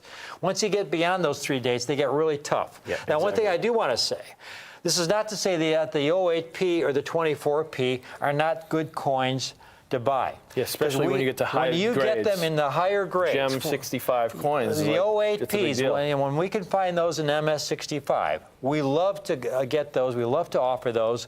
They've been rising in value, Jack, since we last offered those in MS65. The 24Ps we've been able to offer in 6.5 and in 6.6. When you see us offer these dates at the top in 6.5 and especially in 6.6 in the future, jump on it, because again, these kinds of minimal premiums are available for this very small window of opportunity when we have these coins coming from this European bank hoard. This hoard is drying up very, very quickly. Yeah. Today we have the coins you see at the bottom, the 14S and the 15S, in all grades of mint state. This is not the MS64 population. This is for MS60, uncirculated MS60 in higher condition. Only 41,000 for the 14S and 30,000 for the 15S. And then you get to the MS64 grade, you're only talking about 10,000 coins for each of the years in MS64. And here we have them. One more hand shot. We have a limited number of each date, only about 40 of each in MS64 condition. The perfect pair, these San Francisco Mint issues. To get them, we've had them in MS63 before. I've been able to offer a few in MS65s. The premium really jumps in when you get to MS65s. MS64s, to be able to get these for under $3,000 in MS64, which is the price you're getting them for when you get the pair. As Jack said, you get the pair, they're only $5,995. But only as long as we have this particular group of 14Ss and 15Ss. Right. We exactly. bought these as We bought this big group from that European bank hoard. There's a little mix of some from the San Francisco group too, and it's once these are gone, we're not going to be able to do these prices again. They're just too hard to get these coins. Yeah, these deals that are coming out. The quotes we're getting now for a lot of the coins we sold like a couple months ago, the quotes we're getting now in a lot of cases are $50 and $100 higher than Right. than the Absolutely. last Absolutely. group, Absolutely. than the last acquisition. And MS64 for a scarcer date like this, a rare date, Yeah. for either of these dates here, 14S and 15S, MS64 is a lot of bang for the buck. You're getting a coin that's a virtual gem, borderline gem coin, for much less than you'd have to pay to get that MS65 gem grade. So it's a really great grade, I think. Jack, the 6.4s we've selected here, again, folks, we select all of these. We're really careful. We review all the coins. Okay, if we're getting 64s, they're going to be really nice 64s. And indeed, I've seen 6.5s, Jack, that do not look as nice.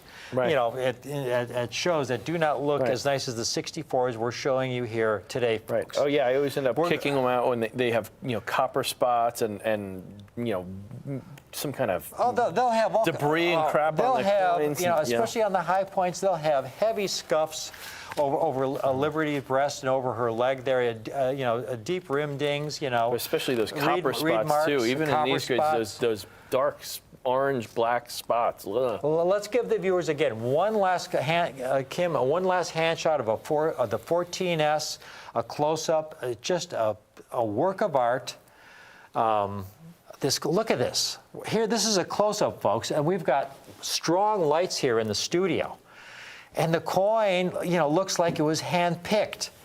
And again, folks, these just received the routine treatment at the mint. They were dumped into bins, these large, heavy coins. Yeah, this isn't like a modern proof Silver Eagle or something where they have gloves and special handling and it goes into a capsule. These were tossed in a bag. This is why they are so rare and so valuable, why they have so much future potential, because of their rarity and the condition you see these in. These coins that are now over 100 years old. And there's a 14S. One half of the perfect pair. We're going to close and we're going to show you a hand shot of one of the 15Ss. Again, they could easily pass for MS65s. They could easily pass for MS65s. To offer the pair for only $5,995, these better date S mints, on Rick's U.S. Coin Show. Compliments of Jack and Rick, the coin guys. A lot of folks still calling in. We're going to close it right here because, again, we started out with about 40 of each. I'm not sure how many we have left, Jack. This is one of those items that we will be able to offer for, I don't know, maybe just a couple days, and we'll be gone. So we want to thank you for watching this presentation. It's all about the coin. And here you've got one of the most prestigious series in U.S. numismatics, Liberty and St. Gaudens Double Eagle. A better date, San Francisco Mint issues, branch mints. Yes. 14S and the 15S. Stunning coins, eye appeal, incredible quality, tremendous rarity. Gold, the largest gold coin ever struck for commerce by the U.S. Mint, and at a historic low premium over the value of the bullion content. This is the time to get an opportunity that comes this way maybe once in a generation. Hope you take advantage of it. You know, we're a little different, Jack. We are a little different. We're really information-based. We try and educate our viewers about numismatics as best we're able. We're always we welcome all the feedback. We get a lot of nice things said. We thank you for all the compliments, but also if there's something we can improve on, we're always happy to get the feedback from our viewers. Right. You know, we can always do better. Yeah, we want to be the best we can be. Exactly. We want to be the best we can be. We want to be able to offer you the best coins possible, the coins with the greatest future potential. And that's what we're doing right now with this 14S and these 15Ss. Thanks for watching from Jack and I. I'm Rick. Jack McNamara. The Coin Guys. Yeah, that's us, Coin Guys. Please stay tuned for our next presentation. We've got another great U.S. rarity coming right up.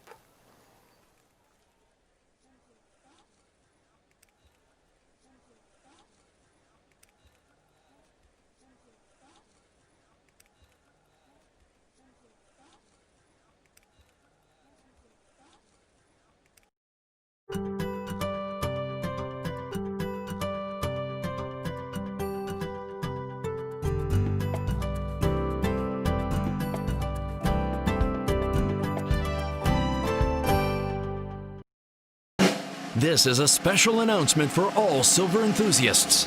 Stay tuned to find out how you can acquire a rare, limited production American coin struck from pure silver. The American Silver Eagle, struck from 1 ounce of .999 fine pure silver, has long been America's favorite silver dollar. President Ronald Reagan signed the Liberty Coin Act of 1985, and the first ASE was struck on October 29, 1986. The obverse of the iconic American Silver Eagle depicts Lady Liberty wrapped in the stars and stripes of the American flag as she strides forward with an outstretched arm and an open palm, which beckon in the hopeful rising sun of a new day. This design of Lady Liberty comes from Adolph Weinman's stunning Walking Liberty half dollar, which was minted from 1916 to 1947. John Mercanti, the 12th chief engraver of the United States Mint, used modern mint technologies to strengthen many details of Weinman's legendary design. The reverse design showcases Mercanti's heroic rendition of a valiant heraldic eagle, inspired by the Great Seal of the United States. The eagle is clutching an olive branch in one talon and arrows in the other. 13 stars above the eagle represent the original 13 colonies of the United States. But Mint State ASEs do not bear the numismatic mint mark of where these coins were struck. The West Point Mint began striking American Silver Eagles in 2001. And in 2020, due to an emergency closure of the West Point Mint because of COVID-19, the production of American Silver Eagles briefly shifted to the Philadelphia Mint. But during this 2-week period, the Philadelphia Mint produced one of the lowest mintage American Silver Eagles ever, of only 240,000 coins. And NGC, the leading numismatic grading service in the country, has identified these coins with a special pedigree designation on their label that states Emergency Production American Silver Eagles, as well as the rare pedigree of first day of issue. Call 1-800-233-4145 right now to make sure you don't miss out. And listen to this, only 240,000 of these limited emergency production coins were struck, making this one of the rarest American Silver Eagles to ever be produced in the entire series. This limited number of coins being produced from Philadelphia is what coin enthusiasts call absolute rarity. And don't forget, these stunning coins are struck from .999 fine pure silver. That's right, pure silver. And each of these coins is graded Mint State 69. That's the grade of a nearly perfect coin. And also has the rare pedigree of first day of issue. Due to the incredible scarcity of 2020 emergency production American Silver Eagles in Mint State 70 condition, prices have skyrocketed, sometimes even costing between $700 and $800 for an MS-70. But listen to this. The difference between a Mint State 70 example and a Mint State 69 example is unable to be seen by the naked eye. This means that unless you are looking at your 2020 emergency production American Silver Eagle under 5 times magnification, there will be virtually no difference in quality between the Mint State 69 and Mint State 70 examples. And that's not all. Each of these stunning American Silver Eagles will come with an RCTV exclusive Reagan Pop Art label inspired by a Ronald Reagan sculpture that John Mercanti designed himself. Call 1-800-233-4145 right now to add this exclusive 2020 emergency production American Silver Eagle in Mint State 69 condition to your own personal collection for the low price of just $99.95. That's right, only $99.95 for one of the rarest American Silver Eagles to ever be produced. Wow! Due to the minuscule mintage and immense demand for these remarkable coins, we must limit this exclusive offer to 5 coins per household. And listen to this. If you order right now, you will also receive free shipping and handling. With such a low mintage of only 240,000 coins, this limited production pure silver American Silver Eagle is truly a historic and rare treasure. Lady Liberty on the ASE has always represented America's desire for life, liberty, and the pursuit of happiness. Call 1-800-233-4145 right now or visit our website at rarecollectiblestv.com. That's rarecollectiblestv.com.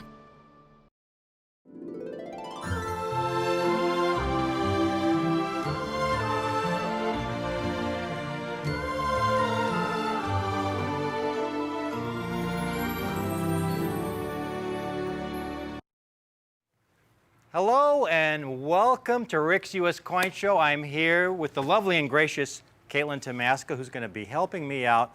Caitlin is going to be showing you some magnificent Morgan dollars.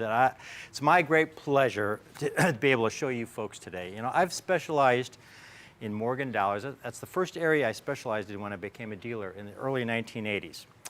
And I've talked about how the first book I got on Morgan dollars was by a fellow by the name of Jim Osborne. And I would talk about that first book, how I picked it off a shelf in a coin shop. But I didn't have a copy of it. I had gotten lost over the years.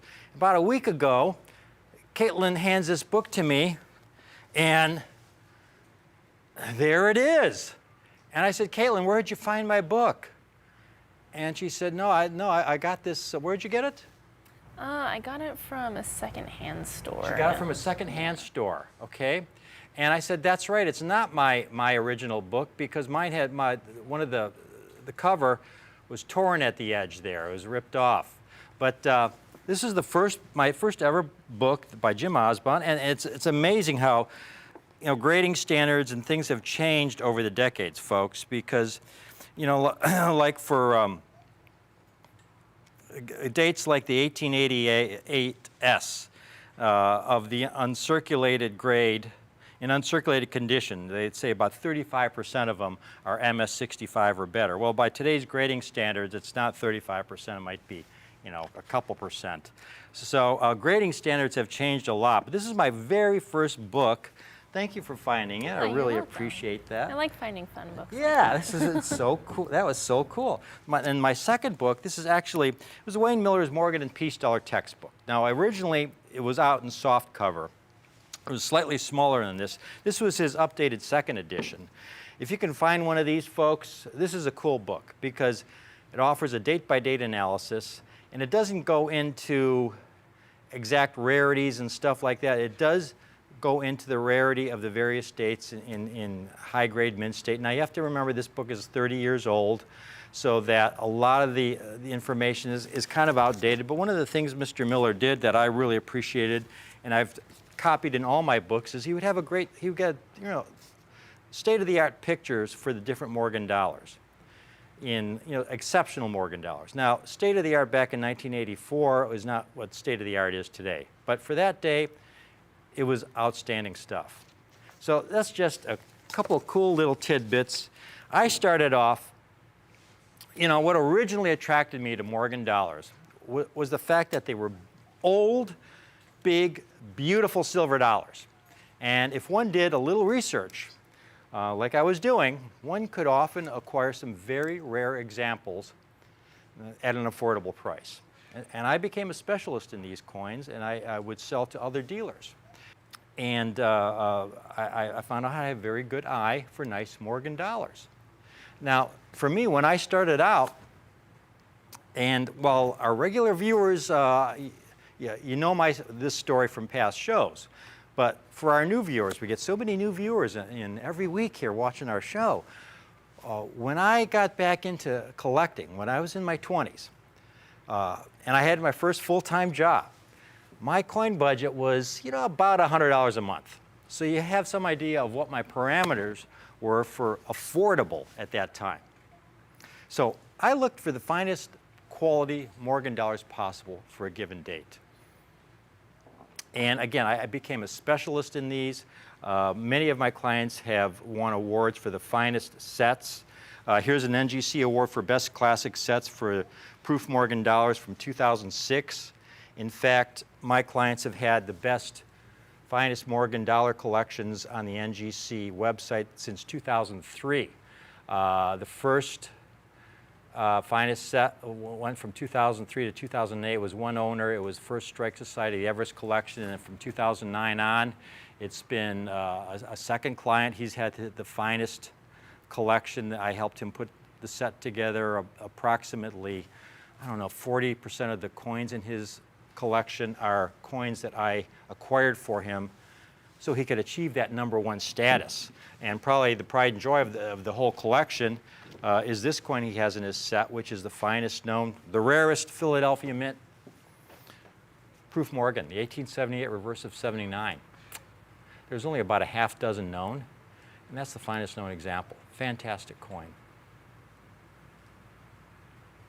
So I've got a lot of experience with Morgan dollars, and it's such a great time to start putting some nice Morgan dollars together. What I quickly learned when I first began, though, my study of Morgan dollars, and what I understood from the books I was reading on Morgan dollars, is that mintages have nothing to do with the Morgan dollar's rarity and value in uncirculated condition. There are literally thousands and thousands of bags of Morgan dollars across the country. Thousands of bags of circulated or lightly circulated Morgan dollars. A little over 380 million, in fact, the number is 386 million Morgan dollars were left after the 1918 Pitman melts, the great majority of which are circulated. Almost every family in this country, I think, probably has, at least one or two of these coins tucked into the drawer somewhere. And, they're cool coins. Huge silver dollars, struck over 100 years ago. So, most people who own these coins, who are not collectors, they often believe that what they have is extremely valuable. And it's always a disappointment when after I see the coin, I have to tell them that, no, it's worth a small premium over its silver value, maybe $35 or $40. Here's a great example. Morgan dollar, 1896-0. Here's a coin that circulated, and also 92S, and I've got it highlighted in orange. In circulated condition, a 92S is about $32, $33. 96O, $32, $33 in circulated condition. But you get a 92S in just MS60 uncirculated condition. It goes from a $32 coin to a $37,000 coin. The 96O goes from a $32 coin to a $1,500 or $1,400 coin. Here's a look. I've just highlighted it. This is from the latest Coin Dealer newsletter, the gray sheet. This is what dealers use as a buying guide.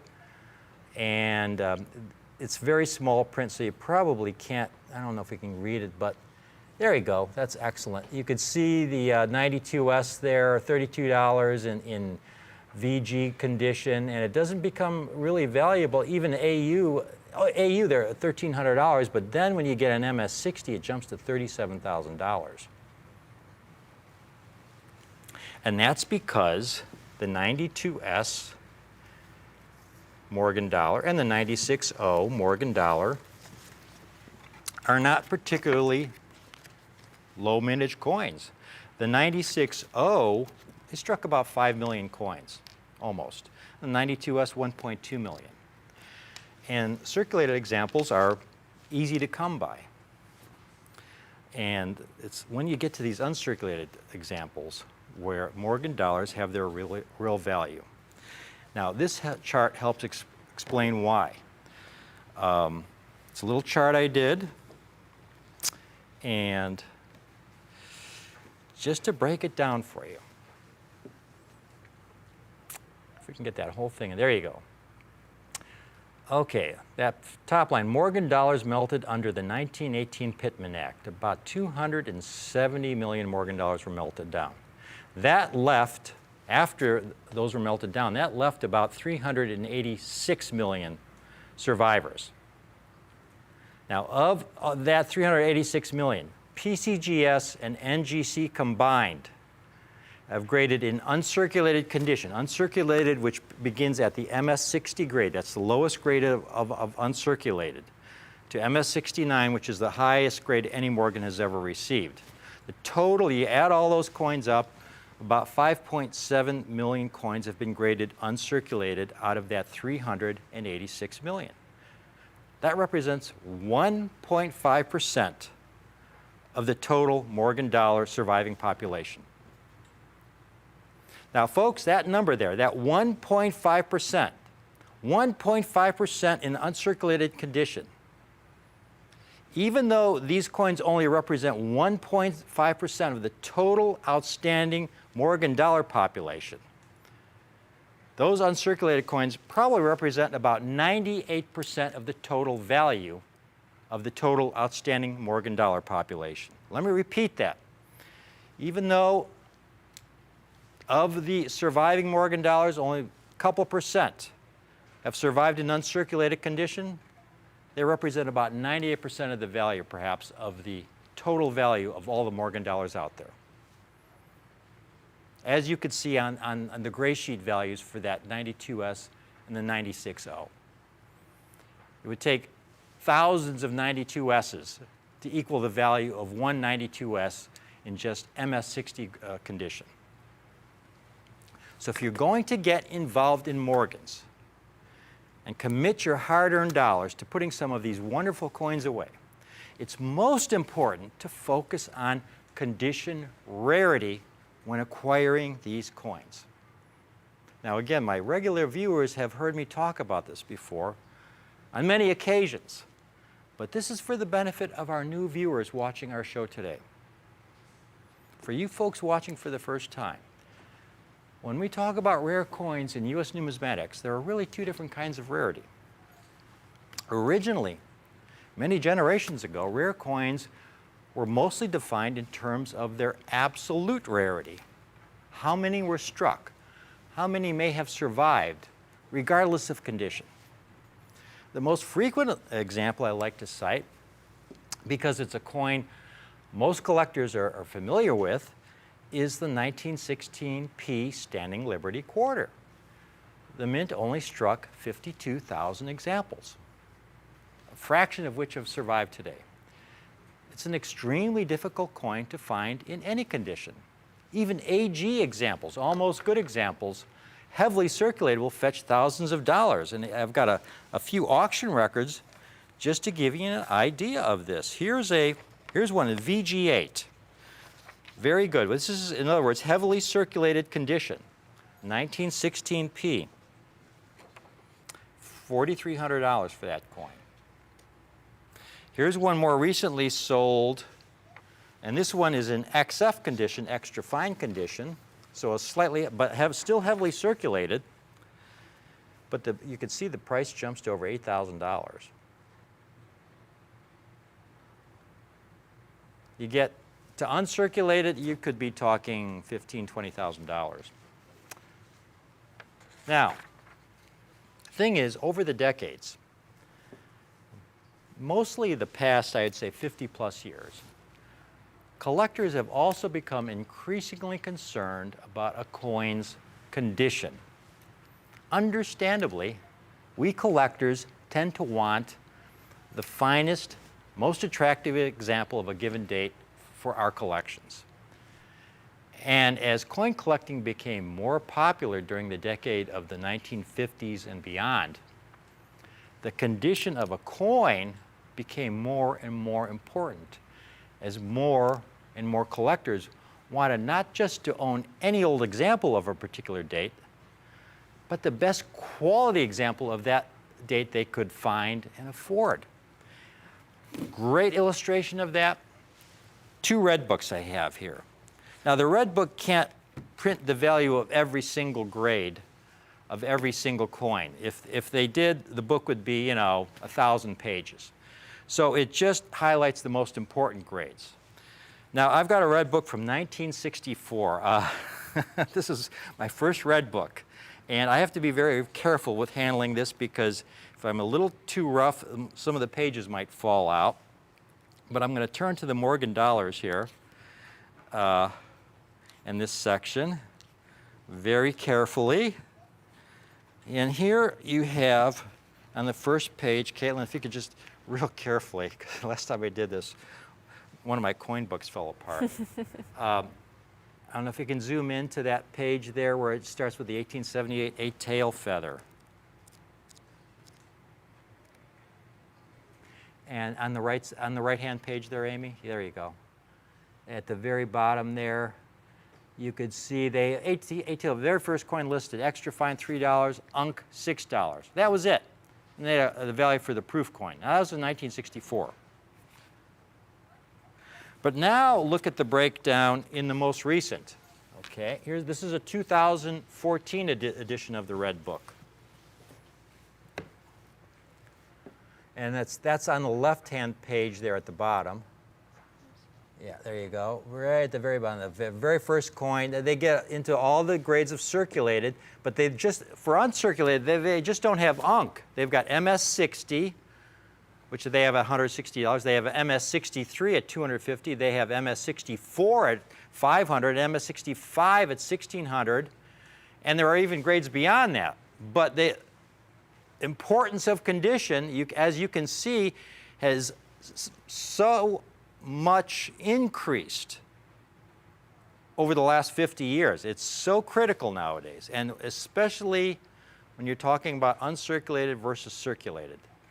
There are circulated examples, $45, uncirculated, it's a couple $100. And so the focus of the hobby changed.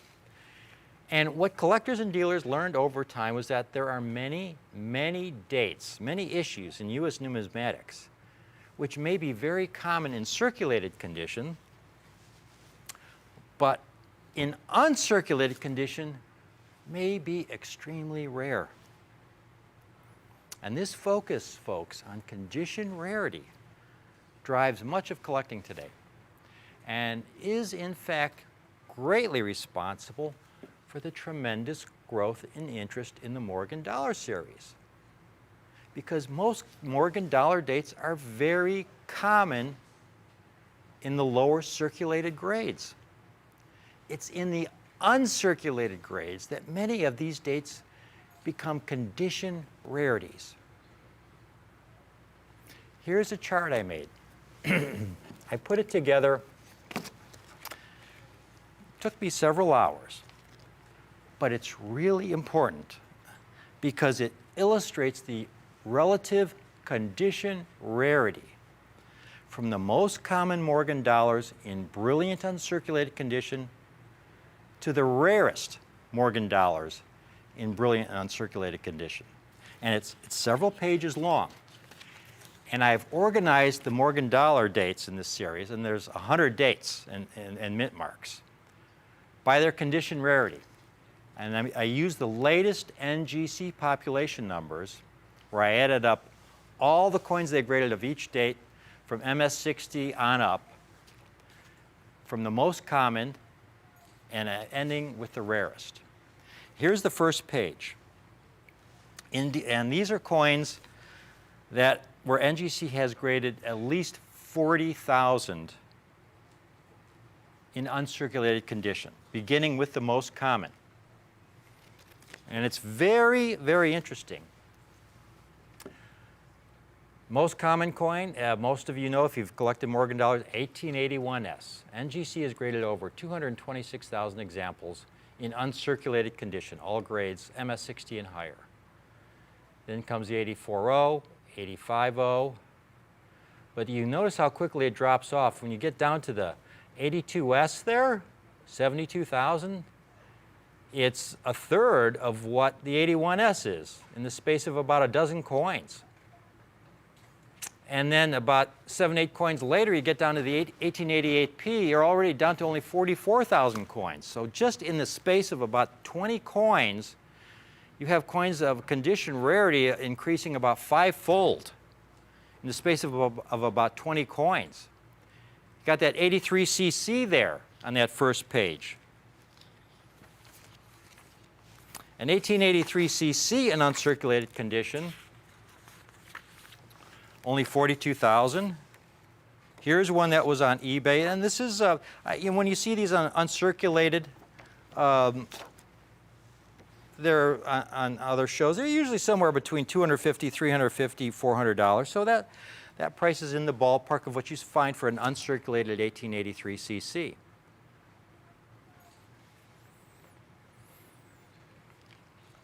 So there we go, and the last coin on that page is 1900, just over 40,000.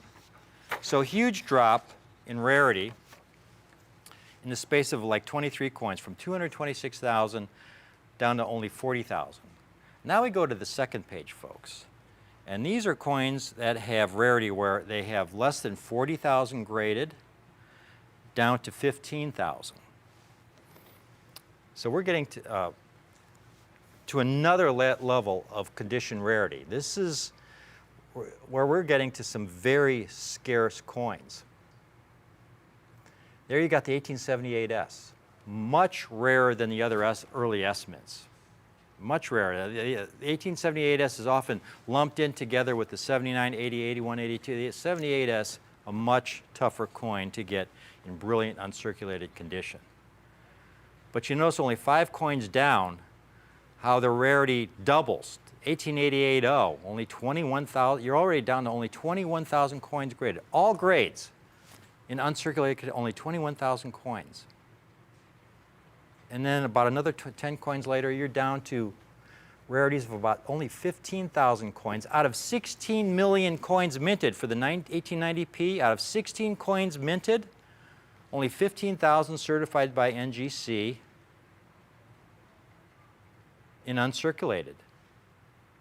And then finally the 1882-0, just over 15,000 out of, even though over 6 million have been minted. Now you notice on that page, the 1885cc, only 228,000 minted, folks, but almost 18,000 graded in uncirculated. So again, this really illustrates the relationship between mintage and condition rarity, because mintage often has very little to do with the coin's condition rarity. There you've got an 1885cc and an 1881cc, really, really low mintages, and conditionally very, very, very scarce, very rare coins. But you've got some coins after that that have much higher mintages that are rare in uncirculated condition. And then we're going to get to this third page, folks. And these are coins that are even rarer than the coins on the second page. Starting with the 21D, with a mintage of 20 million, yet only 14,000 graded and uncirculated.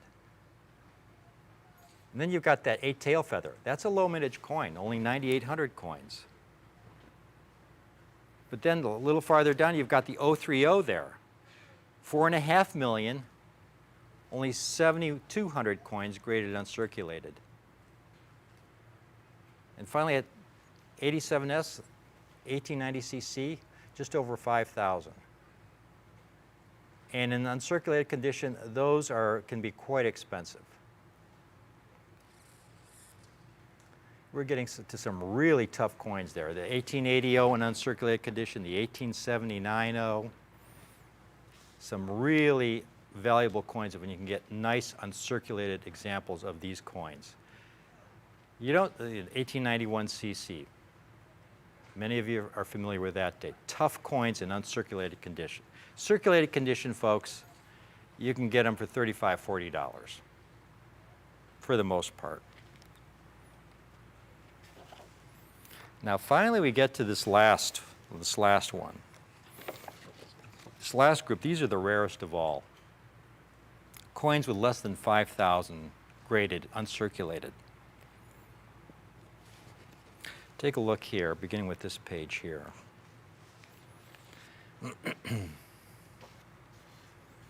91S is the first one there. 5.3 million, only 4,900 graded and uncirculated. 7/8 tail feather, 78 reverses 59. They really don't know what the mintage is because that was lumped together with the other coins struck in that year, and there's no real knowledge of how many were struck, but there weren't that many. But then you get a date like the 1889 12 million struck, and look how rare it is in uncirculated. Only 3,500 coins graded. And you move down the page some more. 93p, rare coin. 2,100 coins graded, but then you have the 99S and the 98S. 3 and 4 million coins graded, but even rarer than that 93p and those coins you see above it. The 79cc. The 79cc, 2,700 coins graded, uncirculated. An UNC 79cc is going to run you about $4,000, folks. And I've got a comp right here just to show you that. Here's one. Here, this is an auction price 79cc, MS61, and it's almost $6,000.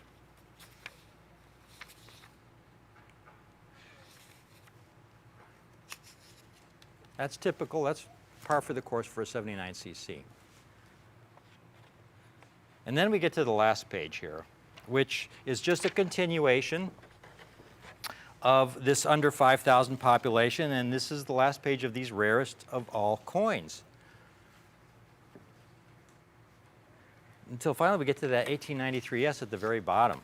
That's the king coin. That's the Godzilla of Morgan dollars. Now that has a very, very low mintage. I mentioned the 92S earlier, how that's a $32 coin in circulated condition, but a $40,000 coin in MS60 grade. And that's why, because they're so rare. They have such tremendous condition rarity in uncirculated condition. A $40,000 coin in uncirculated, a $35 coin in circulated. 93S though, because it's only 100,000 issued, that's still a $3,000 coin, even in circulated grade, because finding any 93S, it has a lot of absolute rarity. But then as far as condition rarity, the lowest grade MS60 is a $100,000 coin.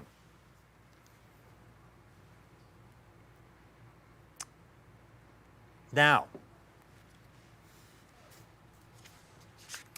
I have a very special set of 21 brilliant, uncirculated Morgan dollars for you that I want you to take a look at.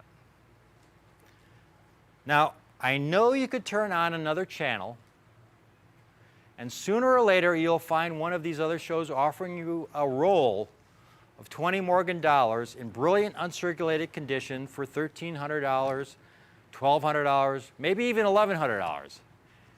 And maybe there'll be a couple sliders in these rolls, but you know, coins that are actually lightly circulated and not uncirculated. But maybe there won't be any sliders. They might be all nice, brilliant, uncirculated coins. Typically, the coins in these rolls you see on these shows can be found on this first page that we showed you here. Usually when you see these kinds of deals, they're coins from that first page, 40,000 or more graded. 81 S's, 84 O's, 85 O's, 80 S's, 04 O's, 86 P's. You might get a couple examples from this second page, but just a couple because these are more difficult to come by. Doubtful you're going to see a 90cc there, folks, or 87S or any of those coins like that, or 97S or 79O. You're not going to see those in those BU rolls, folks. Not true BUs. Now, those BUs that are offered, now we offer those BU mixed rolls ourselves here on Rare Collectibles TV. And honestly, nice BU Morgan dollar rolls for $1,200 are a really, really good deal. Here you're getting silver dollars struck over 100 years ago in brilliant uncirculated condition.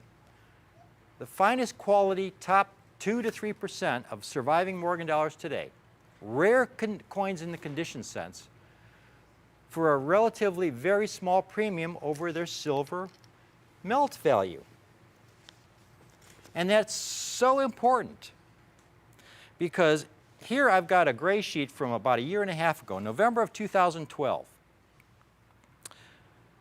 When silver was at $32 an ounce. Silver is currently about $19 an ounce. So for people who have really gotten heavily invested in silver bullion over the last year and a half, 2 years, they've really taken a major hit. On the other hand, if they had bought nice uncirculated Morgan dollars, these coins have gone up in value. Why? Well, you got two things going with the Morgan dollars. You got the bullion. If silver goes up, that's going to help the value of these coins. But if silver goes down, you've got a finite quantity of brilliant uncirculated Morgan dollars. Now, the circulated grades of these Morgan dollars have gone down in value along with the price of bullion. Because again, there's large quantities of circulated Morgan dollars out there. Thousands and thousands of bags, but there's a finite quality of these uncirculated coins. They have the numismatic component, the numismatic rarity. And because they're harder and harder to come by as collectors put these coins away, it's a finite quantity that's getting rarer by the month.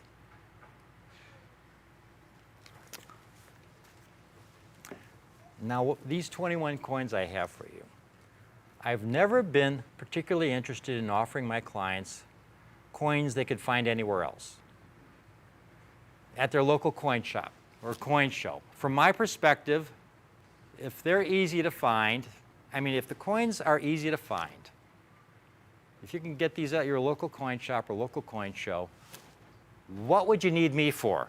Really, seriously. I have this ethic, folks, that demands I do better.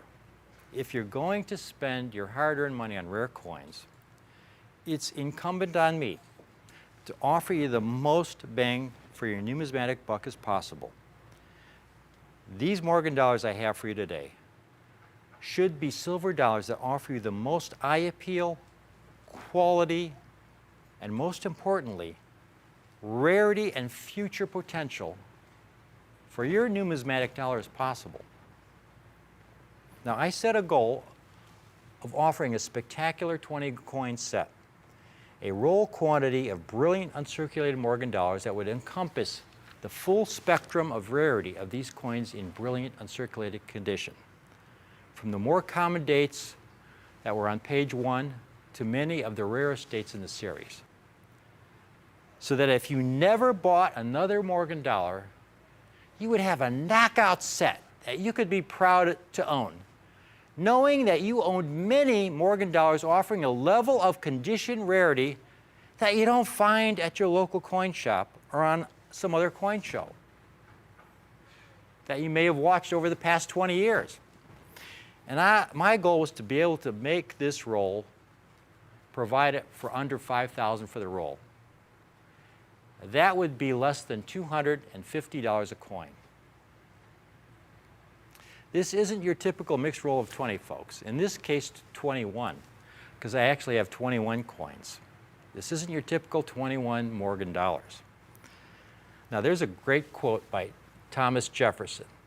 To paraphrase Thomas Jefferson, he once said, "I'm a great believer in luck, and I find the harder I work, the more I have of it." I acquired over a bag quantity of some absolutely spectacular mixed state, brilliant uncirculated Morgan dollars that had been in someone's vault or collection. Maybe it was hidden in a secret wall. Who knows where it's been hiding these decades, but this bag hadn't seen the light of day for over 40 years. And it was a big deal, and we were able to get it. And we've been very pleasantly surprised when we found that it wasn't just a bag of nice, brilliant, uncirculated Morgan dollars. Common dates. Here are the coins you'll be getting in this roll plus one. I've got that same chart for you of the rarity rankings. And the coins you see highlighted in red are the coins that are in this 21 coin super roll. Beginning with the 81S. We've got an 81S. We've got an 040, 86P, 830, 79S, 85P. But you see I've included in this roll the 1883CC, 1889P, and 1900O. And if we can go to that shot over there, Amy, on those first 9 coins, we get a close-up of those. You see at the upper left there, there's your 1881S. That 040 is second. Can we zoom in a little bit more? Is that possible? The third coin is the 86P, and then in the second row, you've got the 830. You've got the 79S, the 85P, and at the bottom, you've got the 83CC, in the lower left there, the 89P, and the 100O. And those are the coins in Category 1. So you've got the 3 rarest coins from that Category 1 in those 9 coins. The next group, Caitlin's going to show you this chart here. These are the ones you don't see very often. Now you occasionally see a 78S. We've got one of those. But we also have an 88O. 88O there. Twice as rare as the 78S. And then I've included the 84P and the 2 rarest examples from this second category, the 97P and the 82O. And we have those on that second, in that second holder there, those 5 coins you see there. There's a beautiful 78S, brilliant uncirculated.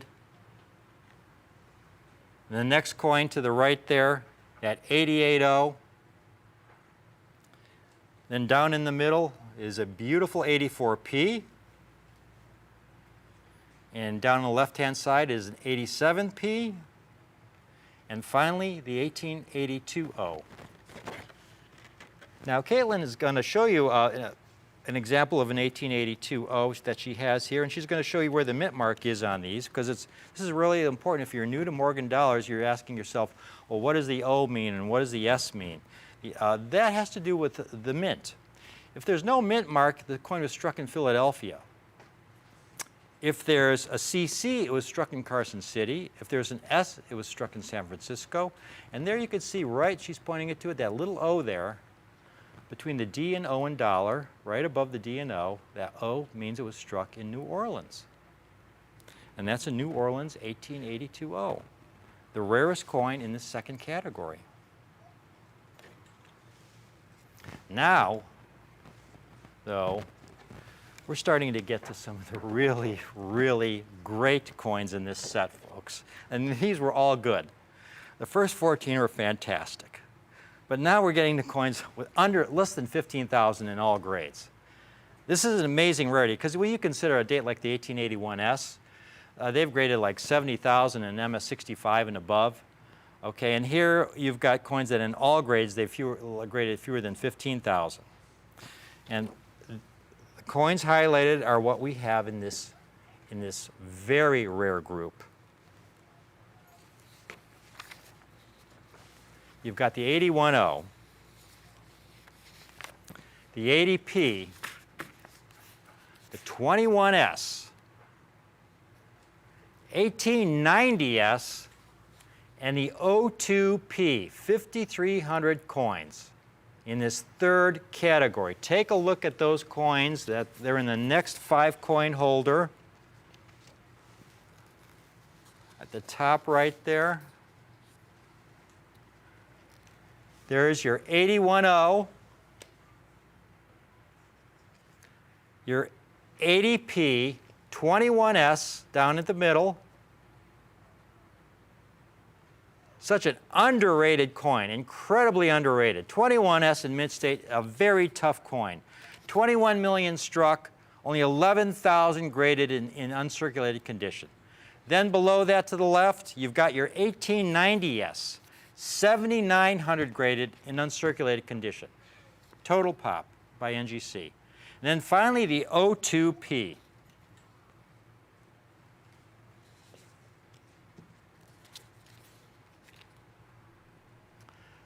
And now finally, we get to the last page. We've got an 1891S. 4,900 coins. But we also have something extra special here. And this last coin is considerably rarer in mint state condition than the 92cc you see there,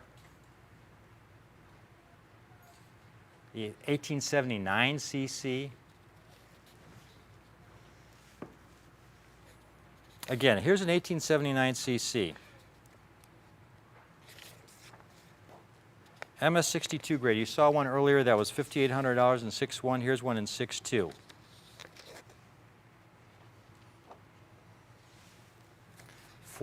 $6,000.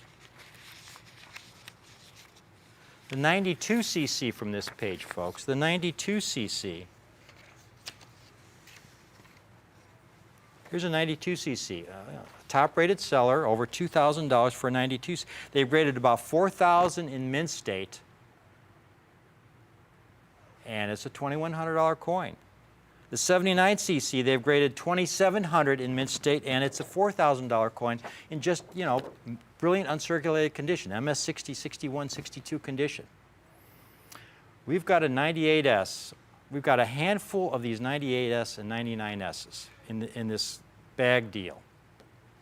We're going to include one or the other of the date.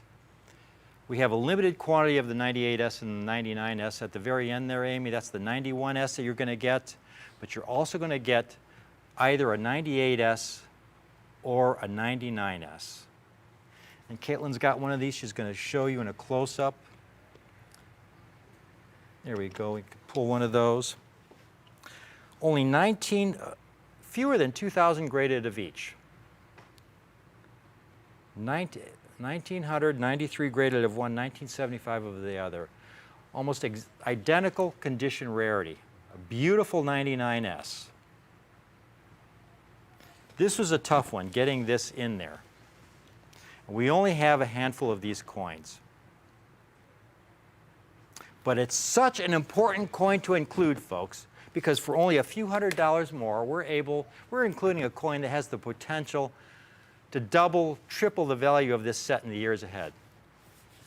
So we've got a 98S or a 99S in this set for you. Finally, for a set this magnificent, wouldn't it be nice to display them in a manner that befits their stature? So this is a 21 coin set, folks, that I have a beautiful presentation case for. And here you get to see it. And the coins are arranged in order of their rarity. Those first 9 you see in the first 2 rows, those are the coins from that first page.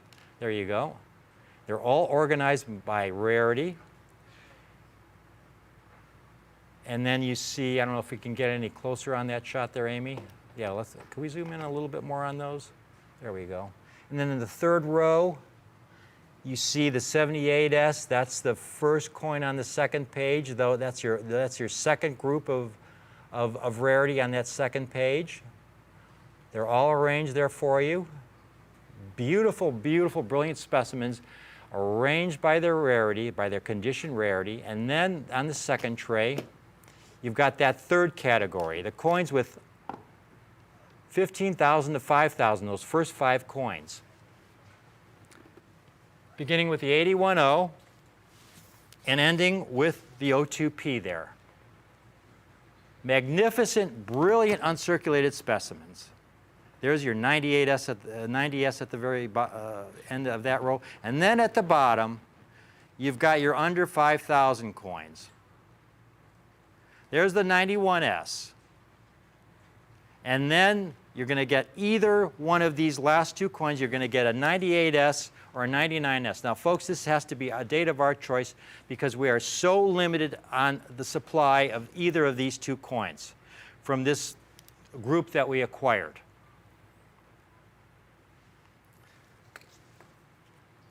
Now, I wanted to do this for under 5,000 for the roll. Less than $250 a coin. That was my goal.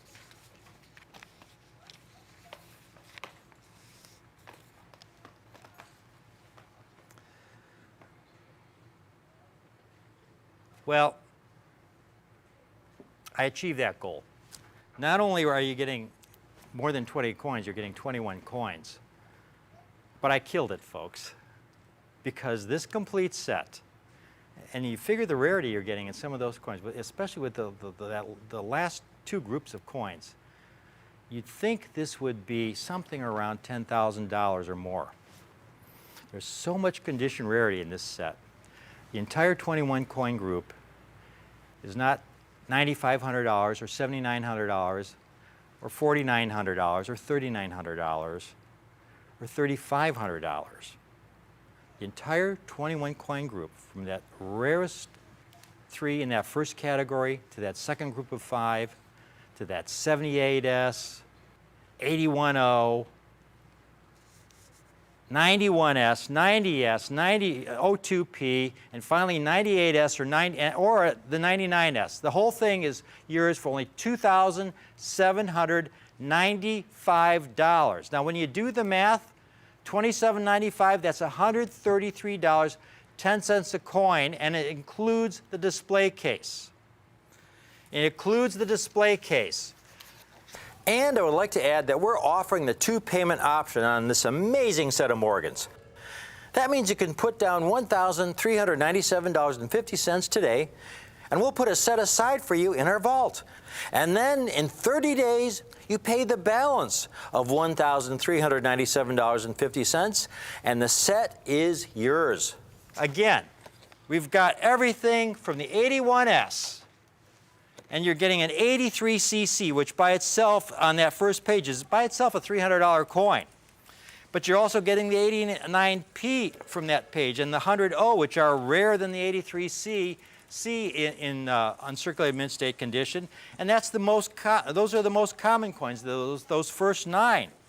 Then you get to the second page where you get a 78S, 88O, 84P. 97p, 82O. Those last three coins are all rarer in uncirculated condition than an 81cc, an 85cc, or a 78cc. A 78cc, folks, in MS6, just MS60 condition is about a $400 or $500 coin today. And you've got three coins on that second page that are rarer than the 78cc. And then you've got a group even rarer than those. You've got coins like the 81O, 80p, 21S, 90S, O2P, coins under 15,000. And finally, you've got a 91S, and you're going to get either a 98S or a 99S. Now, this is where you get maximum condition rarity for your numismatic dollar. I'm so proud to be able to put this set together. And again, this is so important. I don't spend a lot of time I don't think I've ever done a Bullion presentation. I just don't do Bullion presentations. Bullion can go up, Bullion can go down. I'm bullish on Bullion, but the thing is, if I was offering Bullion coins, or if I were offering Bullion coins to you a couple of years ago, when silver was $32, $33 an ounce, you would have taken a major hit today at today's prices, because again, right now it's around $19 an ounce. You'd have taken a major, major hit. In that same time frame, these coins have gone up in value while Bullion has gone down. And these coins will continue to go up in value because these are so much more than Bullion. If silver goes back up, you're going to win on these. That's going to push the value of these coins up. But even if silver goes down, these are going to continue to grow in value because of their numismatic rarity. There's a finite quantity of these coins. You've got the common dates to these most rare states. These most rare states you can expect to skyrocket in value in the decades ahead because the quantities are so limited, so finite. This is an outstanding opportunity to put away a spectacular set of Morgan dollars. Even if you never buy another Morgan dollar, this is a set I would most highly recommend for only $27.95, $133.10 a coin. Think of how many coins there are out there that are more than $133.10 that are not silver dollars, that don't have near the rarity of these coins you're getting today, folks. And it is available on the two-payment option, $1,397.50 today and $1,397.50 in 30 days, and you'll have a great set of 21 Morgan dollars. This is an incredible opportunity. We are getting a lot of calls in on this already. This is something, and I'm not going to talk about this too much longer because, again, I have a finite number of these sets because of the difficulty of getting those rare dates in this collection.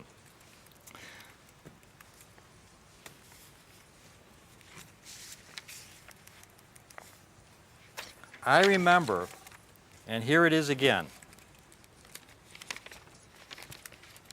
It's so important when we're talking about these Morgan dollars, we talk about them in brilliant uncirculated condition. Condition rarity is what it's all about because, again, if you're talking about circulated Morgan dollars, they're out there by the bags. It's an uncirculated condition where they become really rare. Only a couple percent of the surviving Morgan dollar population has survived in brilliant uncirculated condition.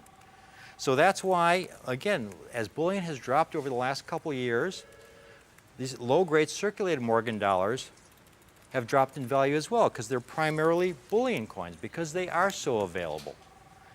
On the other hand, these uncirculated coins are so much rare that they have so much more condition rarity.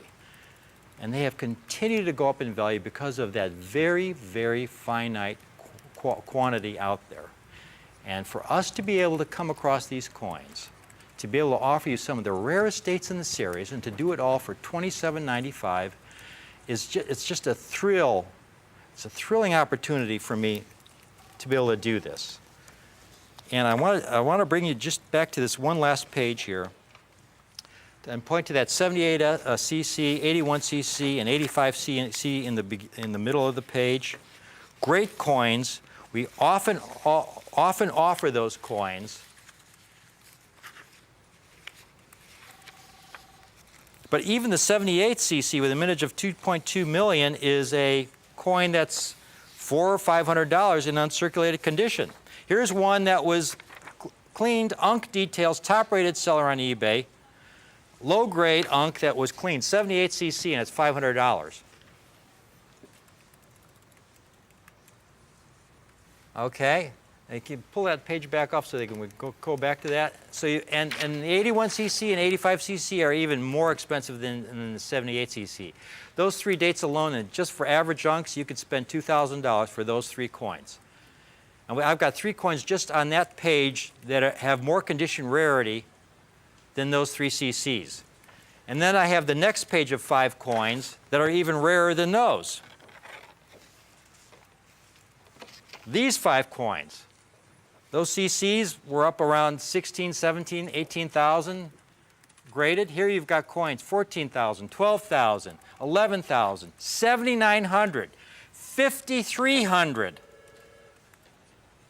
And then on the final page, the 91S, 4,900, and those two at the bottom, so deep into that rarity category, rarer than the 79 cc, which you see there. They've graded about 2,700, a $4,000 coin in just MS60 grade. Up above it, 10 coins from the top. The 92 cc, almost 4,000 graded. And that's a $2,000 coin. And I'm including either a 99S or a 98S in this set. You're going to get one or the other. Brilliant uncirculated. And this whole thing, that 98S or 99S, by itself should be over $2,700, folks. And someday, that's where it's going to be. But for today, you get the whole set, the entire set of 21. Only here on Rick's U.S. Coin Show Rare Collectibles TV in this showcase. We acquired these custom cases specifically for this set because this is something that we feel you would be so, it makes it so easy to show your friends. A beautiful display case where you can take the Morgan dollars out. Could you just show them how one comes, flips right out of there? Easy to just flip right out. There's a little space for your finger to take the coin out so you could, it's in a protective, airtight holder. You can turn it around, see, look at the obverse and reverse. It's a perfect way to admire, enjoy your set, and to share it with friends. All for only $27.95. We still have a lot of folks calling it. I don't know if we have a queue on this. It looks like we may, but please stay on the line. We'll take care of you as soon as we get to you, but I will have to cut it off at this point in time because this is an item like so many of the items I offer here on Rare Collectibles TV, we can't back order it. So we have enough online to handle, enough of these sets to handle what we currently have online, but we're going to have to stop right here. I hope you enjoyed this presentation. I hope you take advantage of one of these sets. This is the greatest group of Morgan dollars I've ever been able to offer here on any show. It's the greatest group of 21 Morgan dollars that any show has ever offered. All for $27.95, right here on Rare Collectibles TV. Thanks for watching. Please stay tuned for our next presentation. I believe you're going to enjoy that one just as much as that. I hope you enjoyed this one. Thanks again.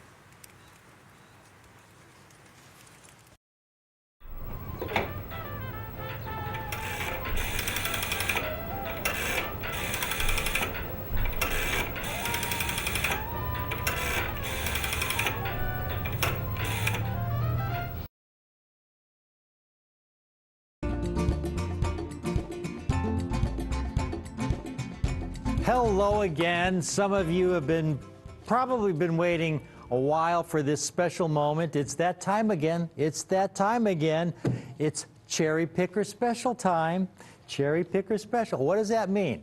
What does Cherry Picker Special? Well, cherry picking is when we select some coins that are really nice quality, great coins, And we get them at a great price that we can pass on to you at just an absurdly low price. And we have cherry-picked this special deal, folks. This is a set that is so much opportunity. If you were to try and put together a Washington quarter set in proof condition from 1964 to the present, these 3 coins I have would be the toughest 3 coins to get in 6th, 7th grade. And they are the 1965, 1966, 1967 Special Mint Set Washington quarters.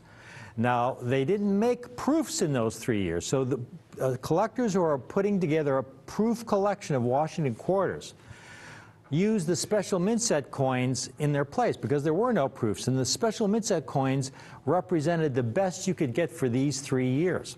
Unfortunately, the Special Mint Set coins were not made like proofs. The dies were given some special treatment, but there was a big difference in that once proof coins were struck, they were individually handled. Special Mint Set coins, on the other hand, once they were struck, were dumped into bins.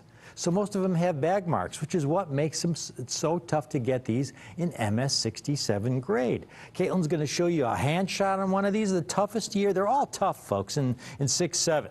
The 65 is the toughest of the 3 by a small degree. And we've got these coins. If you just want to buy 1 coin, we've got the 1965s. The key date, $29. And look at that coin. It looks flawless. I don't know why they didn't give it at least a 68. These are cherry-picked, folks. This is what we mean by cherry-picker special. These are cherry-picked at a great price, $29 for the 1965. The second coin is the 1966 in the Special Mint Set series. That only struck for 3 years. That's the second coin. Another beautiful gem.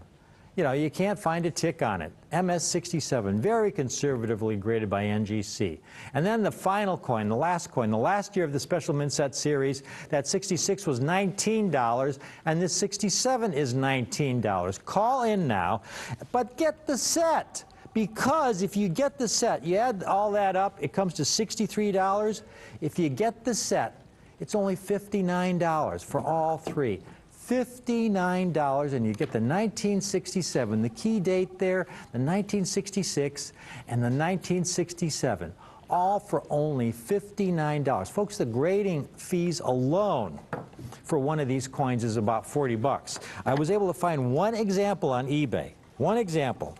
I found a 1965 in 6-7, top-rated seller. You know, I love to try and get top-rated sellers on eBay because to get top-rated seller status, you have to be a seller that the buyers feel you give great service to at fair prices and fairly represented as well. So you have to have happy customers to get a top-rated seller status. This individual has over 5,500 happy customers, a 1965 Special Mint Set. MS-67 grade, just for that coin alone, $47. I'm offering you the entire set for only $59. Get one of these now. Can't do a quantity discount on this at all because it's already cut to the bone, folks. Again, when you figure how much just to get these graded. These are coins that I hoped would grade a little bit higher. If they would have graded 68, that would have been great, and I could have made a little bit. At this price, you know, it's a cherry picker special. You're getting the very best possible coin in the holder for a really, really great price. Take advantage of this little deal. Again, these are the toughest years when you're talking about building a set of Washington quarters in proof condition. Say over the last 50 years, from 1964 to the present, these are going to be the 3 toughest issues, these 3 Special Mint Set years, because of the fact that these Special Mint Set issues, for one thing, while proof coins were individually handled, they weren't allowed to abrade with any other coins once they were struck. These Special Mint Set coins were just dumped into bins. Very few have survived without bag marks. And so we've got some of those elite few, and we've just got them at a great cherry picker special price of only $59 for the set. But if you just need one date, if you need a 1965, it's only $29. If you need a 1966, it's only $19. If you need a 1967, it's only $19. But the set is only $59. Get one now. Thanks for watching this little cherry picker special. I love these kind of deals. This is what collecting is all about. You know, it's all about, you know, you don't have to be somebody that, has $100,000 a month to spend on rare coins. There's some great deals out there where you can get some really great rare coins for under $100. And this Cherry Picker Special, this 3-coin set, is a great example. 3-coin set, some really scarce coins for only $59. Thank you for watching this Cherry Picker Special. It's a real pleasure. Stay tuned for our next presentation coming up.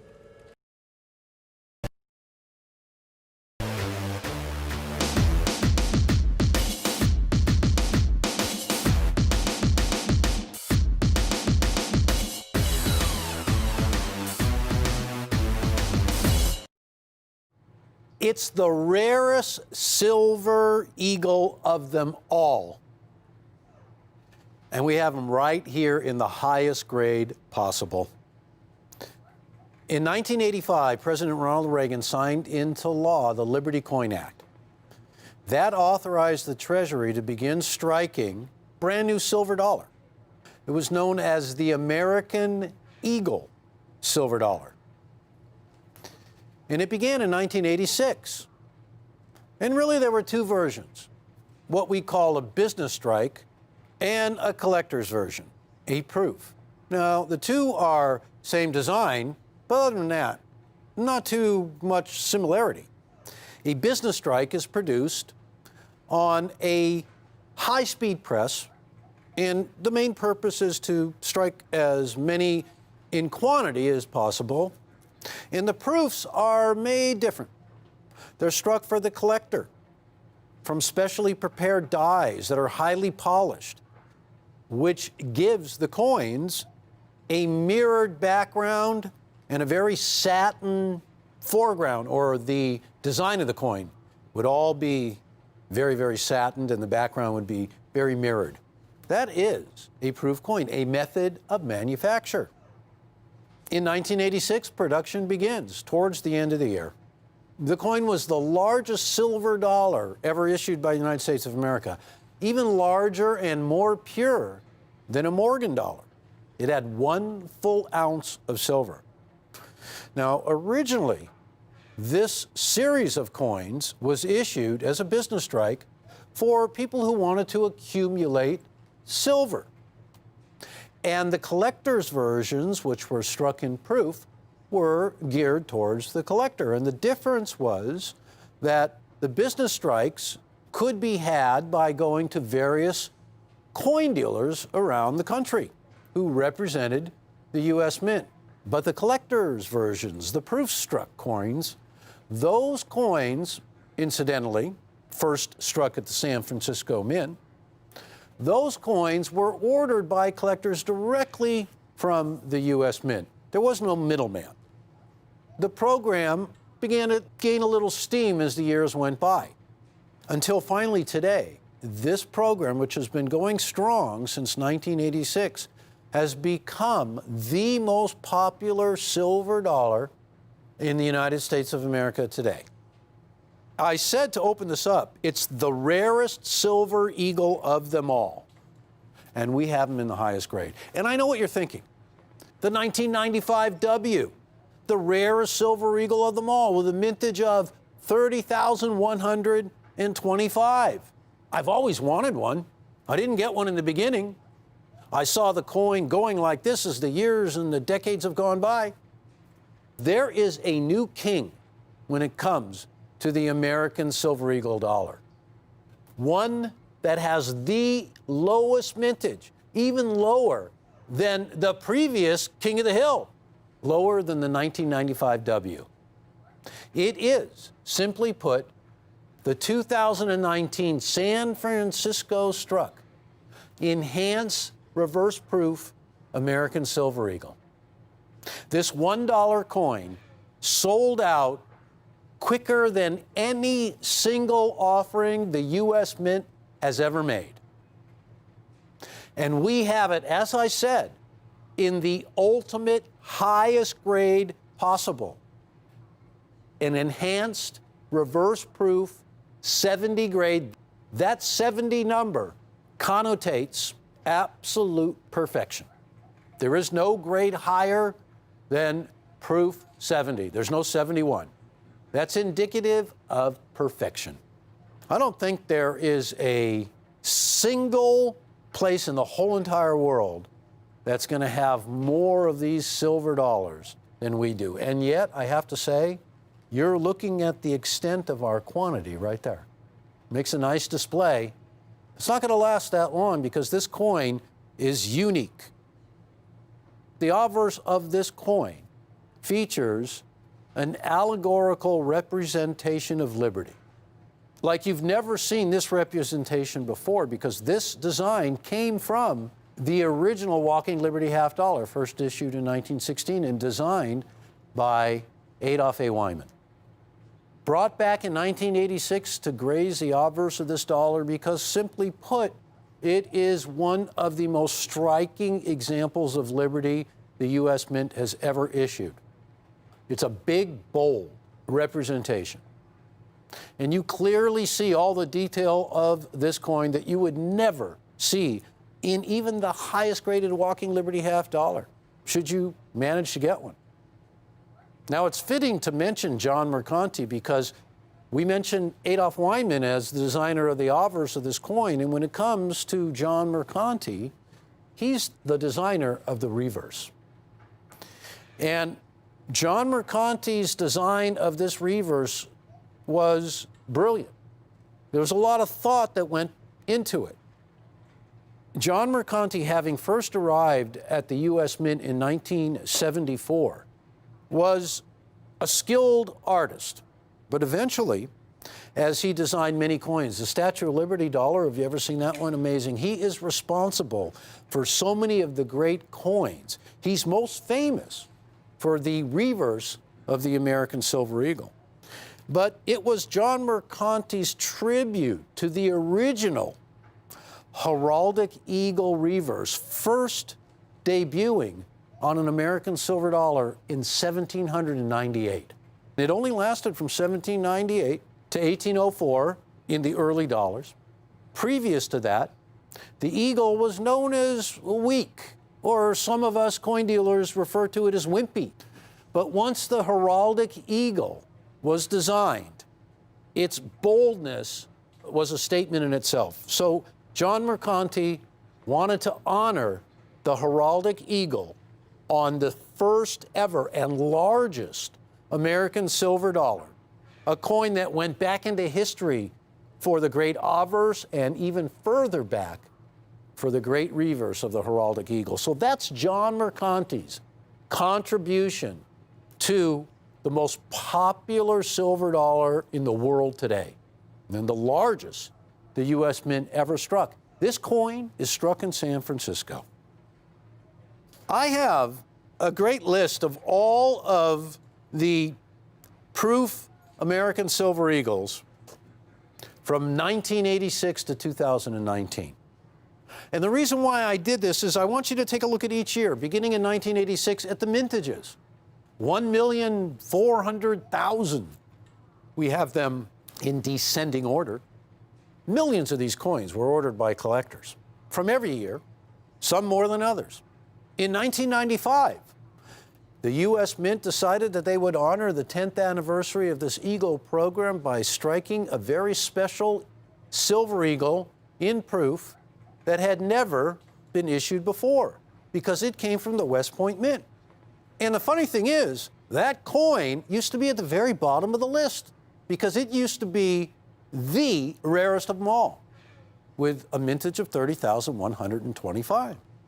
The U.S. Mint really turned collecting upside down for this one by making so many people happy and crazy at the same time. Because with only 30,000 issued, you take a look at all the millions of people who have purchased proof silver eagles, collector silver eagles in the past, they didn't get a coin. Almost everybody didn't get one because there were only 30,000 that existed, and the coins, if you blinked, you missed it. You didn't get one. Enhanced reverse proof, highest grade, absolute perfection. It's an amazing example of numismatic art, of the minter's art. Now, we're about to really get into this presentation, but I will tell you right now, it's wise to start calling right now, because this coin is the ultimate in a Silver Eagle. It has everything. The lowest mintage, the highest grade, and of its kind, it's the only one because this coin from San Francisco is almost the last of a certain design. This heraldic eagle design is going away. 2021, a new design will be on the reverse of the eagle. And so it is fitting that the rarest of them all is also one of the last of its kind. This will attest to the popularity. As a business strike, over 500 million coins. As a proof, 23 million. There were the burnished dies, the reverse proofs, of which this is one. Of course, enhanced reverse proof takes reverse proofs to a whole different level. And what, there's been 3 issues so far, and the total mintage is 140,000. The total amount of Silver Eagles produced to date has been 562 million, and then some. But there has never been an American Silver Eagle dollar with a mintage of 30,000. Never. It is the new king of the hill.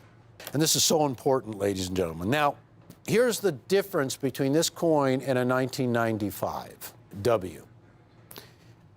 The program was in its relative infancy at that time. And the grading services had come around just about the time when the American Eagles started to be produced. And the program began to build steam. So by the time the current king, the 2019, hit the scene, there were so many collectors, millions and millions of collectors, vying for this single example. So simply put, if you missed out on that, now is your opportunity to make good. Now I want to show you how the 1995 became what it is today, and then I'm going to show you why this 2019, are you ready? At less than $4,000 is the coin to own in the highest grade attainable, at less than $4,000. Here's a 1995 W that auctioned off way back in the early part of the 21st century, just the first few years, first couple years. And that coin at auction in a perfect proof 70 brought almost $3,500. It wasn't too much longer, just a few years, when a proof 70 went into auction, or up for auction, I should say, and garnered a hammered price of $13,800. It sounds like a pretty good deal today, doesn't it? But you can imagine a coin not too many years earlier had almost made it to $3,500 in a perfect grade, and then the silver dollar right here brought almost $14,000. The coin continued to climb the ladder, and there's one that finished up at over $22,000, proof 70. That coin today is actually the second rarest. Here we have one that sold for over $23,000, and I have to tell you folks, you could not buy this coin today for that. You couldn't. You'd have to step up quite a bit. So here's what's so exciting about the 2019 issue. Now, I told you that this coin was going to be less than $4,000, and it is. This coin, in a perfect proof 70 grade, with John Mercanti signing each and every label of these coins in a perfect grade, here's what I'm finding. Remember, rarest of them all, highest grade, certified. There's one right there, and terrific price, absolutely amazing. A little less than $4,000. I promised you this coin would be less than $4,000. Here's an excellent example, also in a proof 70, almost $3,700. And here's one, also almost $4,000. All of them in perfect grade 70. There is a new king and it is the 2019 San Francisco Struck Enhanced Reverse Proof. This coin was a sellout almost quicker than any coin, in fact, quicker than any coin the U.S. Mint has ever offered. It had a strict limit to the amount that each person could order, one. And it sold out like that. This coin, from the moment word got out that there would be a very special issue for 2019, had collectors lined up virtually around the world to get a shot at getting this coin. Now, it's a reverse proof. And what that means is you see that shot right there. On a traditional proof, the background of the coin that you see there that appears very satined would be in mirror on a traditional proof. On a reverse proof, the figure of Liberty is in mirror, but this is a special coin. This coin consists of proof, reverse proof, and enhanced uncirculated finishes all in one coin.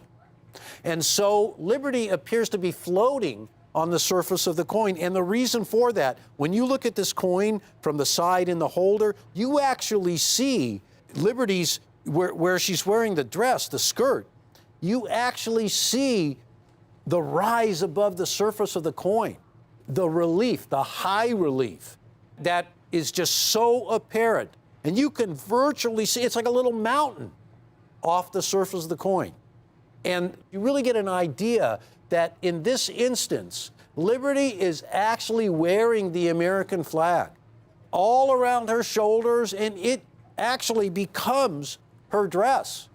And in this version, with the enhanced, with the reverse proof and the proof, all combining together, look at the rising sun. It is the most beautiful, stunning, stellar example of Adolph A. Wyman's walking Liberty design that has ever appeared on an American silver dollar. And to couple that with the fact that there were only 30,000 of these minted. Most collectors never thought they would see the day when they would be able to get a coin rarer than the 1995 W. Now, this coin is in a reverse proof 70 grade. Perfection. $2,995 for this coin. Folks, to be $1,000 or so less than everybody out there is a big deal on the hottest coin, the hottest American Silver Eagle from the hottest dollar program the U.S. has ever issued. That's good buying, and that means a great price, too, for all the collectors. $2,995. You can split it into two payments of $1,497.50. This coin had to be viewed under 5 times magnification in order to get the grade of perfection, of proof 70. If there would have been any flaw whatsoever viewed under that magnification, it would have gotten a proof or an enhanced reverse proof 6.9. And I want to show you what a proof 69 1995 W is doing today. Almost $6,000, $5,999. Here's one in a 69 grade, near perfection, but not there, for $6,462.50. In a grade lower, with a mintage higher, at $6,462. We have the hottest silver dollar, I have to say this, hottest silver dollar ever issued in the American Silver Eagle program. This coin right here. It is the coin. If you own a 1995 W, this coin is a must-have side by side, because the new king is the 2019 San Francisco Struck Enhanced Reverse Proof. Now, I mentioned that this design, John Mercanti's design of the heraldic eagle reverse, is going away, literally momentarily, never to return. So this coin is not only the rarest of them all, it's not only the one that sold out the quickest, It's not only the most perfect grade you're going to ever get, it has an autographed label by the designer of the reverse. This coin is it when it comes to Silver Eagle dollars. Now, the American Silver Eagle program, having been around since 1986, is so well established, so entrenched in numismatics, that when issues come around that have several 100,000 mintage, they don't last very long. When an issue comes around with a mintage that has never been seen before of 30,000, I'm fairly certain, if not completely 100% certain, that this coin will be unattainable in, most of the times I might say something like not too distant future. I'm probably going to, literally, it's semantics, but by tomorrow, this coin could be completely gone. Absolutely gone. Coin collecting, have you noticed, is so hot. The U.S. Mint has been raising their prices continuously on all their precious metal offerings. And the Silver Eagles are no different whatsoever. But this coin had a very unique beginning. Its mintage was announced ahead of time. And because of that, when you could first purchase these coins, the minute the clock struck 12, literally they were gone. It was instantaneous. So I know there were a lot of collectors out there who were disappointed. Ronald Reagan is known as the father of the American Silver Eagle program because in 1985, he is the president, and he firmly believed in a coin like this one. He was the president who had tried in his first term of office to get the United States to start issuing large silver dollars. He was unsuccessful in his first term. But in 1985, in his second term, the Liberty Coin Act was passed by Congress, signed into law by President Reagan, and that's how we get to this point today. And all along the way, there have been issues that have brought thousands of dollars. When we think about some of the rarest, we think about the 1994. The 1994 Proof Silver Eagle had a mintage of 372,000. And it is a very rare coin because every coin is spoken for. The 2019 Enhanced Reverse Proof has a mintage of 30,000, less than 10% of that coin. So it's no surprise that it was an instant sellout. These are in the highest grade known. When you submit these coins for grading, there's no guarantee if you submitted 10 that you would get a perfect grade. Likewise, you could submit 3 and get one perfect grade. Even though these coins are struck to the highest standards using the most perfect, highly polished plangets, those are the coining blank that gets inserted to the coining press before the two dies clash together with that blank in between, rendering the design onto the coin, onto the blank. They have to be the most mirrored. The dies have to be the finest examples. And then they are highly polished and prepped in such a way, a unique way, that when they get reinstalled into the coining press to begin striking, you can only strike 15 or 20 examples. And each coin has to be struck a minimum of 2 times to bring out that relief. And this is relief that you will never see in a business struck version. It just will not have the pressure of the press. It will not have that hand-operated technique that renders these coins absolutely perfect on occasion. We have a great selection of all Proof 70 enhanced reverse proof coins. I think it'd be hard-pressed to see this many coins anywhere. And I wanted pretty much to get every single coin we had in the vault out here because I wanted collectors to understand that when this coin was offered by the U.S. Mint you could not order this many coins at one time. You couldn't order more than one at a time. So to accumulate and acquire this coin, and then to be able to certify it in the ultimate grade of proof 70 of perfection, is no small feat. So rest assured, you have the ultimate in the rarest American silver eagle dollar for less money.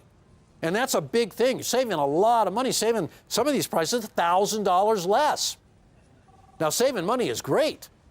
Getting one of these coins is fantastic. But being able to save money on the highest grade attainable, well, that's everything. John Mercanti retired from the United States Mint in 2010. And he retired as the 12th chief engraver. It's pretty much as far as you can go at the U.S. Mint. He spent nearly his whole working life, beginning in 1974. He spent almost all, certainly of his professional life, working at the U.S. Mint. A prolific designer. And when the opportunity came for him in 1986 to make a contribution to history, he chose the heraldic eagle reverse as the reverse that would grace this coin all the way from 1986 to 2020. This coin for 2019 is the king. It's big news because to replace the 1995, which today, right here at our network, you would easily have to spend $25,000 to duplicate the grade of this coin in a 1995. So here is a coin with a lower mintage in a perfect grade. I mean, I just can't say it enough. Maybe too much, right? We handpick even the perfection of these coins because what we're looking for is everything that you want. You want it all. You want the greatest look, the greatest strike, the greatest grade, the greatest price. Have we delivered? I think we have. One last time, ladies and gentlemen, there's a new kid in town, and that is the 2019 Enhanced Reverse Proof American Silver Eagle dollar, the lowest mintage of them all. This is it for less than $3,000, available on a split pay of $1,497.50 twice. So that is the story of the greatest American silver eagle to date, the one everybody wants, the hottest silver dollar in the world. Here at Rare Collectibles TV, thanks so much for watching. I hope you get one of these coins. Thank you and keep tuning in.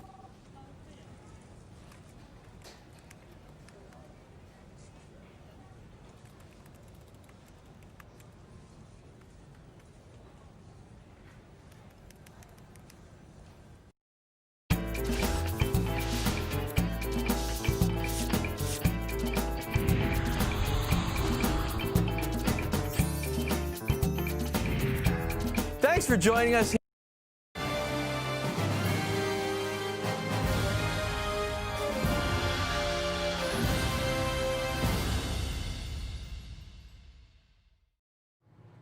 Welcome to Rick's U.S. Coin Show. Welcome, welcome, welcome. I'm Rick Tamaska, your host, and I have got an incredibly exciting gold opportunity for you today.